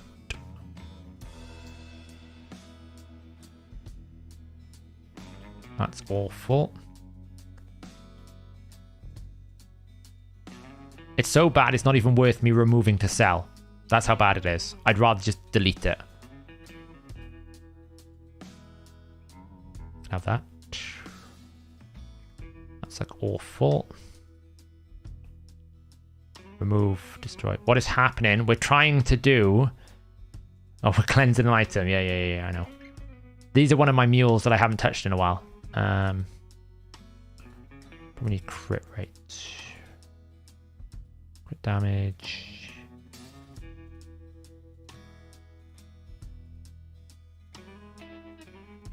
That's good.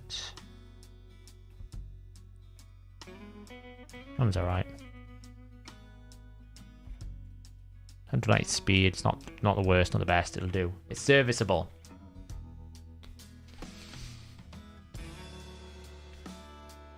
Honestly, I might just try and nuke this wave instead.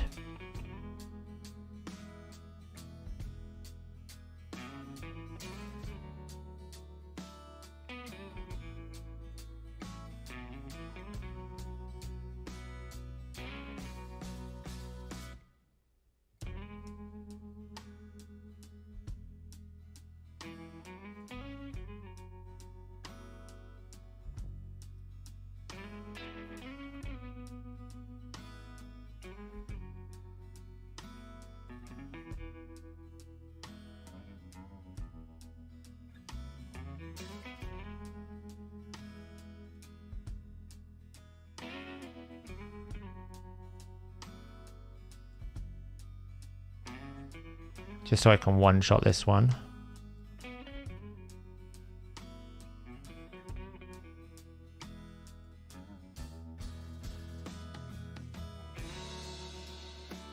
Heal up.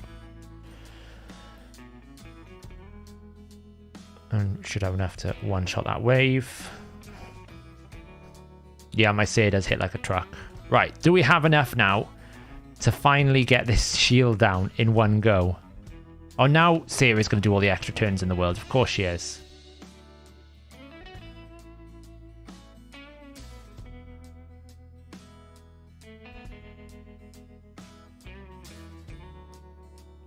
Well, the good news is, yes, we do. It's amazing how that hacked bits never does its job. Got some turn meter.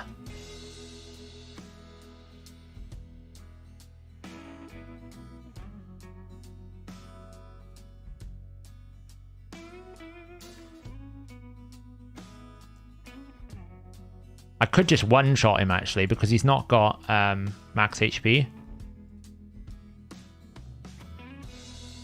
Next rotation, I might just one-shot it with my Seer. Oh, that hurt.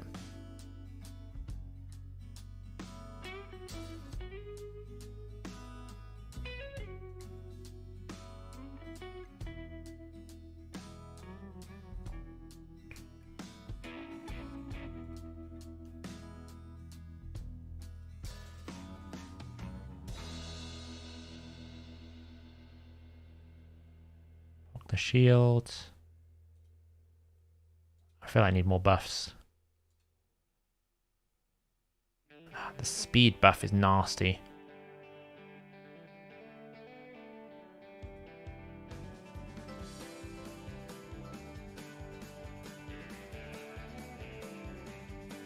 This is going to be a long clan quest. I might actually just not bother with this clan quest. It's actually quite hard. Put the buffs up there. Hack to bits. So this has got a 50% chance of decreasing the cooldown of gore, but make it hits 4 times. Surely one of them. Oh, we got 3. Nice. Got 3 that time. Drops in turn meter. Nuke. Oh, that's a big nuke. I should have saved it. I'm an idiot. I should have saved it. What am I doing? Because now he's going to get a turn. And I'm not going to be able to stop it. Oh, wait. I may be okay. I may be okay. Boom, boom. Come on, say. Say, one-shot the boss. Oh, what am I doing? What am I doing with my life? Why am I doing this quest? What nonsense is this quest? I got close.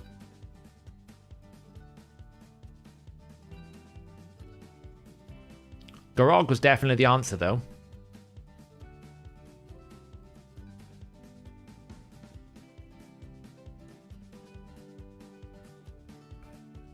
Yeah, but I gotta do this 9 more times. I'll be honest, I don't know if I would need to do it 9 more times. Considering I've also got to somehow find enough silver to do this artifact enhancement before it resets, because, you know.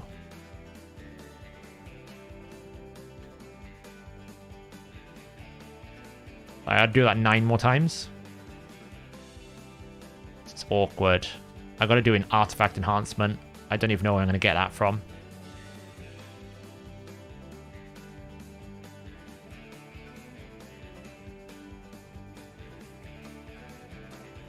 Right, we're going to do a bit of gear cleansing quickly, and then we've got 40 minutes before I kind of want to end the stream. Hopefully with the gear cleansing, we'll be able to stretch this 5 million to some points for the artifact enhancement. This has got to all land in speed. Oh, we did. Oh, I don't know if that's worth keeping. My provoke sets are so bad, it might be worth. That's low roll, so that should go. Right, how much space can we pull in here? Just new. What do we got? That can be sold. I might have to farm some spider. But I might be able to get some silver back from gear cleansing, right? Because I can basically cleanse a lot of accessories. So it'll be partially... So if I'm pretty extreme about my rolling here, that I only, like... Don't do it to me. Now I've got to roll it 3 times to see if it's going to work. Oh, game. It wants me to burn silver. You've ever been playing any of the games of the raid? I've been playing Call of the Wild recently. Really relaxing experience. I play League in my downtime. I wouldn't call that a relaxing experience, but I play it. I used to play a lot of Lord of the Rings online. I used to love MMOs. I just haven't had a chance. Like, this job kind of takes up a lot of my time. So I don't really have time to chill at the moment. I think in about 4 weeks' time, I'll be able to chill a little bit. Once we catch up on a bunch of stuff. I feel like I'm like a month behind where we want to be. So, unfortunately, my days tend to be wake up, code, play raid, go to sleep. I don't know how long I can do this for. HP percent. Nope. Sell.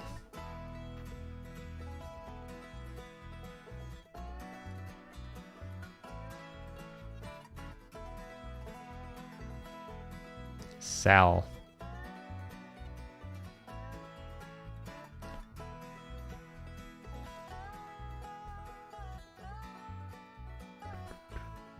It's why I stopped playing the free-to-play for a bit, because it was too much. Like, trying to play 2 accounts and actually like code stuff for the website and prepare for updates and do all the content.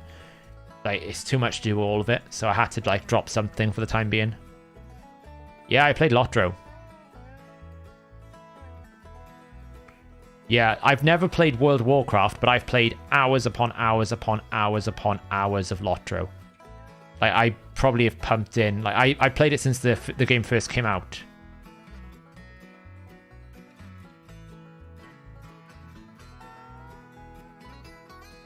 I actually have a founder title in there.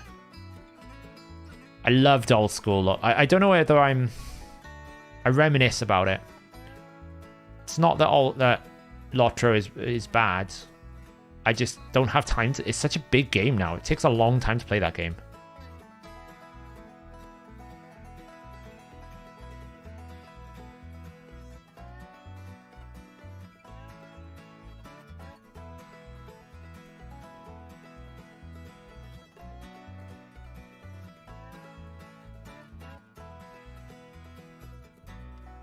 It's a really good game. It's probably the best. I would say it is probably the best adaptation of the content of Lord of the Rings, right? It stays true to the story very well. More than any other piece of content when it comes to like, even it is more accurate than the films, you know, and the TV shows and all that. It's way more accurate. It's a really good, like, I still enjoy it. Oof, it's gonna be though. I still enjoy it a lot. I just don't have time to play it. And that's the same thing with New World. I played it for like one day and then I just ran out of time. The thing about League, which is quite ideal, is I can pick up and drop it as I need. I can just play a game at the end of a long day. Sometimes I finish stream and I'll play a game just to wind down. Where really, if you want to do anything of any note in I feel an MMO, it's a minimum hour commitment, really. The other thing that kind of put me off Lord of the Rings Online a little bit was it got very, I'm going to say, like, it got more of an in crowd. If you weren't in the clans, you couldn't actually go raiding because they were like, oh, no, you haven't got the gear. And I'm like, well, how am I meant to get the gear if I can't join the raids? And it was like, oh, you haven't got this set, you can't do it. And it got a bit like, well, I can't do anything then, can I?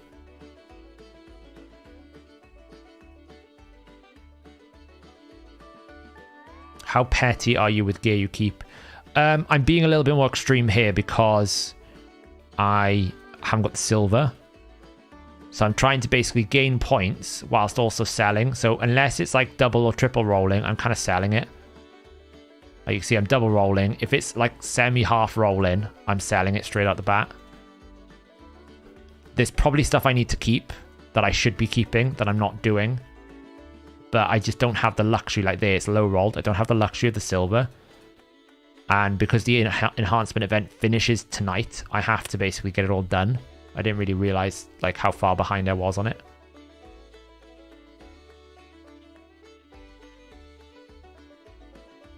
To be honest, it's not worth keeping.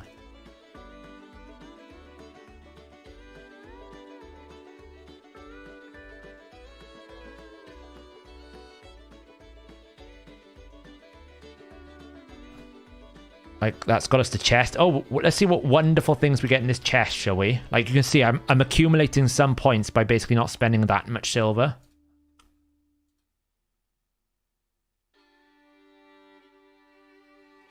Well, at least it's silver.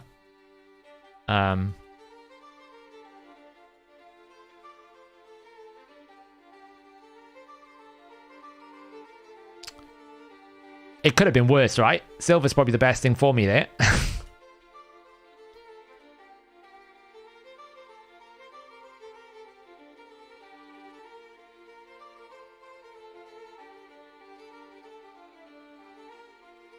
I've needed to clear out these accessories for such a long period of time, you wouldn't even believe.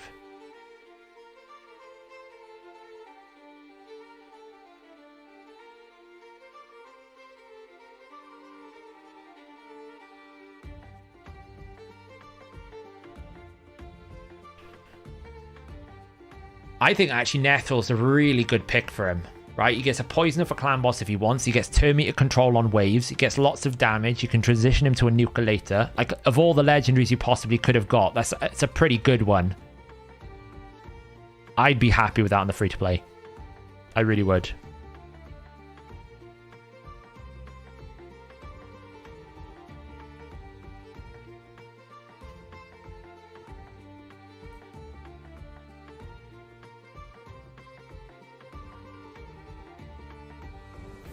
I have to say, the Titan event kind of came and went pretty quickly, didn't it?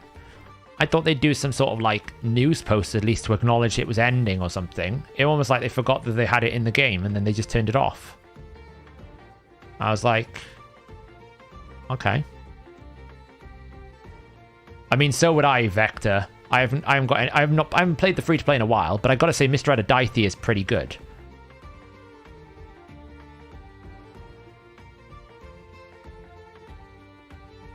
I actually went on it the other day because I was helping Hellhades log in and sort his account out last night. And I actually, like, my account over there now is actually pretty good. I can actually clear a lot of arena that I couldn't clear before. I just haven't got time to play it. So I've lost my XP boost on there. So until I've got one in the vault that I can use, but until I know that I'm going to be back on it full time, I didn't want to use the XP boost.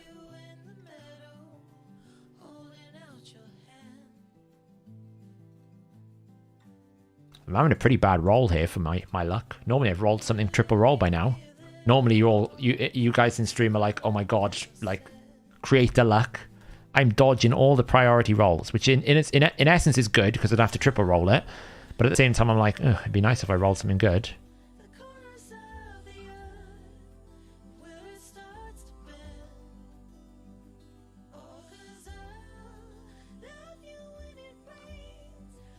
Can't believe another year where they didn't let you get all fragments. I don't think my endgame free to play will ever get the 15 mist for Vlad. They should send it at some point, right? There we go. There was a triple roll coming at some point. That's pretty solid for a Duchess if I ever needed it. Let's sell. I got my first quad speed roll during this artifact enhancement event. Nice. Yeah, I got a really strong mythic roll for Whisper and then realized the triple roll was actually not that good. I was like, oh, it's a bit annoying.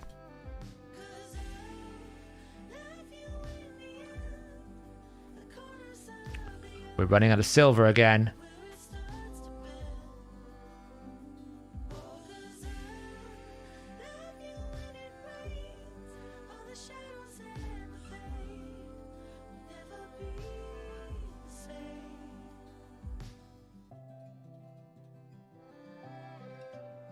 Pretty good.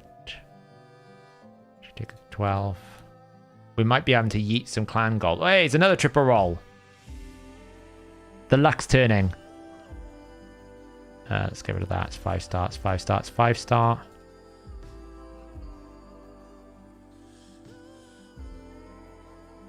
Yeah, so I got this piece on Whisper.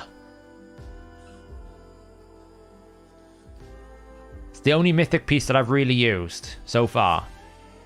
But what I realized was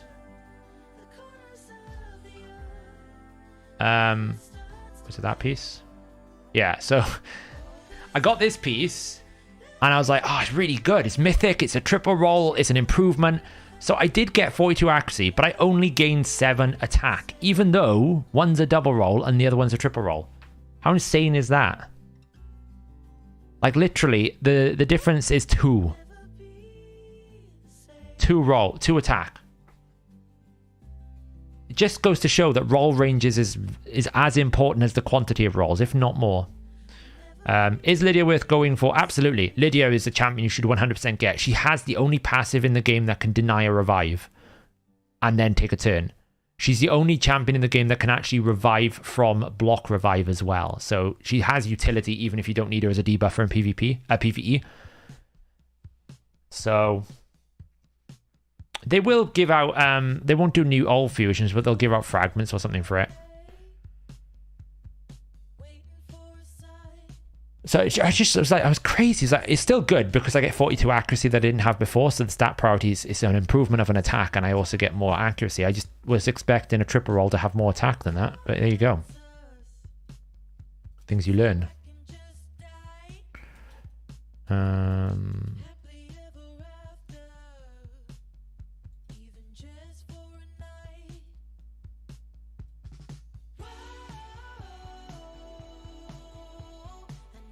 Oh, we should probably cleanse out these because I'll probably sell that.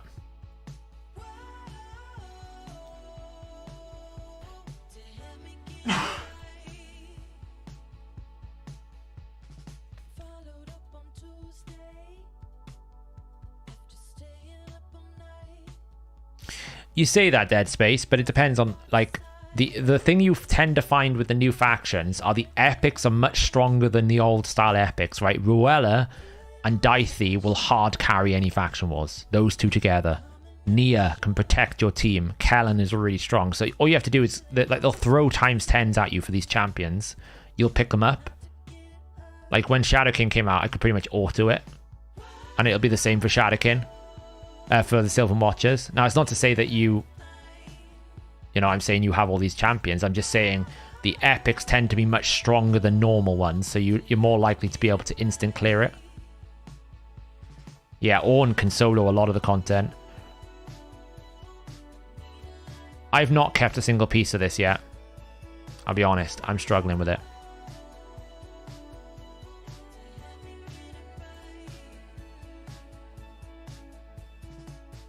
With triple rolling, that's an insane piece. That is huge for someone like a Cupidus. That's a massive piece for a triple roll. At some point, I need to go back to this dude and rebuild him. Now that I've got more stone skin. Mind you, he's got a pretty big piece there. That's insane. Like, look again, guys. Look at this piece I just rolled there. I triple rolled it. It has the same as a 5-star triple roll.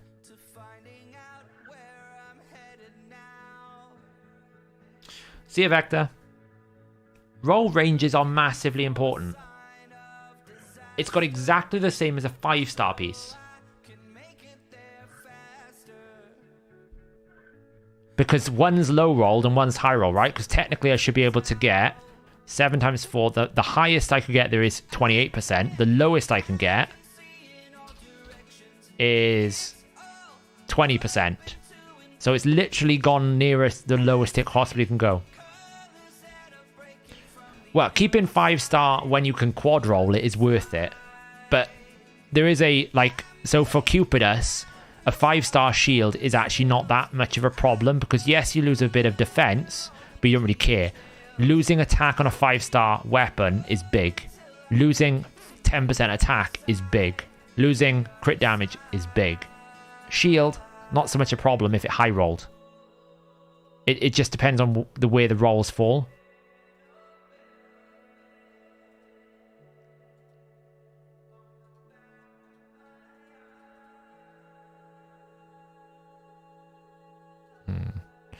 So the thing like with Sylvan Watches is a bit like what we were talking about with the Hydra Shadowkin, right? I'm pretty sure I can make that the Hydra Shadowkin team work. So if you can build an entire Hydra team out of a faction, that faction is pretty stacked. And I think it's going to be the same case with... oh, that's rolled a lot of HP. That rolls another HP. It could be quite good. Oh, that's worth keeping. Attack, crit damage with HP. This is great for a HP-based nuker. So I think because what they tend to do with these new champions that come in is they will... That's not too bad. They will overstack the faction with really good desirable champions because they're new, they're fancy, they want you to spend money on them, and you generally end up getting a faction where you can probably clear the faction wars without the legendaries. I'm not saying it will always be the case, it depends on what boss they put up. Does the HH optimizer with gear rating... Yes, it does, Dead Space. Roll ranges is one of the main equations that the optimizer calculates. It looks at the roll range as well as the stats, right? So it looks at desirable substats for that set. Then it looks at what you rolled and how much you rolled it in the ranges, and it weights it based on that. So a low roll will get penalized in a sense. It doesn't get as much bonus. I do need to do a bit of an update on it soon, though, to try and realign some of the weightings and also get Mythic gear up to date.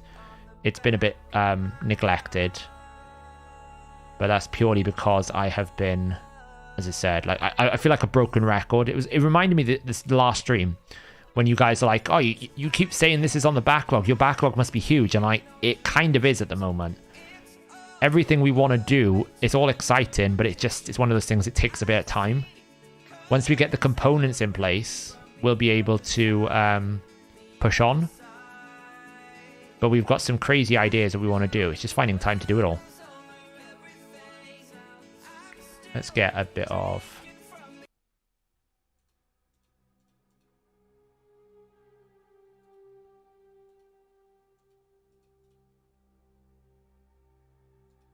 Might roll awfully.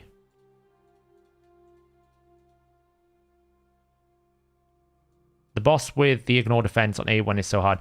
Yeah, like the probability is going to be it's going to be the ignore defense boss. Because it's the only boss that really forces you to bring a specific team to beat it. It's going to force you to bring an allied protector or some sort of reviver.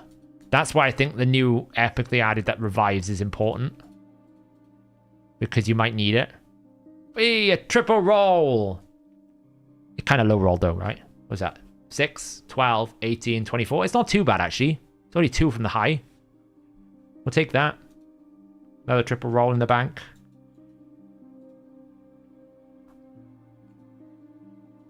We're getting closer. We only need another 1,000.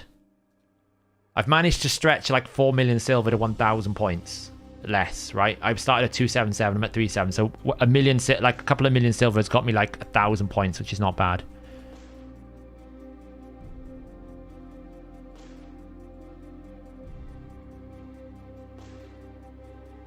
Oh my god, we might even get to single figures in the inbox. We're getting closer.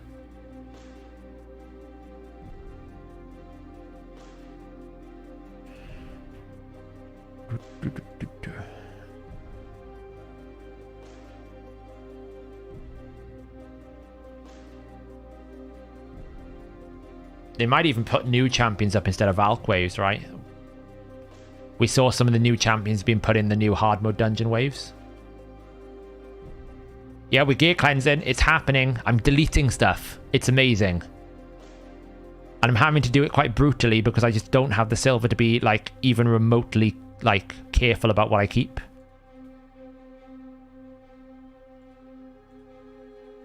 Like, I'm pretty sure my Shadowkin team in the end was Ninja, Gembo, Jintoro, Ninja, Gembo, Jintoro. Who else did I use? I had someone else. I didn't really use any legendaries apart from that. I think I used Yoshi, which is a fusion. I think I used Yoshi, Ninja, Jintoro, Gembo, and someone else for damage. I just then won. So I basically got to the boss. I used Yoshi to get me the HP burn activated. I used Jintoro's A2 to steal the turn meter, and then I just killed it with Ninja. Got it done. This is how you should normally gear cleanse. Wow.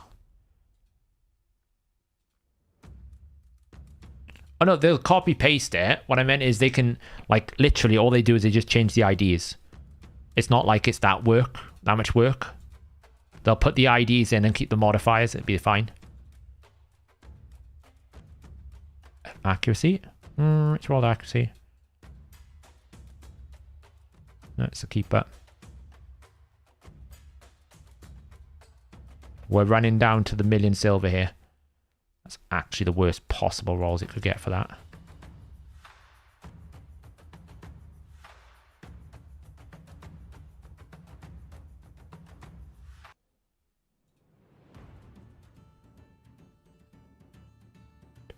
Damage. No, that's pretty bad. Hey Seth, do you know if you get a high roll lower on your wallet, what's the high roll range? I memorized them, but there are roll tables, right? So a banner can get 6 to 5 speed at 6 star, right? This can get 6 to 5 rolls on speed. Percentages can be 5 to 7%. It's a little bit more vague on the flat stats, but I think flat stats can go anywhere from 15 to 30, but HP can go like 225 to 450. The glyphs kind of give it away a bit, right? If you think, like, that's not quite accurate, but this is quite accurate.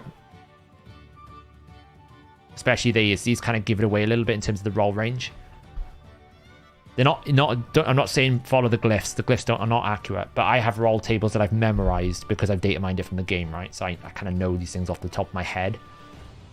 But the TLDR normally is percentages on 6-star gear is 5 to 7%. Speed is 5 to 6. And then accuracy is 9 to 12. Resist is 9 to 12. So like there, I got a 5 at low rolled.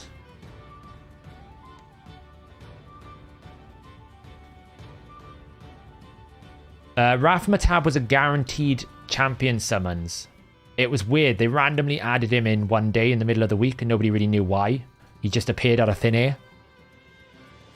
But he was a guaranteed summon. Sav, do you think Errol has a place in Live Arena? I think he's serviceable. I think he's a bit like Neathwy. In the right setup with the right team, potentially, but at the same time, he might not hit hard enough.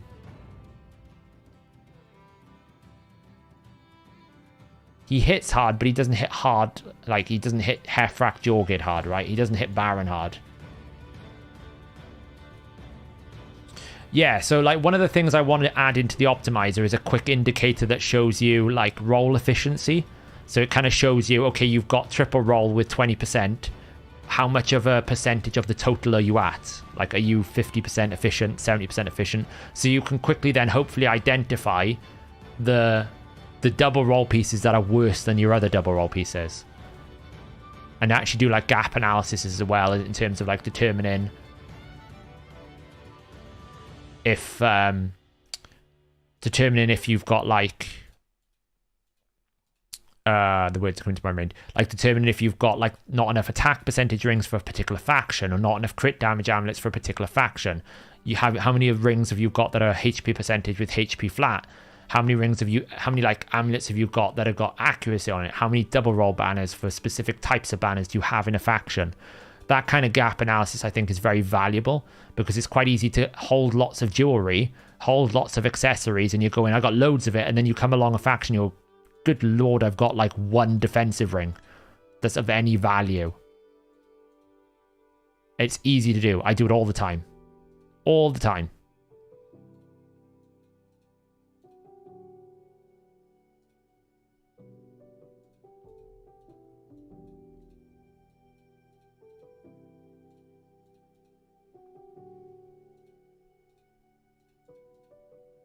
When is the next guaranteed ancient? Good lord, that is the question that everyone wants to know.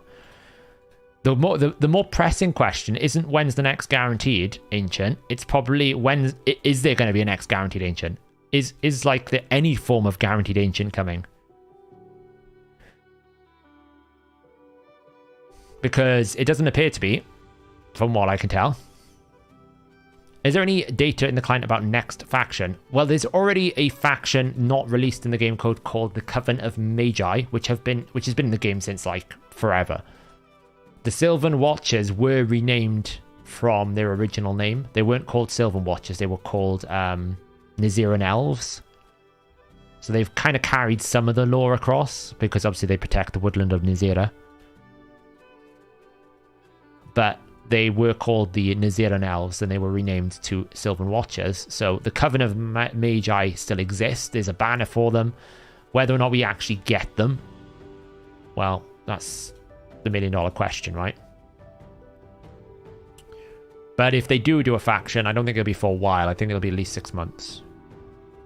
I think if I'm looking at their release content cycle, I think we'll have a faction war patch 1. I think we'll have a accessory dungeon soon, although I don't really think there needs to be much. I wonder if they've delayed the accessory dungeon because maybe they don't feel like it's needed anymore, potentially, because it's not so much that it's needed. I don't think people want it. I don't really think we need to have a separate dungeon for Ascension Oil. Like, it's really not needed. Just let me use my existing Ascension Oil. It's fine.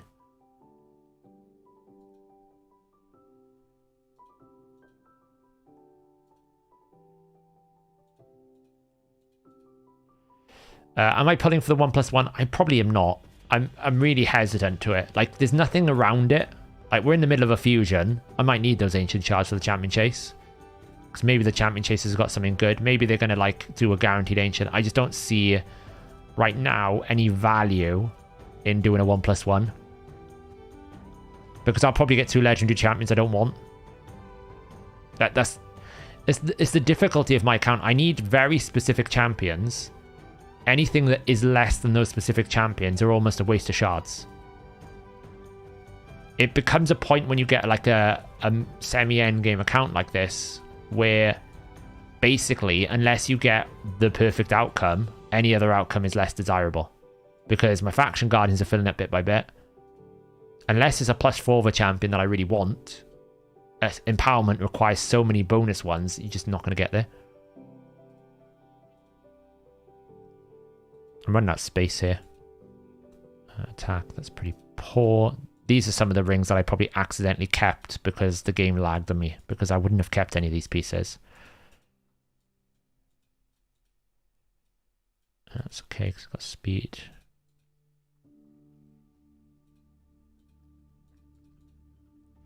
Hey Brissinger, how's it going? Welcome, welcome. When we get, quality of life. Like, I was thinking the other day, I cut it out of one of the videos I was recording, but I was actually saying, when we released the Great Hall, was it that much difficult adding the new chest in already? Like, was it that complicated to just give us something to exchange our gold medals for in Classic Arena for something else? That they couldn't put it in this update? I mean, just give me the chest for Zeal or something. Or give me just another, like, it can't be that much coding, surely. Because I'm sitting here and thinking, you're going to give us, like, you know, they released some comments like, we're not quite ready to do it. It's not quite there yet. I'm like, but how difficult is it to go, cost 1,000 Classic Arena medals, reward chest, this is the reward odds. I get it's difficult to release a live arena. Ooh, another triple roll. Skinwalkers, triple roll. We like these. These are great rings. We're running out of silver, though.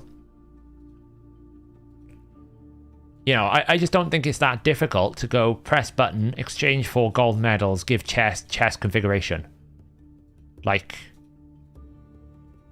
is it that hard? Does it take that much effort?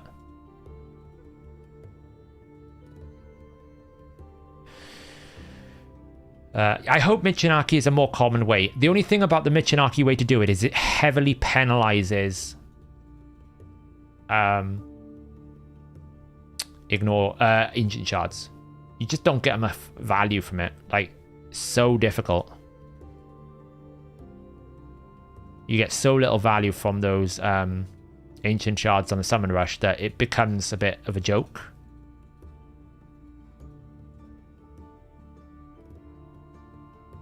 Less than 100. I know, double digits, right? And I've still got a little bit of silver left. Not much, a little bit.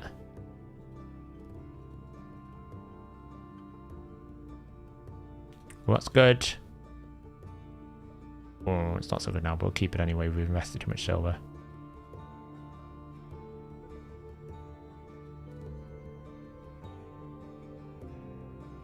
That's good as well. Right. How much do we need to get? I'm probably going to have to go slam some spider. Not much. I need to slam some spider. We basically did about 2,000 points in about 5 million silver. It's pretty good. Ice Golem. The problem is Ice Golem is just... We probably should slam Ice Golem, but it's so much less silver. Where are we at? Sorry, I missed a lot of comments here. Yeah, I mean, I don't mind the Michinaki style event. The problem is it just heavily indexes Sacred Shards and Void Shards. And that means you're still not, like, it's still not ideal for an Ancient Shard. I wouldn't mind if they did some sort of special style event where you used Ancient Shards alongside a different one. Maybe. That could be pretty interesting as well. If you actually did some sort of, like, unique style event where you got the fragments. I mean, you can do milestones for Live Arena. Why can't you do it with different other systems?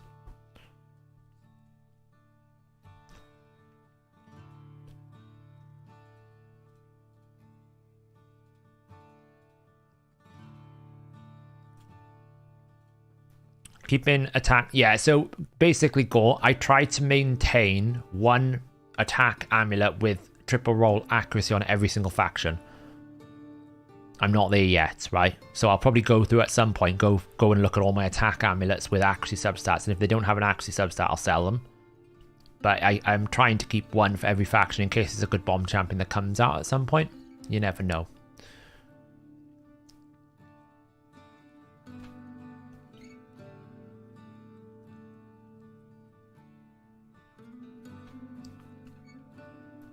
For the new live arena sets, do you think they will spend Chaos Ore on them to chase items for content, or will you continue to use them on other sets? I don't think the new sets are that worth.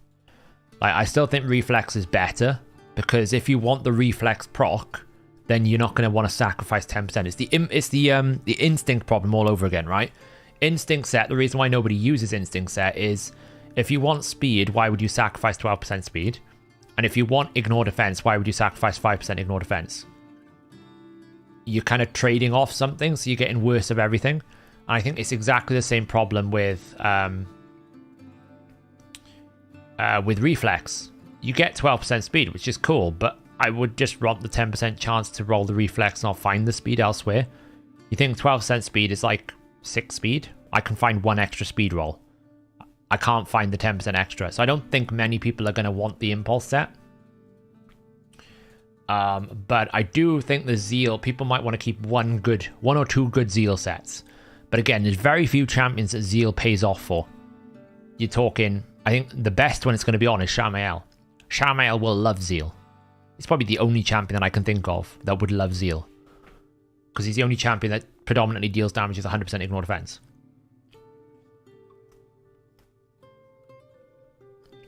So I asked if you had done tests on the new sets on Discord, have you completed this? It is in the patch notes video I released today. If you want to have a look, that's got a breakdown of how Zeal calculates. I think 50 points is too much. Maybe 40 is better. They're not going to do it though, because it basically gives away money. So why would they?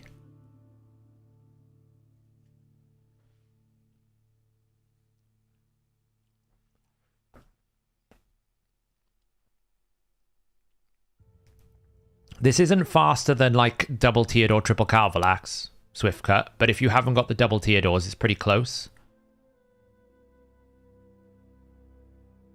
I haven't actually tried like meshing in tiered ore with this at all. I mean, I've not looked at the optimizer in ages to see if there's a better team. Like for normal. Have a look now.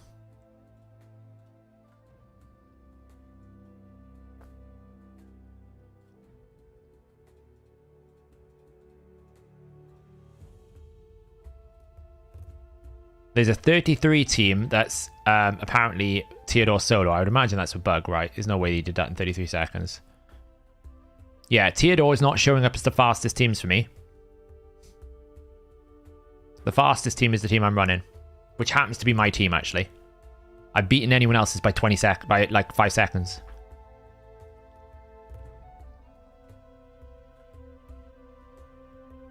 So...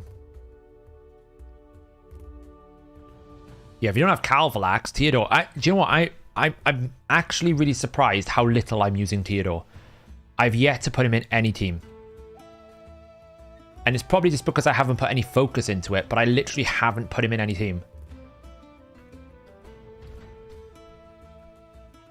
It can fail, Nevin. There is a fail factor here. If she gets triple crit. So probably you need to make her a bit faster than what I've made it. Because if you get crit on the first hit, and then you get crit again, and you get crit again, she dies.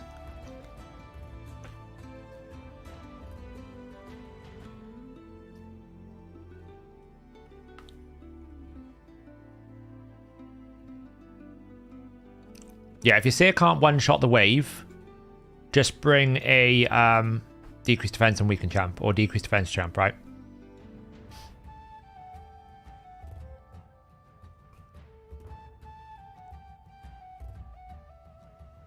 We failed there because we missed the resistance. The weaken debuff. She 3%'d weaken. So we just got to kill it off. And he put the increased defense, right? So...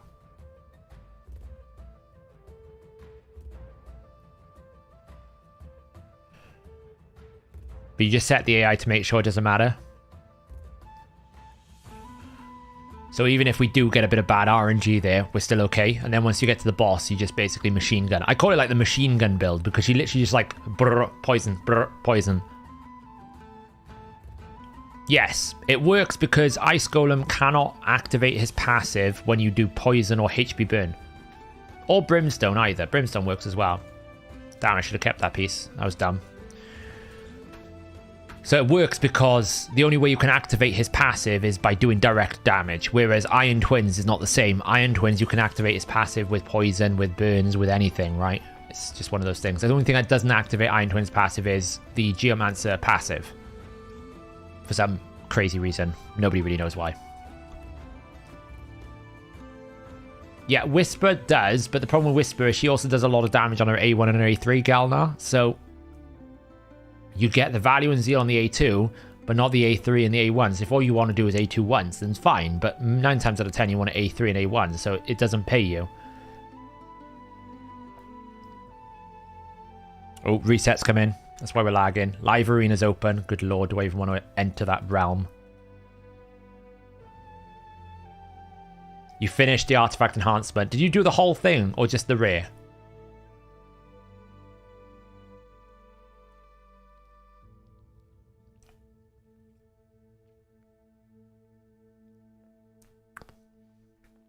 Well, no, Dutchy, but the thing, what you got to remember is, Dutchy, all right, we got to remember, what other set you going to bring for Shamael that improves his damage?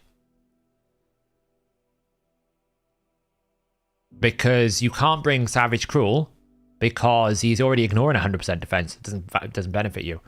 There's no other set that comes to mind that I would pick that gives him more damage. You can go for some like more crit damage sets, but I would say probably crit damage is not going to be as valuable as raw multiplicative damage, you know? I haven't really done an analysis in terms of like 3, because you get a little bit as well, right? Don't forget you get 25% bonus crit damage. Frozen Banshee here is in Regen Immortal. One thing I would improve this by is taking Frozen Banshee out of Regen Immortal and putting her in Regen Defiant. Defiant would make this a much better build. I haven't been doing much live arena. A fair bit. I'm in silver now.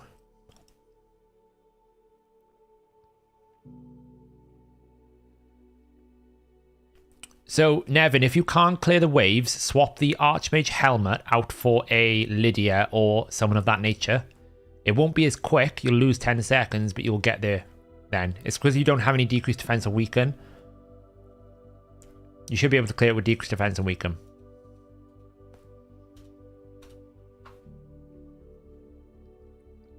Yeah, burst rifle. But yeah, so any solo build now, if you get the Defiant gear, Defiant is basically much stronger than an Immortal 2-piece.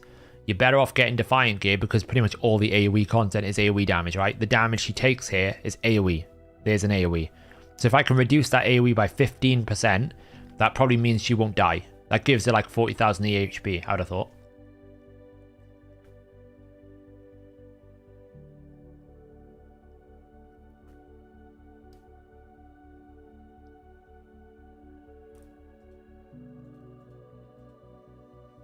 Good piece. So like for example, got myself 1 million silver back there. Ooh, 5 soul stones. We'll pull those now. Maybe it'll be something interesting. Oh, we also get weekly challenges. Yay! Not. I actually get my 10% XP boost here, which would be quite good.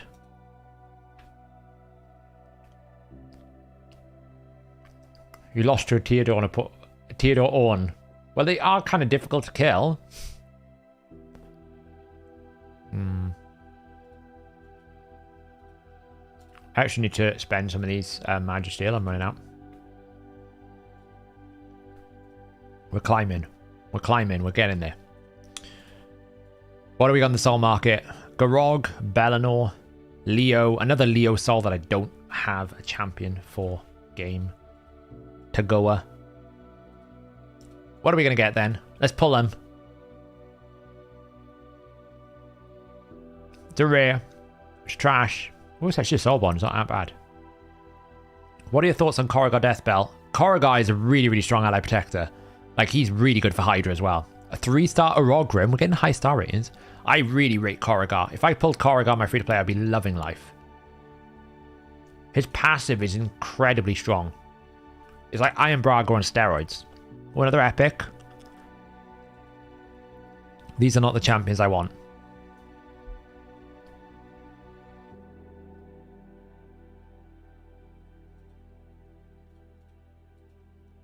Can I awaken anyone? Well, we can do a soul bomb there. Gives us a little back. Might as well awaken him. Why not?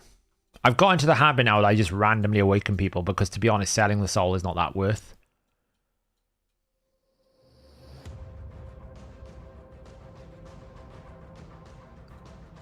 I'm pretty sure I've already got a Jailer soul. That's why it's not showing up here. So get rid of that.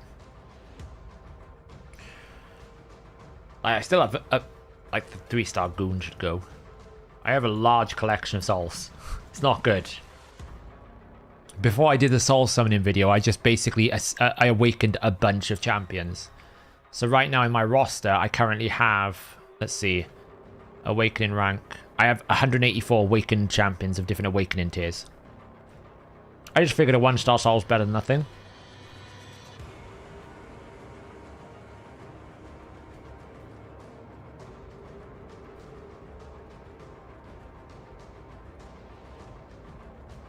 Let's do that. Yeah, so what I would say is a good thing to do now. Like, so this Frozen Banshee build here. We've got like Immortal. What I should be doing is going, okay, can I find a defense percentage chest in Defiant? Yes, I can. Does it have speed? No, it does not. Pretty awful. It would need speed. So like I could probably go into the fitting room here and go equipped. Okay, if we haven't got that, can we get it in regen? Oh, it's accuracy. So we try that on. And then the weapon, we kind of need speed.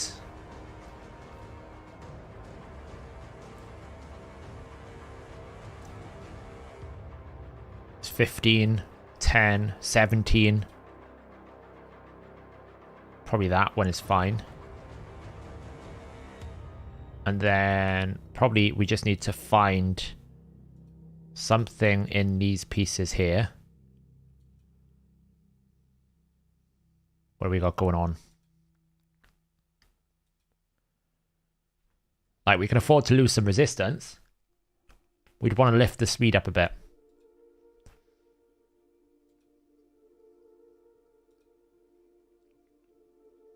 Too much.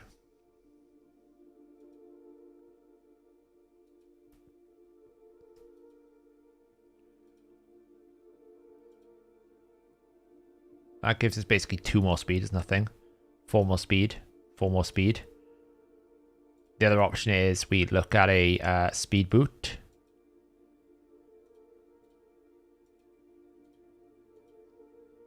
But I don't think I have any Defiant set speed. Oh, I do have some.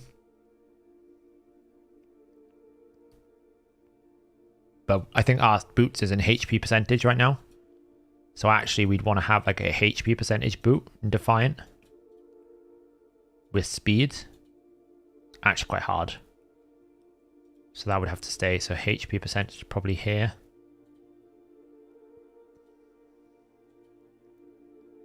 Again, I don't really have the pieces there, so it'd have to be one of these two. But again, we need speed. She's not fast enough. So probably go with...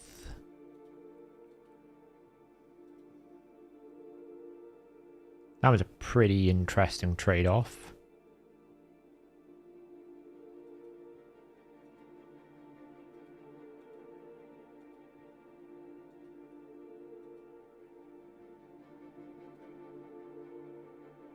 That was a pretty good range. We could probably... We just wasted a bunch of silver there. Just like... Glyph a little bit of accuracy and resistance back up.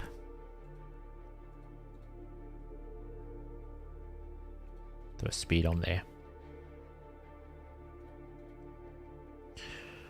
You think it's worth buying a 4-star Awakening for lore?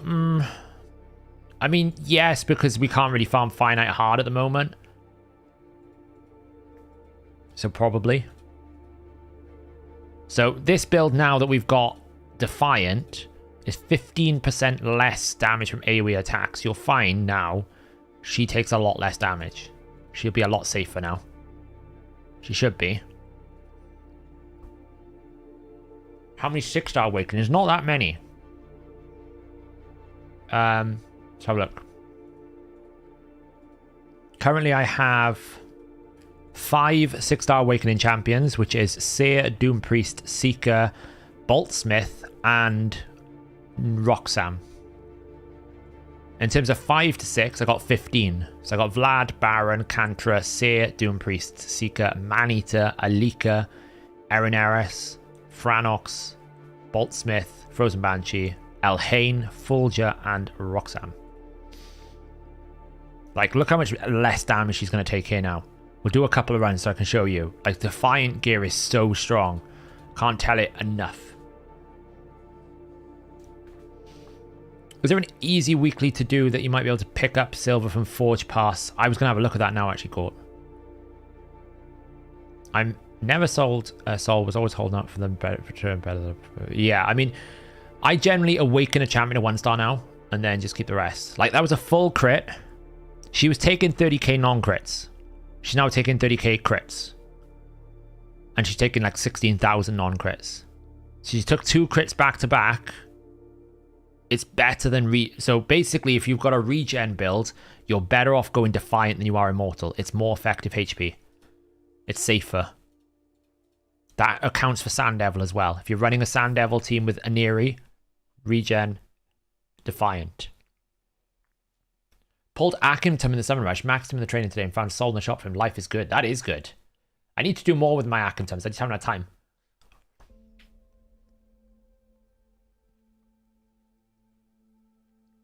You're correct, Tycho. They do.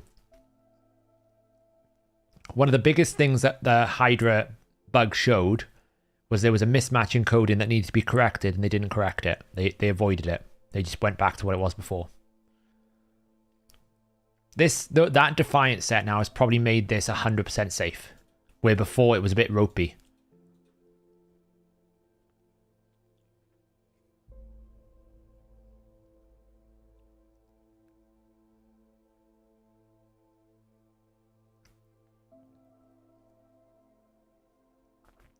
So what I'll probably do now for Ice Golem Hard is, over the next couple of CVC windows, I'll build up Oella, and we'll run Oella Drang.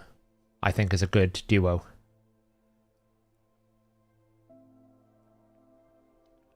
Like, we can even build a high resist Oella hybrid.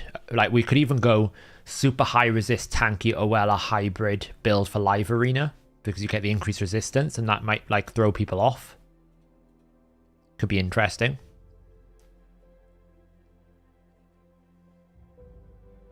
Allure is still good for Fire Knight and Dark Phase, so it might be valuable.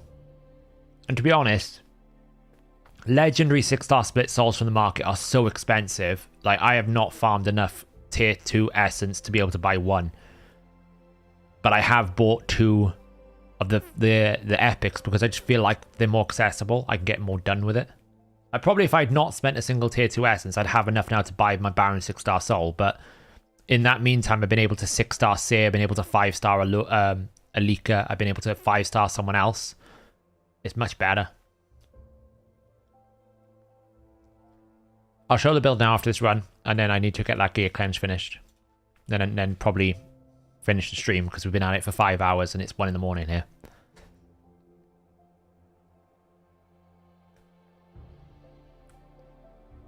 I'm on a bit of a dry run and big soul pulse at the moment. I don't really feel like I've pulled a big soul in a while.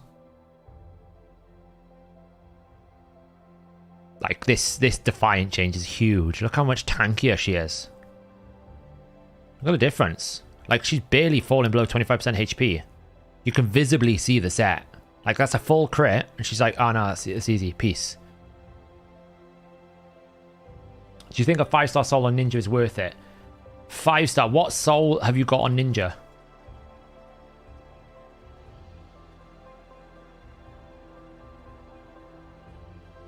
Because, like, if you're talking Brimstone, the 5-star does give you a protected smite. It's a big difference. Can't be cleansed. It's a big difference, 5. If you've gone the Brimstone route. It's ironic, right, Nevin? On the main account, when the souls first came out, I pulled a 6-star Doom Priest. On the free-to-play account, the first souls I got, I pulled a 6-star Doom Priest. It's actually a bit of a joke. I feel like the game was mocking me. Because I don't even have a Doom Priest on the free-to-play. Let's see, let's go down here. Let's pull more accessories. Should we have a look if this kill stroke is any good?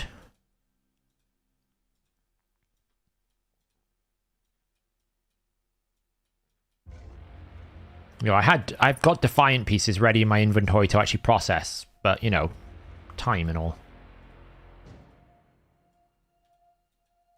Good lord, we're going to be below 50 at the rate we're going here. Proper gear cleansing. Granted, we'll be back to 100 tomorrow when Hydra kicks in a couple of days' time.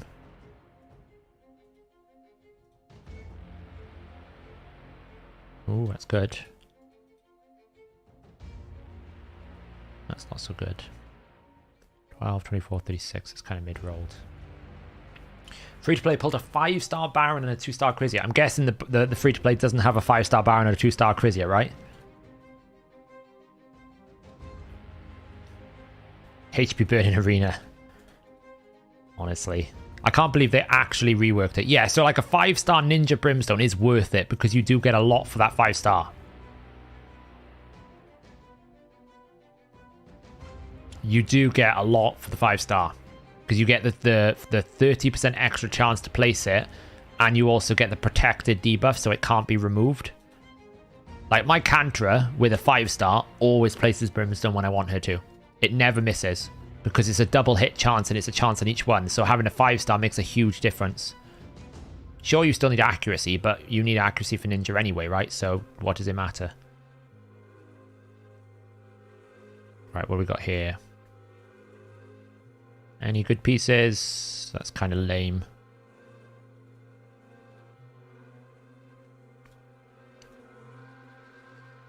Sometimes I keep some of these legendary pieces I roll because of, you know,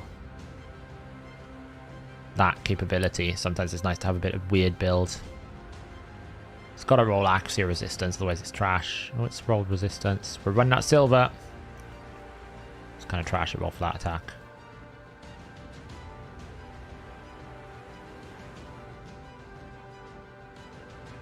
Whoa. We're buying silver, I think. We're doing something I haven't done in a while.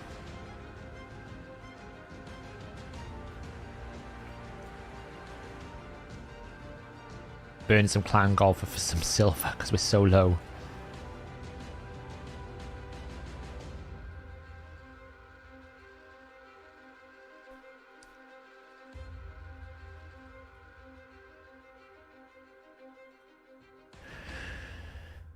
Oh, 15-minute live. Oh, that's nasty.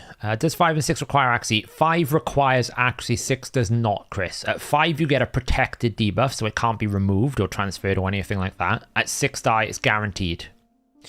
Elder Skarg places Brimstone. Even when he gets hit, it activates a smite on that turn for the attacker and still lasts 2 turns. It's really crazy. So getting 5 1-star souls don't add up. Nope. Do you know why Nia's AI will make her stop healing herself when she's solo? I think it has something to do with HP thresholds on the enemies, but not sure. Stop healing herself. She hasn't got anything to heal. She doesn't do it on herself. I've noticed that. Oh, that's a pretty poor piece. What have we got going on here then?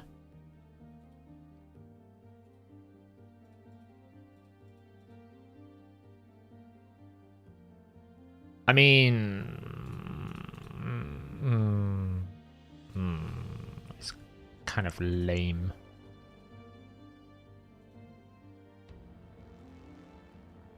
I mean, this is kind of juicy if that rolls well.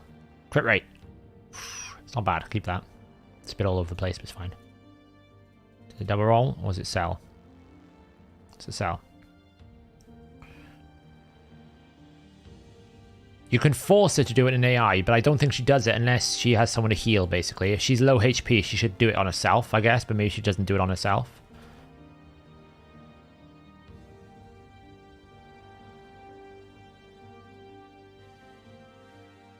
I'm there. I've got the rear. We've done it. Oh, that was hard work. I've no silver left, but we did it. Brutal. Lock him up. Yeah, I've had that before, Acrobat. I've had it before. You have to reset the game. There's no way around it. It's a loss. I've had it before. It made for a pretty good thumbnail picture, though. If we're looking at the positives.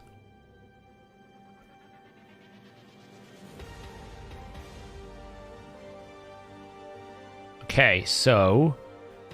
Artifact enhancement is done. Ice Golem, we still need a bit more work, but we've got time to do that tomorrow, so I don't have to do that tonight. Thank God. How many rares should I have by now? How many rares should I have?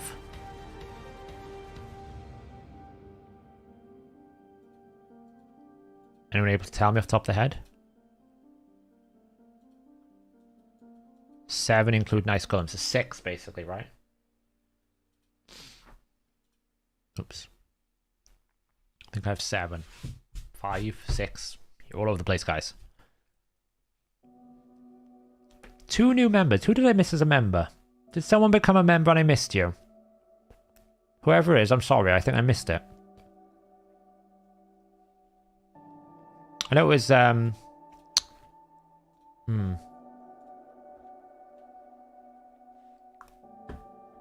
missed some people.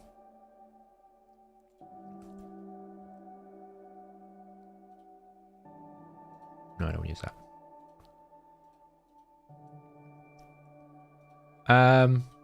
Honestly, like Phantom Touch. Just want to do damage with him.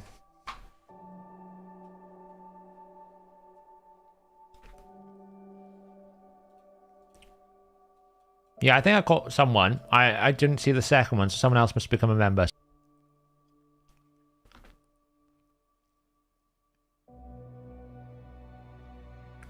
This is a fun, enjoyable watching this. My team just like annihilate arena team.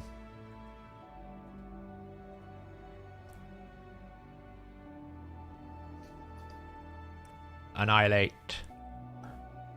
It's too easy.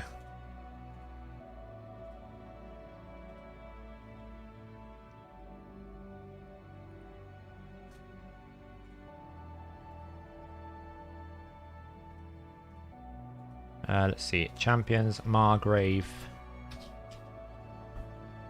I have 1, 2, 3, 4, 5. So I have 6 excluding the Ice Golem. Right, so I'm on top of everything. I didn't Gherkin because if you haven't caught my shard video, I kind of went through it in detail. But basically, I already have most of the epics and most of the legendaries. And I just felt like I was wasting shards to get champions I didn't need duplicate copies of. So I didn't.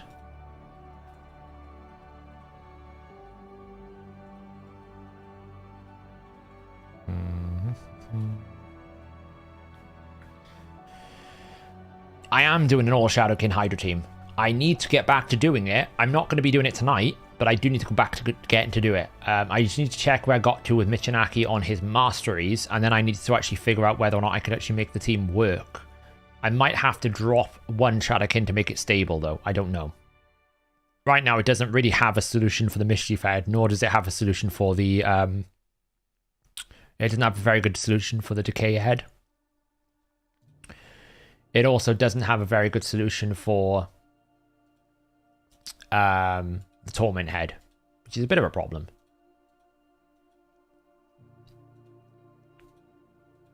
$999. Basically to burn. I could have just burnt some silver in the forge. I don't know why I didn't think about this. I just made a bunch of silver by selling all this rubbish crap that I'm never going to use. All the silver I could have generated. I'm an idiot. What do you think of Ragash as a second damager for live? Currently relying on mostly rotas. Ragash is actually really solid because the good thing with Ragash is he can self-buff himself. He's independent. It's what makes Stultus really good as well. He can self-buff, so he doesn't depend on someone like a Siphi or someone pairing with him to get the damage output. You also get a Veil buff with him and some Strengthen, so you get some secondary utility. But pretty much Ragash can one-shot things. It's quite strong. I should use mine more often, but... you know, time. Basically, I haven't built him properly in a while. I've got a little bit of silver there. Cool. Craft 1 Resilience. These are all awesome. Clan Boss is done. Doom Tower, we're nearly finishing. We've got 2 more days go, and then we're going to get like the Void Shard. Let's finish off with some live arena. Let's see how awful the matchmaking is at this time of night, shall we? Are we going to find a Kraken?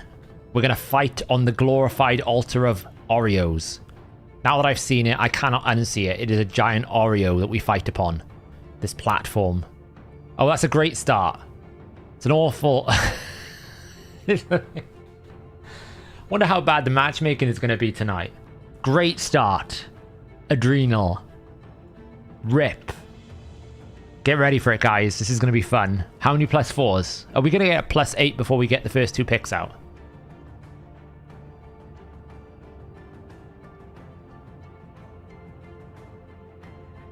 Come on then. Oh, no +4s. Okay. I'll give him that.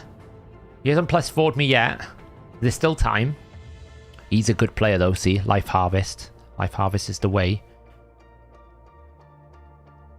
Oh, here we go. Yeah. I mean, cheers, mate. Enjoy.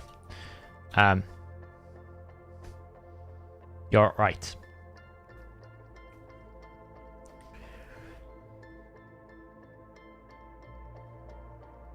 I know who Mad Adrenal is. It's just, I know I wouldn't win. I know he'll outpace me, he'll outgear me, he'll outdo everything. So it's just not... There's not many players playing at this time of night. Oh, come... Ah! I just... Don't worry, Dan the Bear, you get to see the fight. Because I guess I'm fighting this, like...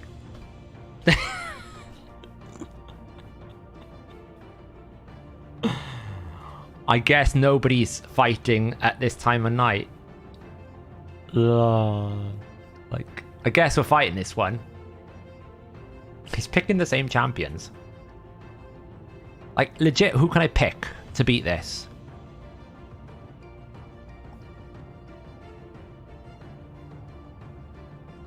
What's the best build? I mean, Duchess can be built high resist bolster. It can be stone skin. It can be immunity. I've got mine in stone skin. There you go.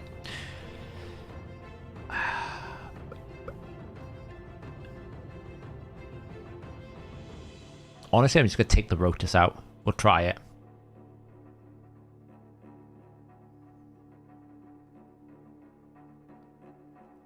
Oh, that's a mistake. That's a mistake. Why would he ban my Phenax? Does he not realize my Constantine is more threatening to him than Phenax? Because all I have to do is kill his... I just have to kill his Nutcracker. Does he not realize I can kill his Nutcracker without my abilities? Or does he think he can just one-shot my Nutcracker? My Constantine? I think he thinks he can just one-shot my Constantine and win the game. Which he may be able to. Because I can't touch him now for 2 turns. Which kind of sucks. That's the only downside to Duchess here, is I can't really do anything for 2 turns.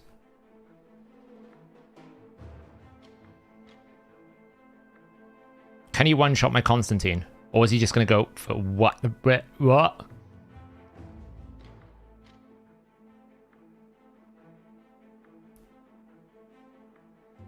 He doesn't even care about my damage dealers. He's like, I'm just going to kill you. Although, I can one-shot him. There's hope. All hail! He's so... Now, so, I can still lose. If I can't get my revive off, I can still lose. What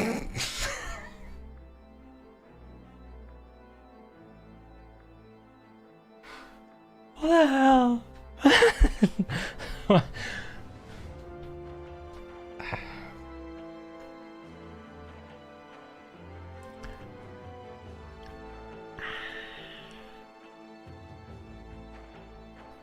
Okay. I could still have lost that though, because he can just permanent lock me down, and if I can't revive, I haven't got enough damage to kill the others. I don't know why he didn't keep fighting. I'd have kept fighting because I think he still could have won that.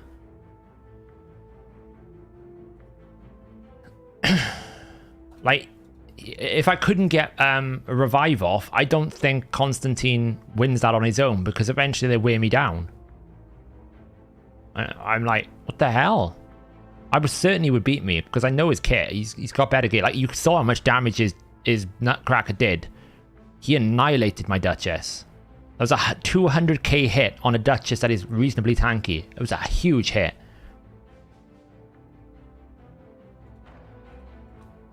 But I actually think he could have won that. Maybe. Maybe he's being nice. There's not much value in win trading though. I suppose there is, as long as you win trade evenly.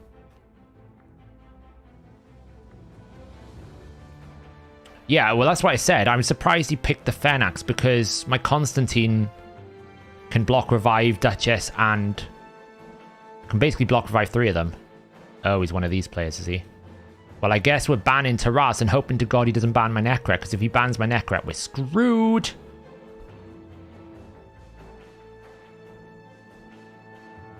Or shall I leave his Taras up so I can show you what I mean by the fact you cannot not ban Taras? Do you want to... I'll show you why you have to ban Taras, right? I'll show you why. He's going to ban my Necret. For sure. He's going to ban the Necret. 100%. When he gets it. Oh, he's banned Constantine. Oh, okay. It's interesting. That might actually give me a win. I don't think it will, because I think Taras is going to be too strong.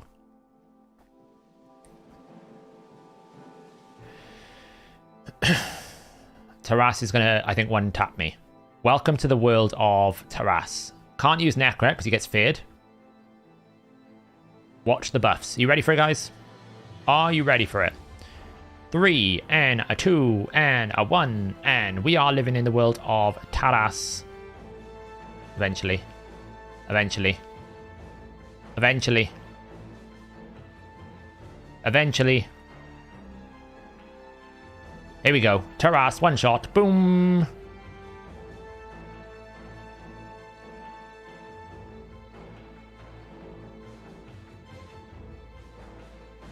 Does his Taras just suck? How has he not killed me?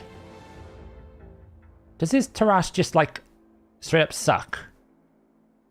He's got 1, 2, 3, 4, 5, 6, 7, 8, 9, 10, 11, 12, 13, 14, 15, 16, 17. He's got like 20 odd buffs. How did his Taras not kill me? That's weak. Weak. It's an embarrassment to the name of, like, all Bannerlords. Swiftka, I've seen non-buffed, like, non-buffed teams absolutely decimate me with Taras. I have no idea how I've survived that. He's got all the buffs in the world. He should just one-shot me. I mean, he can probably one-shot someone right now because I haven't got any buffs up. The only problem is the Yumiko is going to be powerful. I need to have killed one of them by now. He's going to kill my Pythian, is he? He should kill my Pythian. Oh my god, he sucks. He's at risk of losing his Duchess. And once he loses his Duchess, he could die. Granted, Yumiko's going to lock me out again, because Yumiko's OP. Oh, he doesn't have it yet. So I can probably put that into block. Duchess slip. Polymorph. That's good. Reduces buffs. I just need one more A1 on Phenax. Yes. Give me an A1 on Phenax.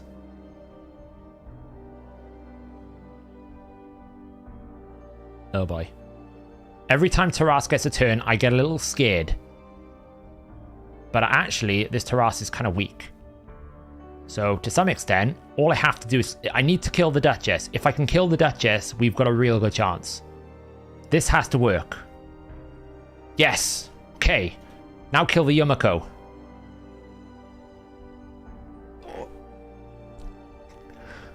Kill the Yumiko. Yes. We get our abilities. I'm guessing it must be Brissinger because his, like, it hit nothing. Like, it hit nothing.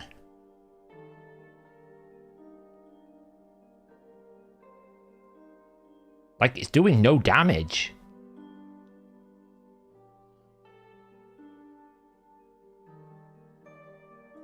Die. Stay dead. Stay dead. It's over. You've lost. Move on with your life. That Taras was weak. That's the only thing I can think of. He actually thought his Taras would get banned. Because I've seen Terrasses with no buffs literally just one-shot me. Like, that's more like what I was expecting when he had more buffs up. Anyway, you're dead. You're dead. It's actually going to take me a while to kill this Terrasse.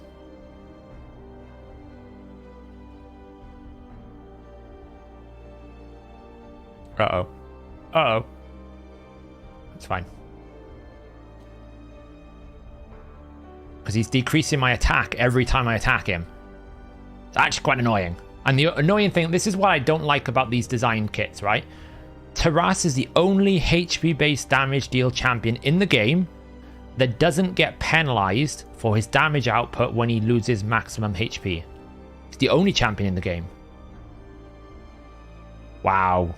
That's poor. That's a weak Terrasse. That is weak. I'm embarrassed. Like, this is... The worst thing about this game is people who actually have these champions, you know, like... They don't... Why aren't you using this properly?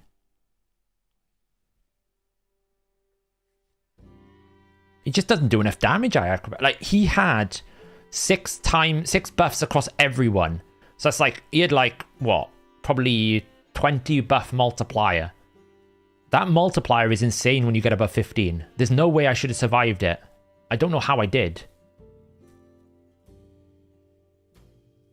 He didn't have something. I shouldn't have won that. Simple as. Yeah, he's got gear. I'm just like... I have seen Terrasses with literally no buffs decimate me. So that's why I always permaban it, because I'm like, well, the likelihood is it's going to one-shot me. So there's a terrible example to explain why you always have to permaban Terrasse, because Terrasse, like, I should have lost that somehow. But I think he also made a mistake by banning the Constantine. I'd have banned the Phenax, because the Constantine can't block revive Shadowkin or Bannerlords. Oh, look. You know how I was saying earlier, every single arena fight as you get higher up in the game is going to be the same? This is what I meant. Every single team is the same. Oh wait, I'm fighting you, Iterator. Iterator, is your Terrasse better than the last one we just fought? Are you going to annihilate me?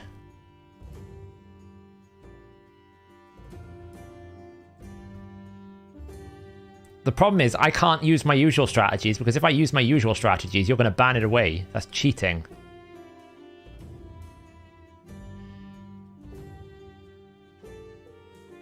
Watch him ban my Vlad. Watch him. Ruin my fun, because without the Vlad, I can't block revive.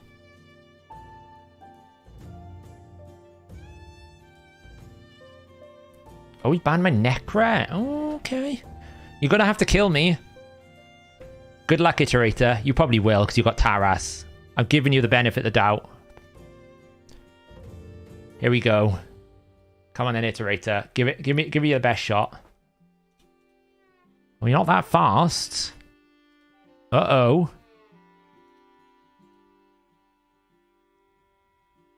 Oh, it's okay. You've got resist on one of them. She's going to cleanse. Oh, you didn't. Interesting. Uh-oh. Here we go. Boom. Oh. Iterator, what are you doing? Boom. Oh, wait, you can't. You locked skills. Sorry. I was like, why aren't you doing anything? I was like, oh, yeah, you can't. Probably just AoE. There goes your candy. Oh, it's getting close. Uh-oh. Uh-oh. It's actually kind of ripped, though, because I can't actually do anything. You're going to cleanse, so it's kind of like I'm saying, uh-oh, and I'm expecting you to just literally annihilate me in a second with your Terrasse. Here it comes. Nuke. That's what I was expecting. That's what I was expecting a Terrasse to do. Look how he has half the amount of buffs that other guy did.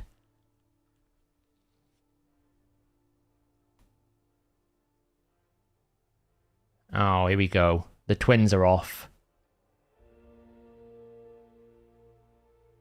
I still technically can win if I still can technically win. He hasn't won yet. Okay, he might have won now. It depends. If I can get an ability off on Taras, I can win. That's not a great ability.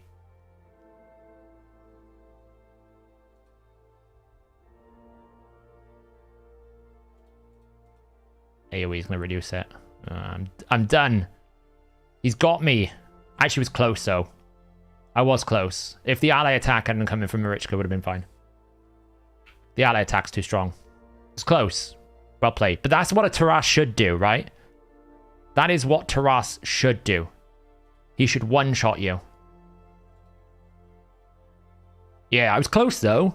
I was really close to getting you. I made a mistake. I probably should have A2'd the first rotation to steal to get the turn meter off you, and then followed up with an A3. But it's difficult because like, it's awkward because you would have cleansed whichever way it happened. Like I needed to one-shot your Taras as quickly as possible, and then once you're behind the veil, it's very difficult for me to get you. But that was a good example to show chat what I was on about in terms of why you must permaban Taras, because if you let him through, then you can't stop the damage. Like it's really hard. Like the only way you stop him is you saw what I could do. If I can lock his abilities out, Taras can't do anything. So if I had a Warlord, like I'm guessing Iterator, if I had a Warlord, you would have permabanned it, right? You would have just taken the lockout away because you know that's the only thing that can stop your Taras.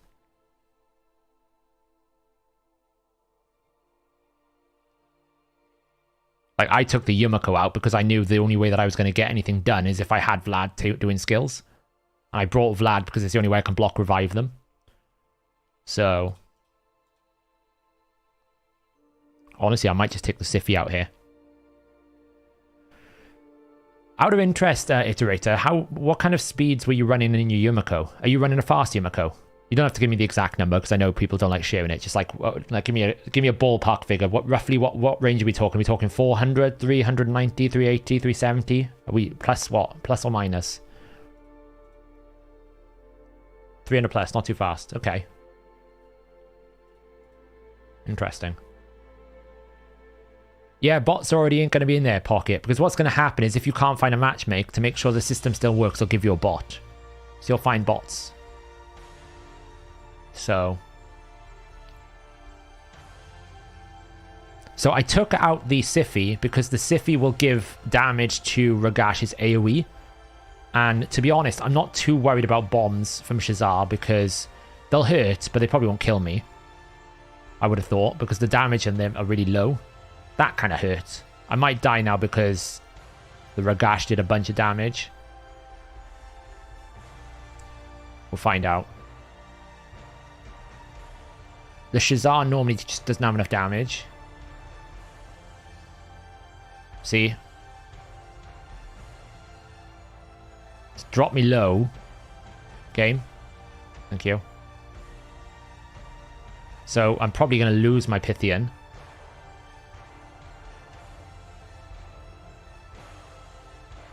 It's whether or not I can actually get a turn at all. Without the Necra, it's really hard to get a turn. I am just going to lose my Constantine. Oh, that was painful. And again, like, here's the problem. Warlord is taking too long. Like, he's going to lock me out before I get my abilities back. Yeah, it's over. Warlord, in my opinion, should be a 7-turn cooldown. 7-turn cooldown. Use it once, and you peace out. Because if you can keep putting people's skills on cooldown permanently, it's not fun. It's not balanced.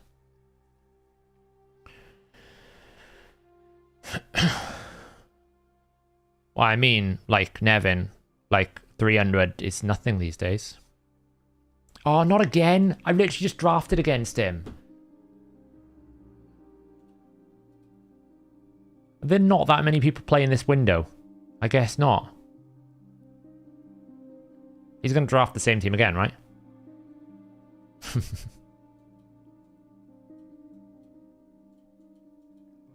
We're going to keep my pocket pick. The problem is, if I don't pick a second reviver, he'll ban my reviver. If I don't pick a second nuker, he'll ban my nuker. So if I pick Necra, I have to almost go this. But then he's probably going to ban my Mithrala. So it's kind of like I'm stuffed no matter what I do.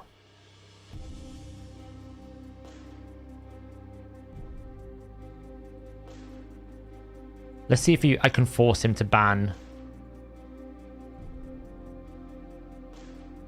Let's change it up a little bit. Let's see if I can force him to ban my my Mithrala or something.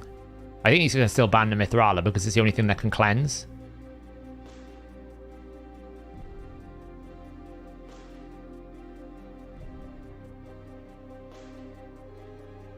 Like, I can probably pivot away from a Constantine Vlad and pivot to something completely different to, like, throw him off, to make him feel like I've got something different going on.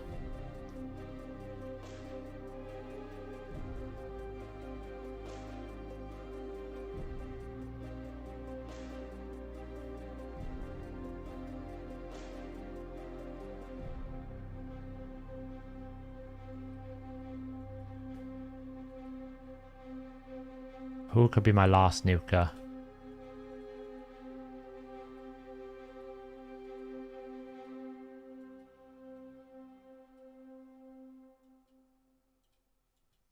Balls to the wall. We're going to completely throw it up in the window. What are you going to pick then? He's like, what is he doing? If I'm at 60% win rate, Chris, it will take me 57 days. Oh, he's gone Turvold now.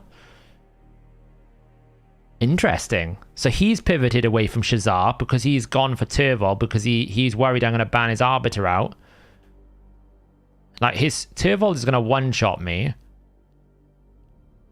If I take out his lockout, honestly, I feel like I take out Sify. I feel like Sify causes more problems than anything else. Yeah, so he's going to do that. So if I do...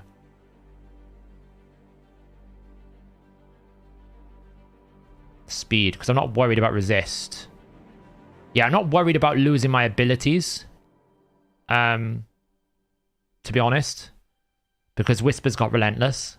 I have no idea why I picked Whisper. I thought Mortu was in Stone Skin as well. He's not. I've just completely messed up builds. But the good thing is now I've got increased defense, so I can do stuff. Like, this is going to be annoying. He hasn't got a cleanse. So he can attack me, he can kill me, but he might get petrified.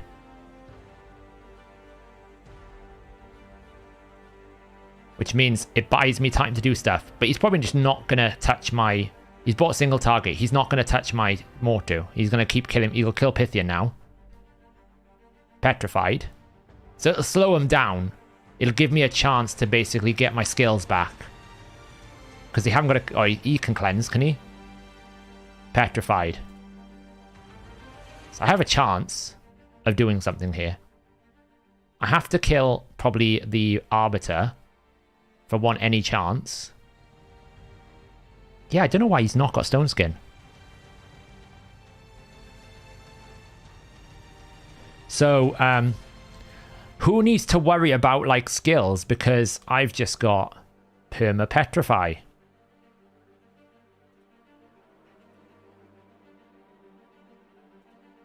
So I got to keep focusing the Arb. I need to kill the Arb, basically. This is where Mithrala is actually really good. Why I took the Sify out, because now he hasn't got block debuffs up until now. He'll stop the petrification process now. I'll probably get nuked by this blimmin' dude here. He's probably going to nuke my Pythian just as I'm about to get revived back. You watch. Ooh, he's nasty. Can Turvold kill me, though? I don't think he can A1 me down. It's too weak, yeah. Now I can get my heal... my. Maybe Whisper's going to do something. Oh, she's got a counterattack. She's dead, though, isn't she? He's probably like, why the hell is this person brought Whisper into the fight?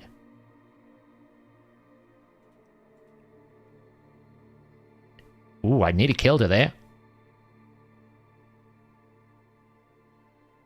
Ah, what? I thought I'd stop his cycling a bit. Whisper's never going to get a turn. This is the dumbest team I've ever run. It has no win condition. He's going to one-shot my Pythian and it's over. It's over. It's over. Oh. He went for... Why would you go for that? Just kill the Pythian and deal with him after. Why did he do that? He could legit lose now. That heal's going to help him.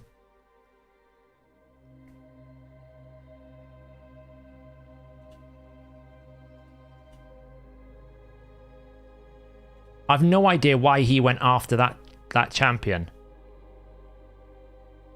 Is Whisper good in PvP? No. I just did it for no reason. Why did... He made a massive blunder there. He should have just killed the Pythian, because the only win condition I had was reviving. Now, well, unless that Candy's going to go absolutely ham on a Spirit Mortu, he's kind of in trouble, because... Well, it could have been a misclick. It's got to be, because he might actually have lost because of that. Ah, that petrification was not ideal. You see what I mean? Like...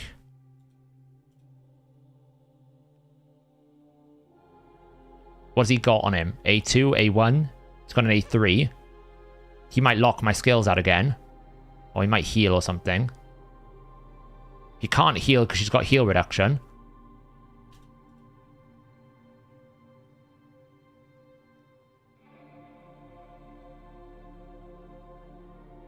Don't forget, not your, but the enemy Candy, he will double crit your Mortu. Double crit? What do you mean double crit? Well, he's killed Mithrala now, but it's fine because I'm about to get a revive, hopefully, as long as I'm not going to get locked out again. Oh my god. He's still got a chance to win this.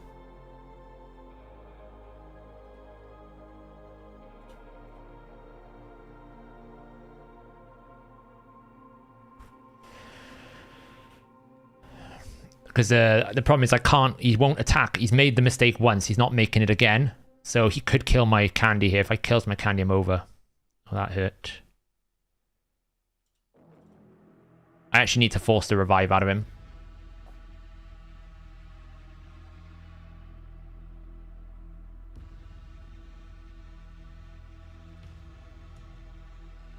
I want to try and force the revive.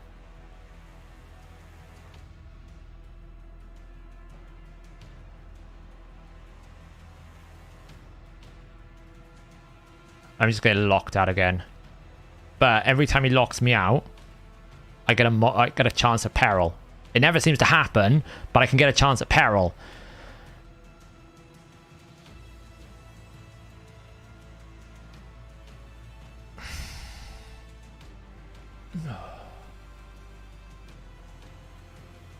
Revive is coming any minute now.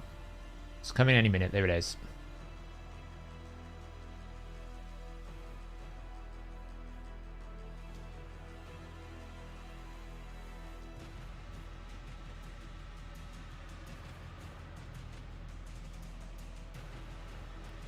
He's gonna kill me.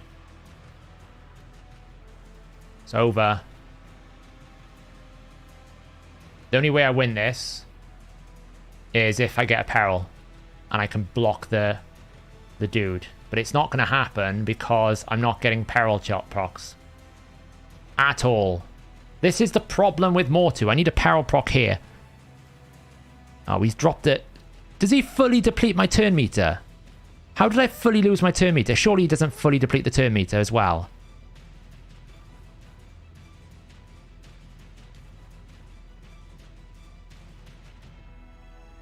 Does he fully deplete turn meter as well? He doesn't, surely. Oh, come on.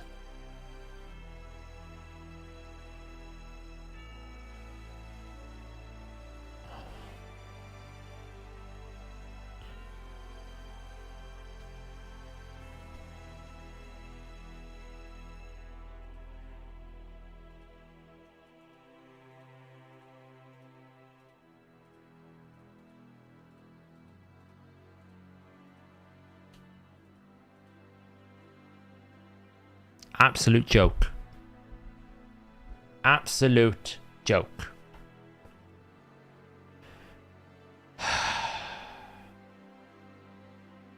absolute joke. Warlord needs a nerf. I don't care what anyone says. Nerf the champion. I don't care whether it causes 10 Krakens to cry their Baron Oil tears out of their eyes. Ban and nerf the crap out of that. It feels like matchmaking went a bit crazy here, right? What happened there?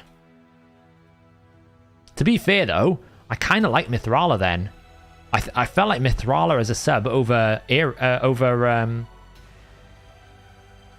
Duchess was interesting, right?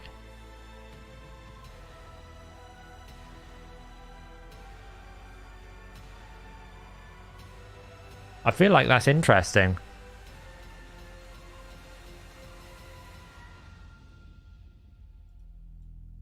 You lost a lot. I got that too. Oh, yeah. I mean, to be fair, Whisper was basically a bot that game. If I bought something more relevant, it would have been better. But I was just trolling. Because I was the same person again. What have you got, Jumbo? What have you got? What else are you going to give me? What are you going to get? What am I going to get? What am I banning today? What travesties am I going to be facing? Come on now. Make your pick. This is the last arena fight of the night. Make your pick. What are we sacrificing on the altar of the Oreo?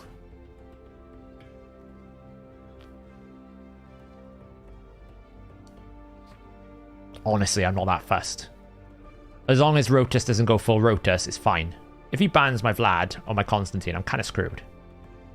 Oh, he's lost. He doesn't know how to play the game. Prepare for tears. Why would you ban the Pythian? Does he really think his Rotus Turvold has got enough damage to kill my Duchess Necra? You ban the nuke. You ban the thing that can block revive. The only thing that stops me winning this is if he manages to somehow get ahead of me in turn meter, which he's not going to get because he has no turn meter fill. You're going to put buffs up, not a problem, because I'm going to take your turn meter away, because these guys are not going to have resists. It's like, fine, thanks. Give me your turn meter. Nuke. Let's take out you.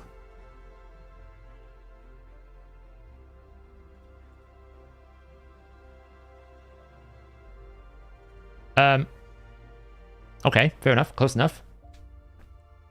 You can't do anything.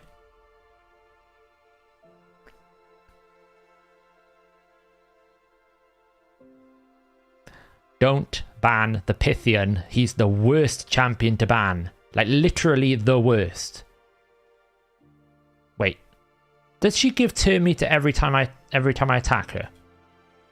Honestly, I want to kill him. Like, the only thing that costs me this if he goes full Rotus Mayhem. I don't think he's got A3 though. He's got A2 though. Oh, don't go full Rotus Mayhem. I swear to God, if I get Rotus, I'm going to lose my mind.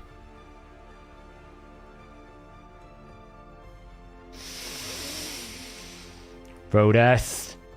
Don't. Stop. Stop. No. Oh my God. Okay. That was a traumatic moment in my brain. I was like, oh, here we go. Oh, God. Stop it. Stop it. Go to sleep.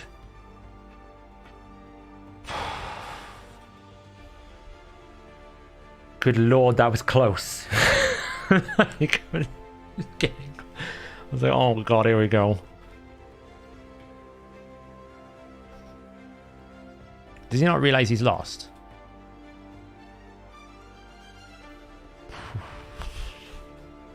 I saw my life flash before my eyes then. I was like, extra turn, extra turn. I'm like, not again.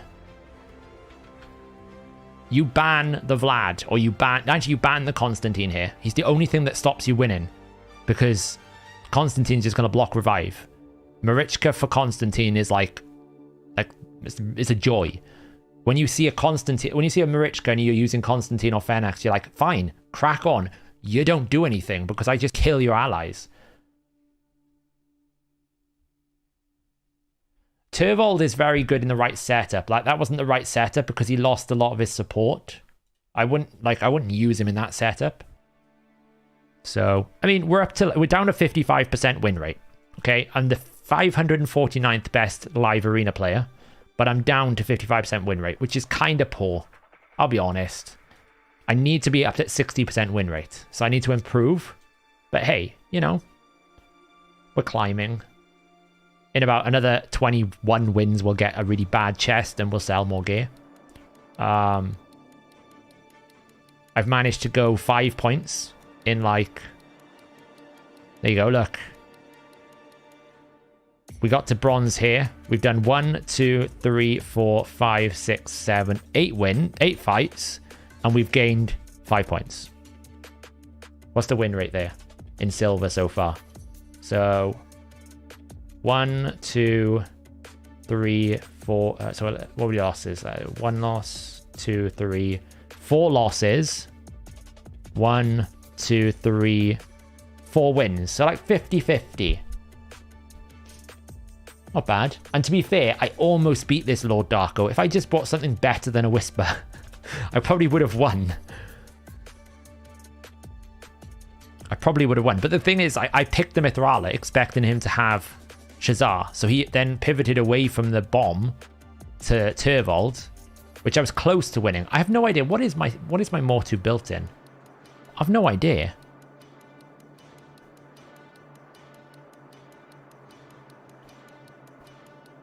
Where is he?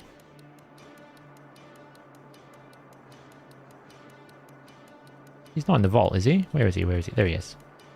Oh, he's just in, like, random gear. Well, he's got 110,000 HP. He hits really hard when you kill someone. He's not even 100% crit rate. I have no idea what he's built in. I must have swapped gear around. That's not a build. That's terrible. That's terrible. Anyway. It's a good place to stop it, guys. I'm done with live arena for the night. Bizarre things. What we learned is actually building a champion is still important, even though Taras is really strong. If you haven't got him, iterators Taras, then, you know, that's how Taras should work. And Whisper not so great for arena. But hey. Yeah, I probably swapped something out and then swapped something back in to make him semi-relevant. That's probably what I've done, if I'm being honest.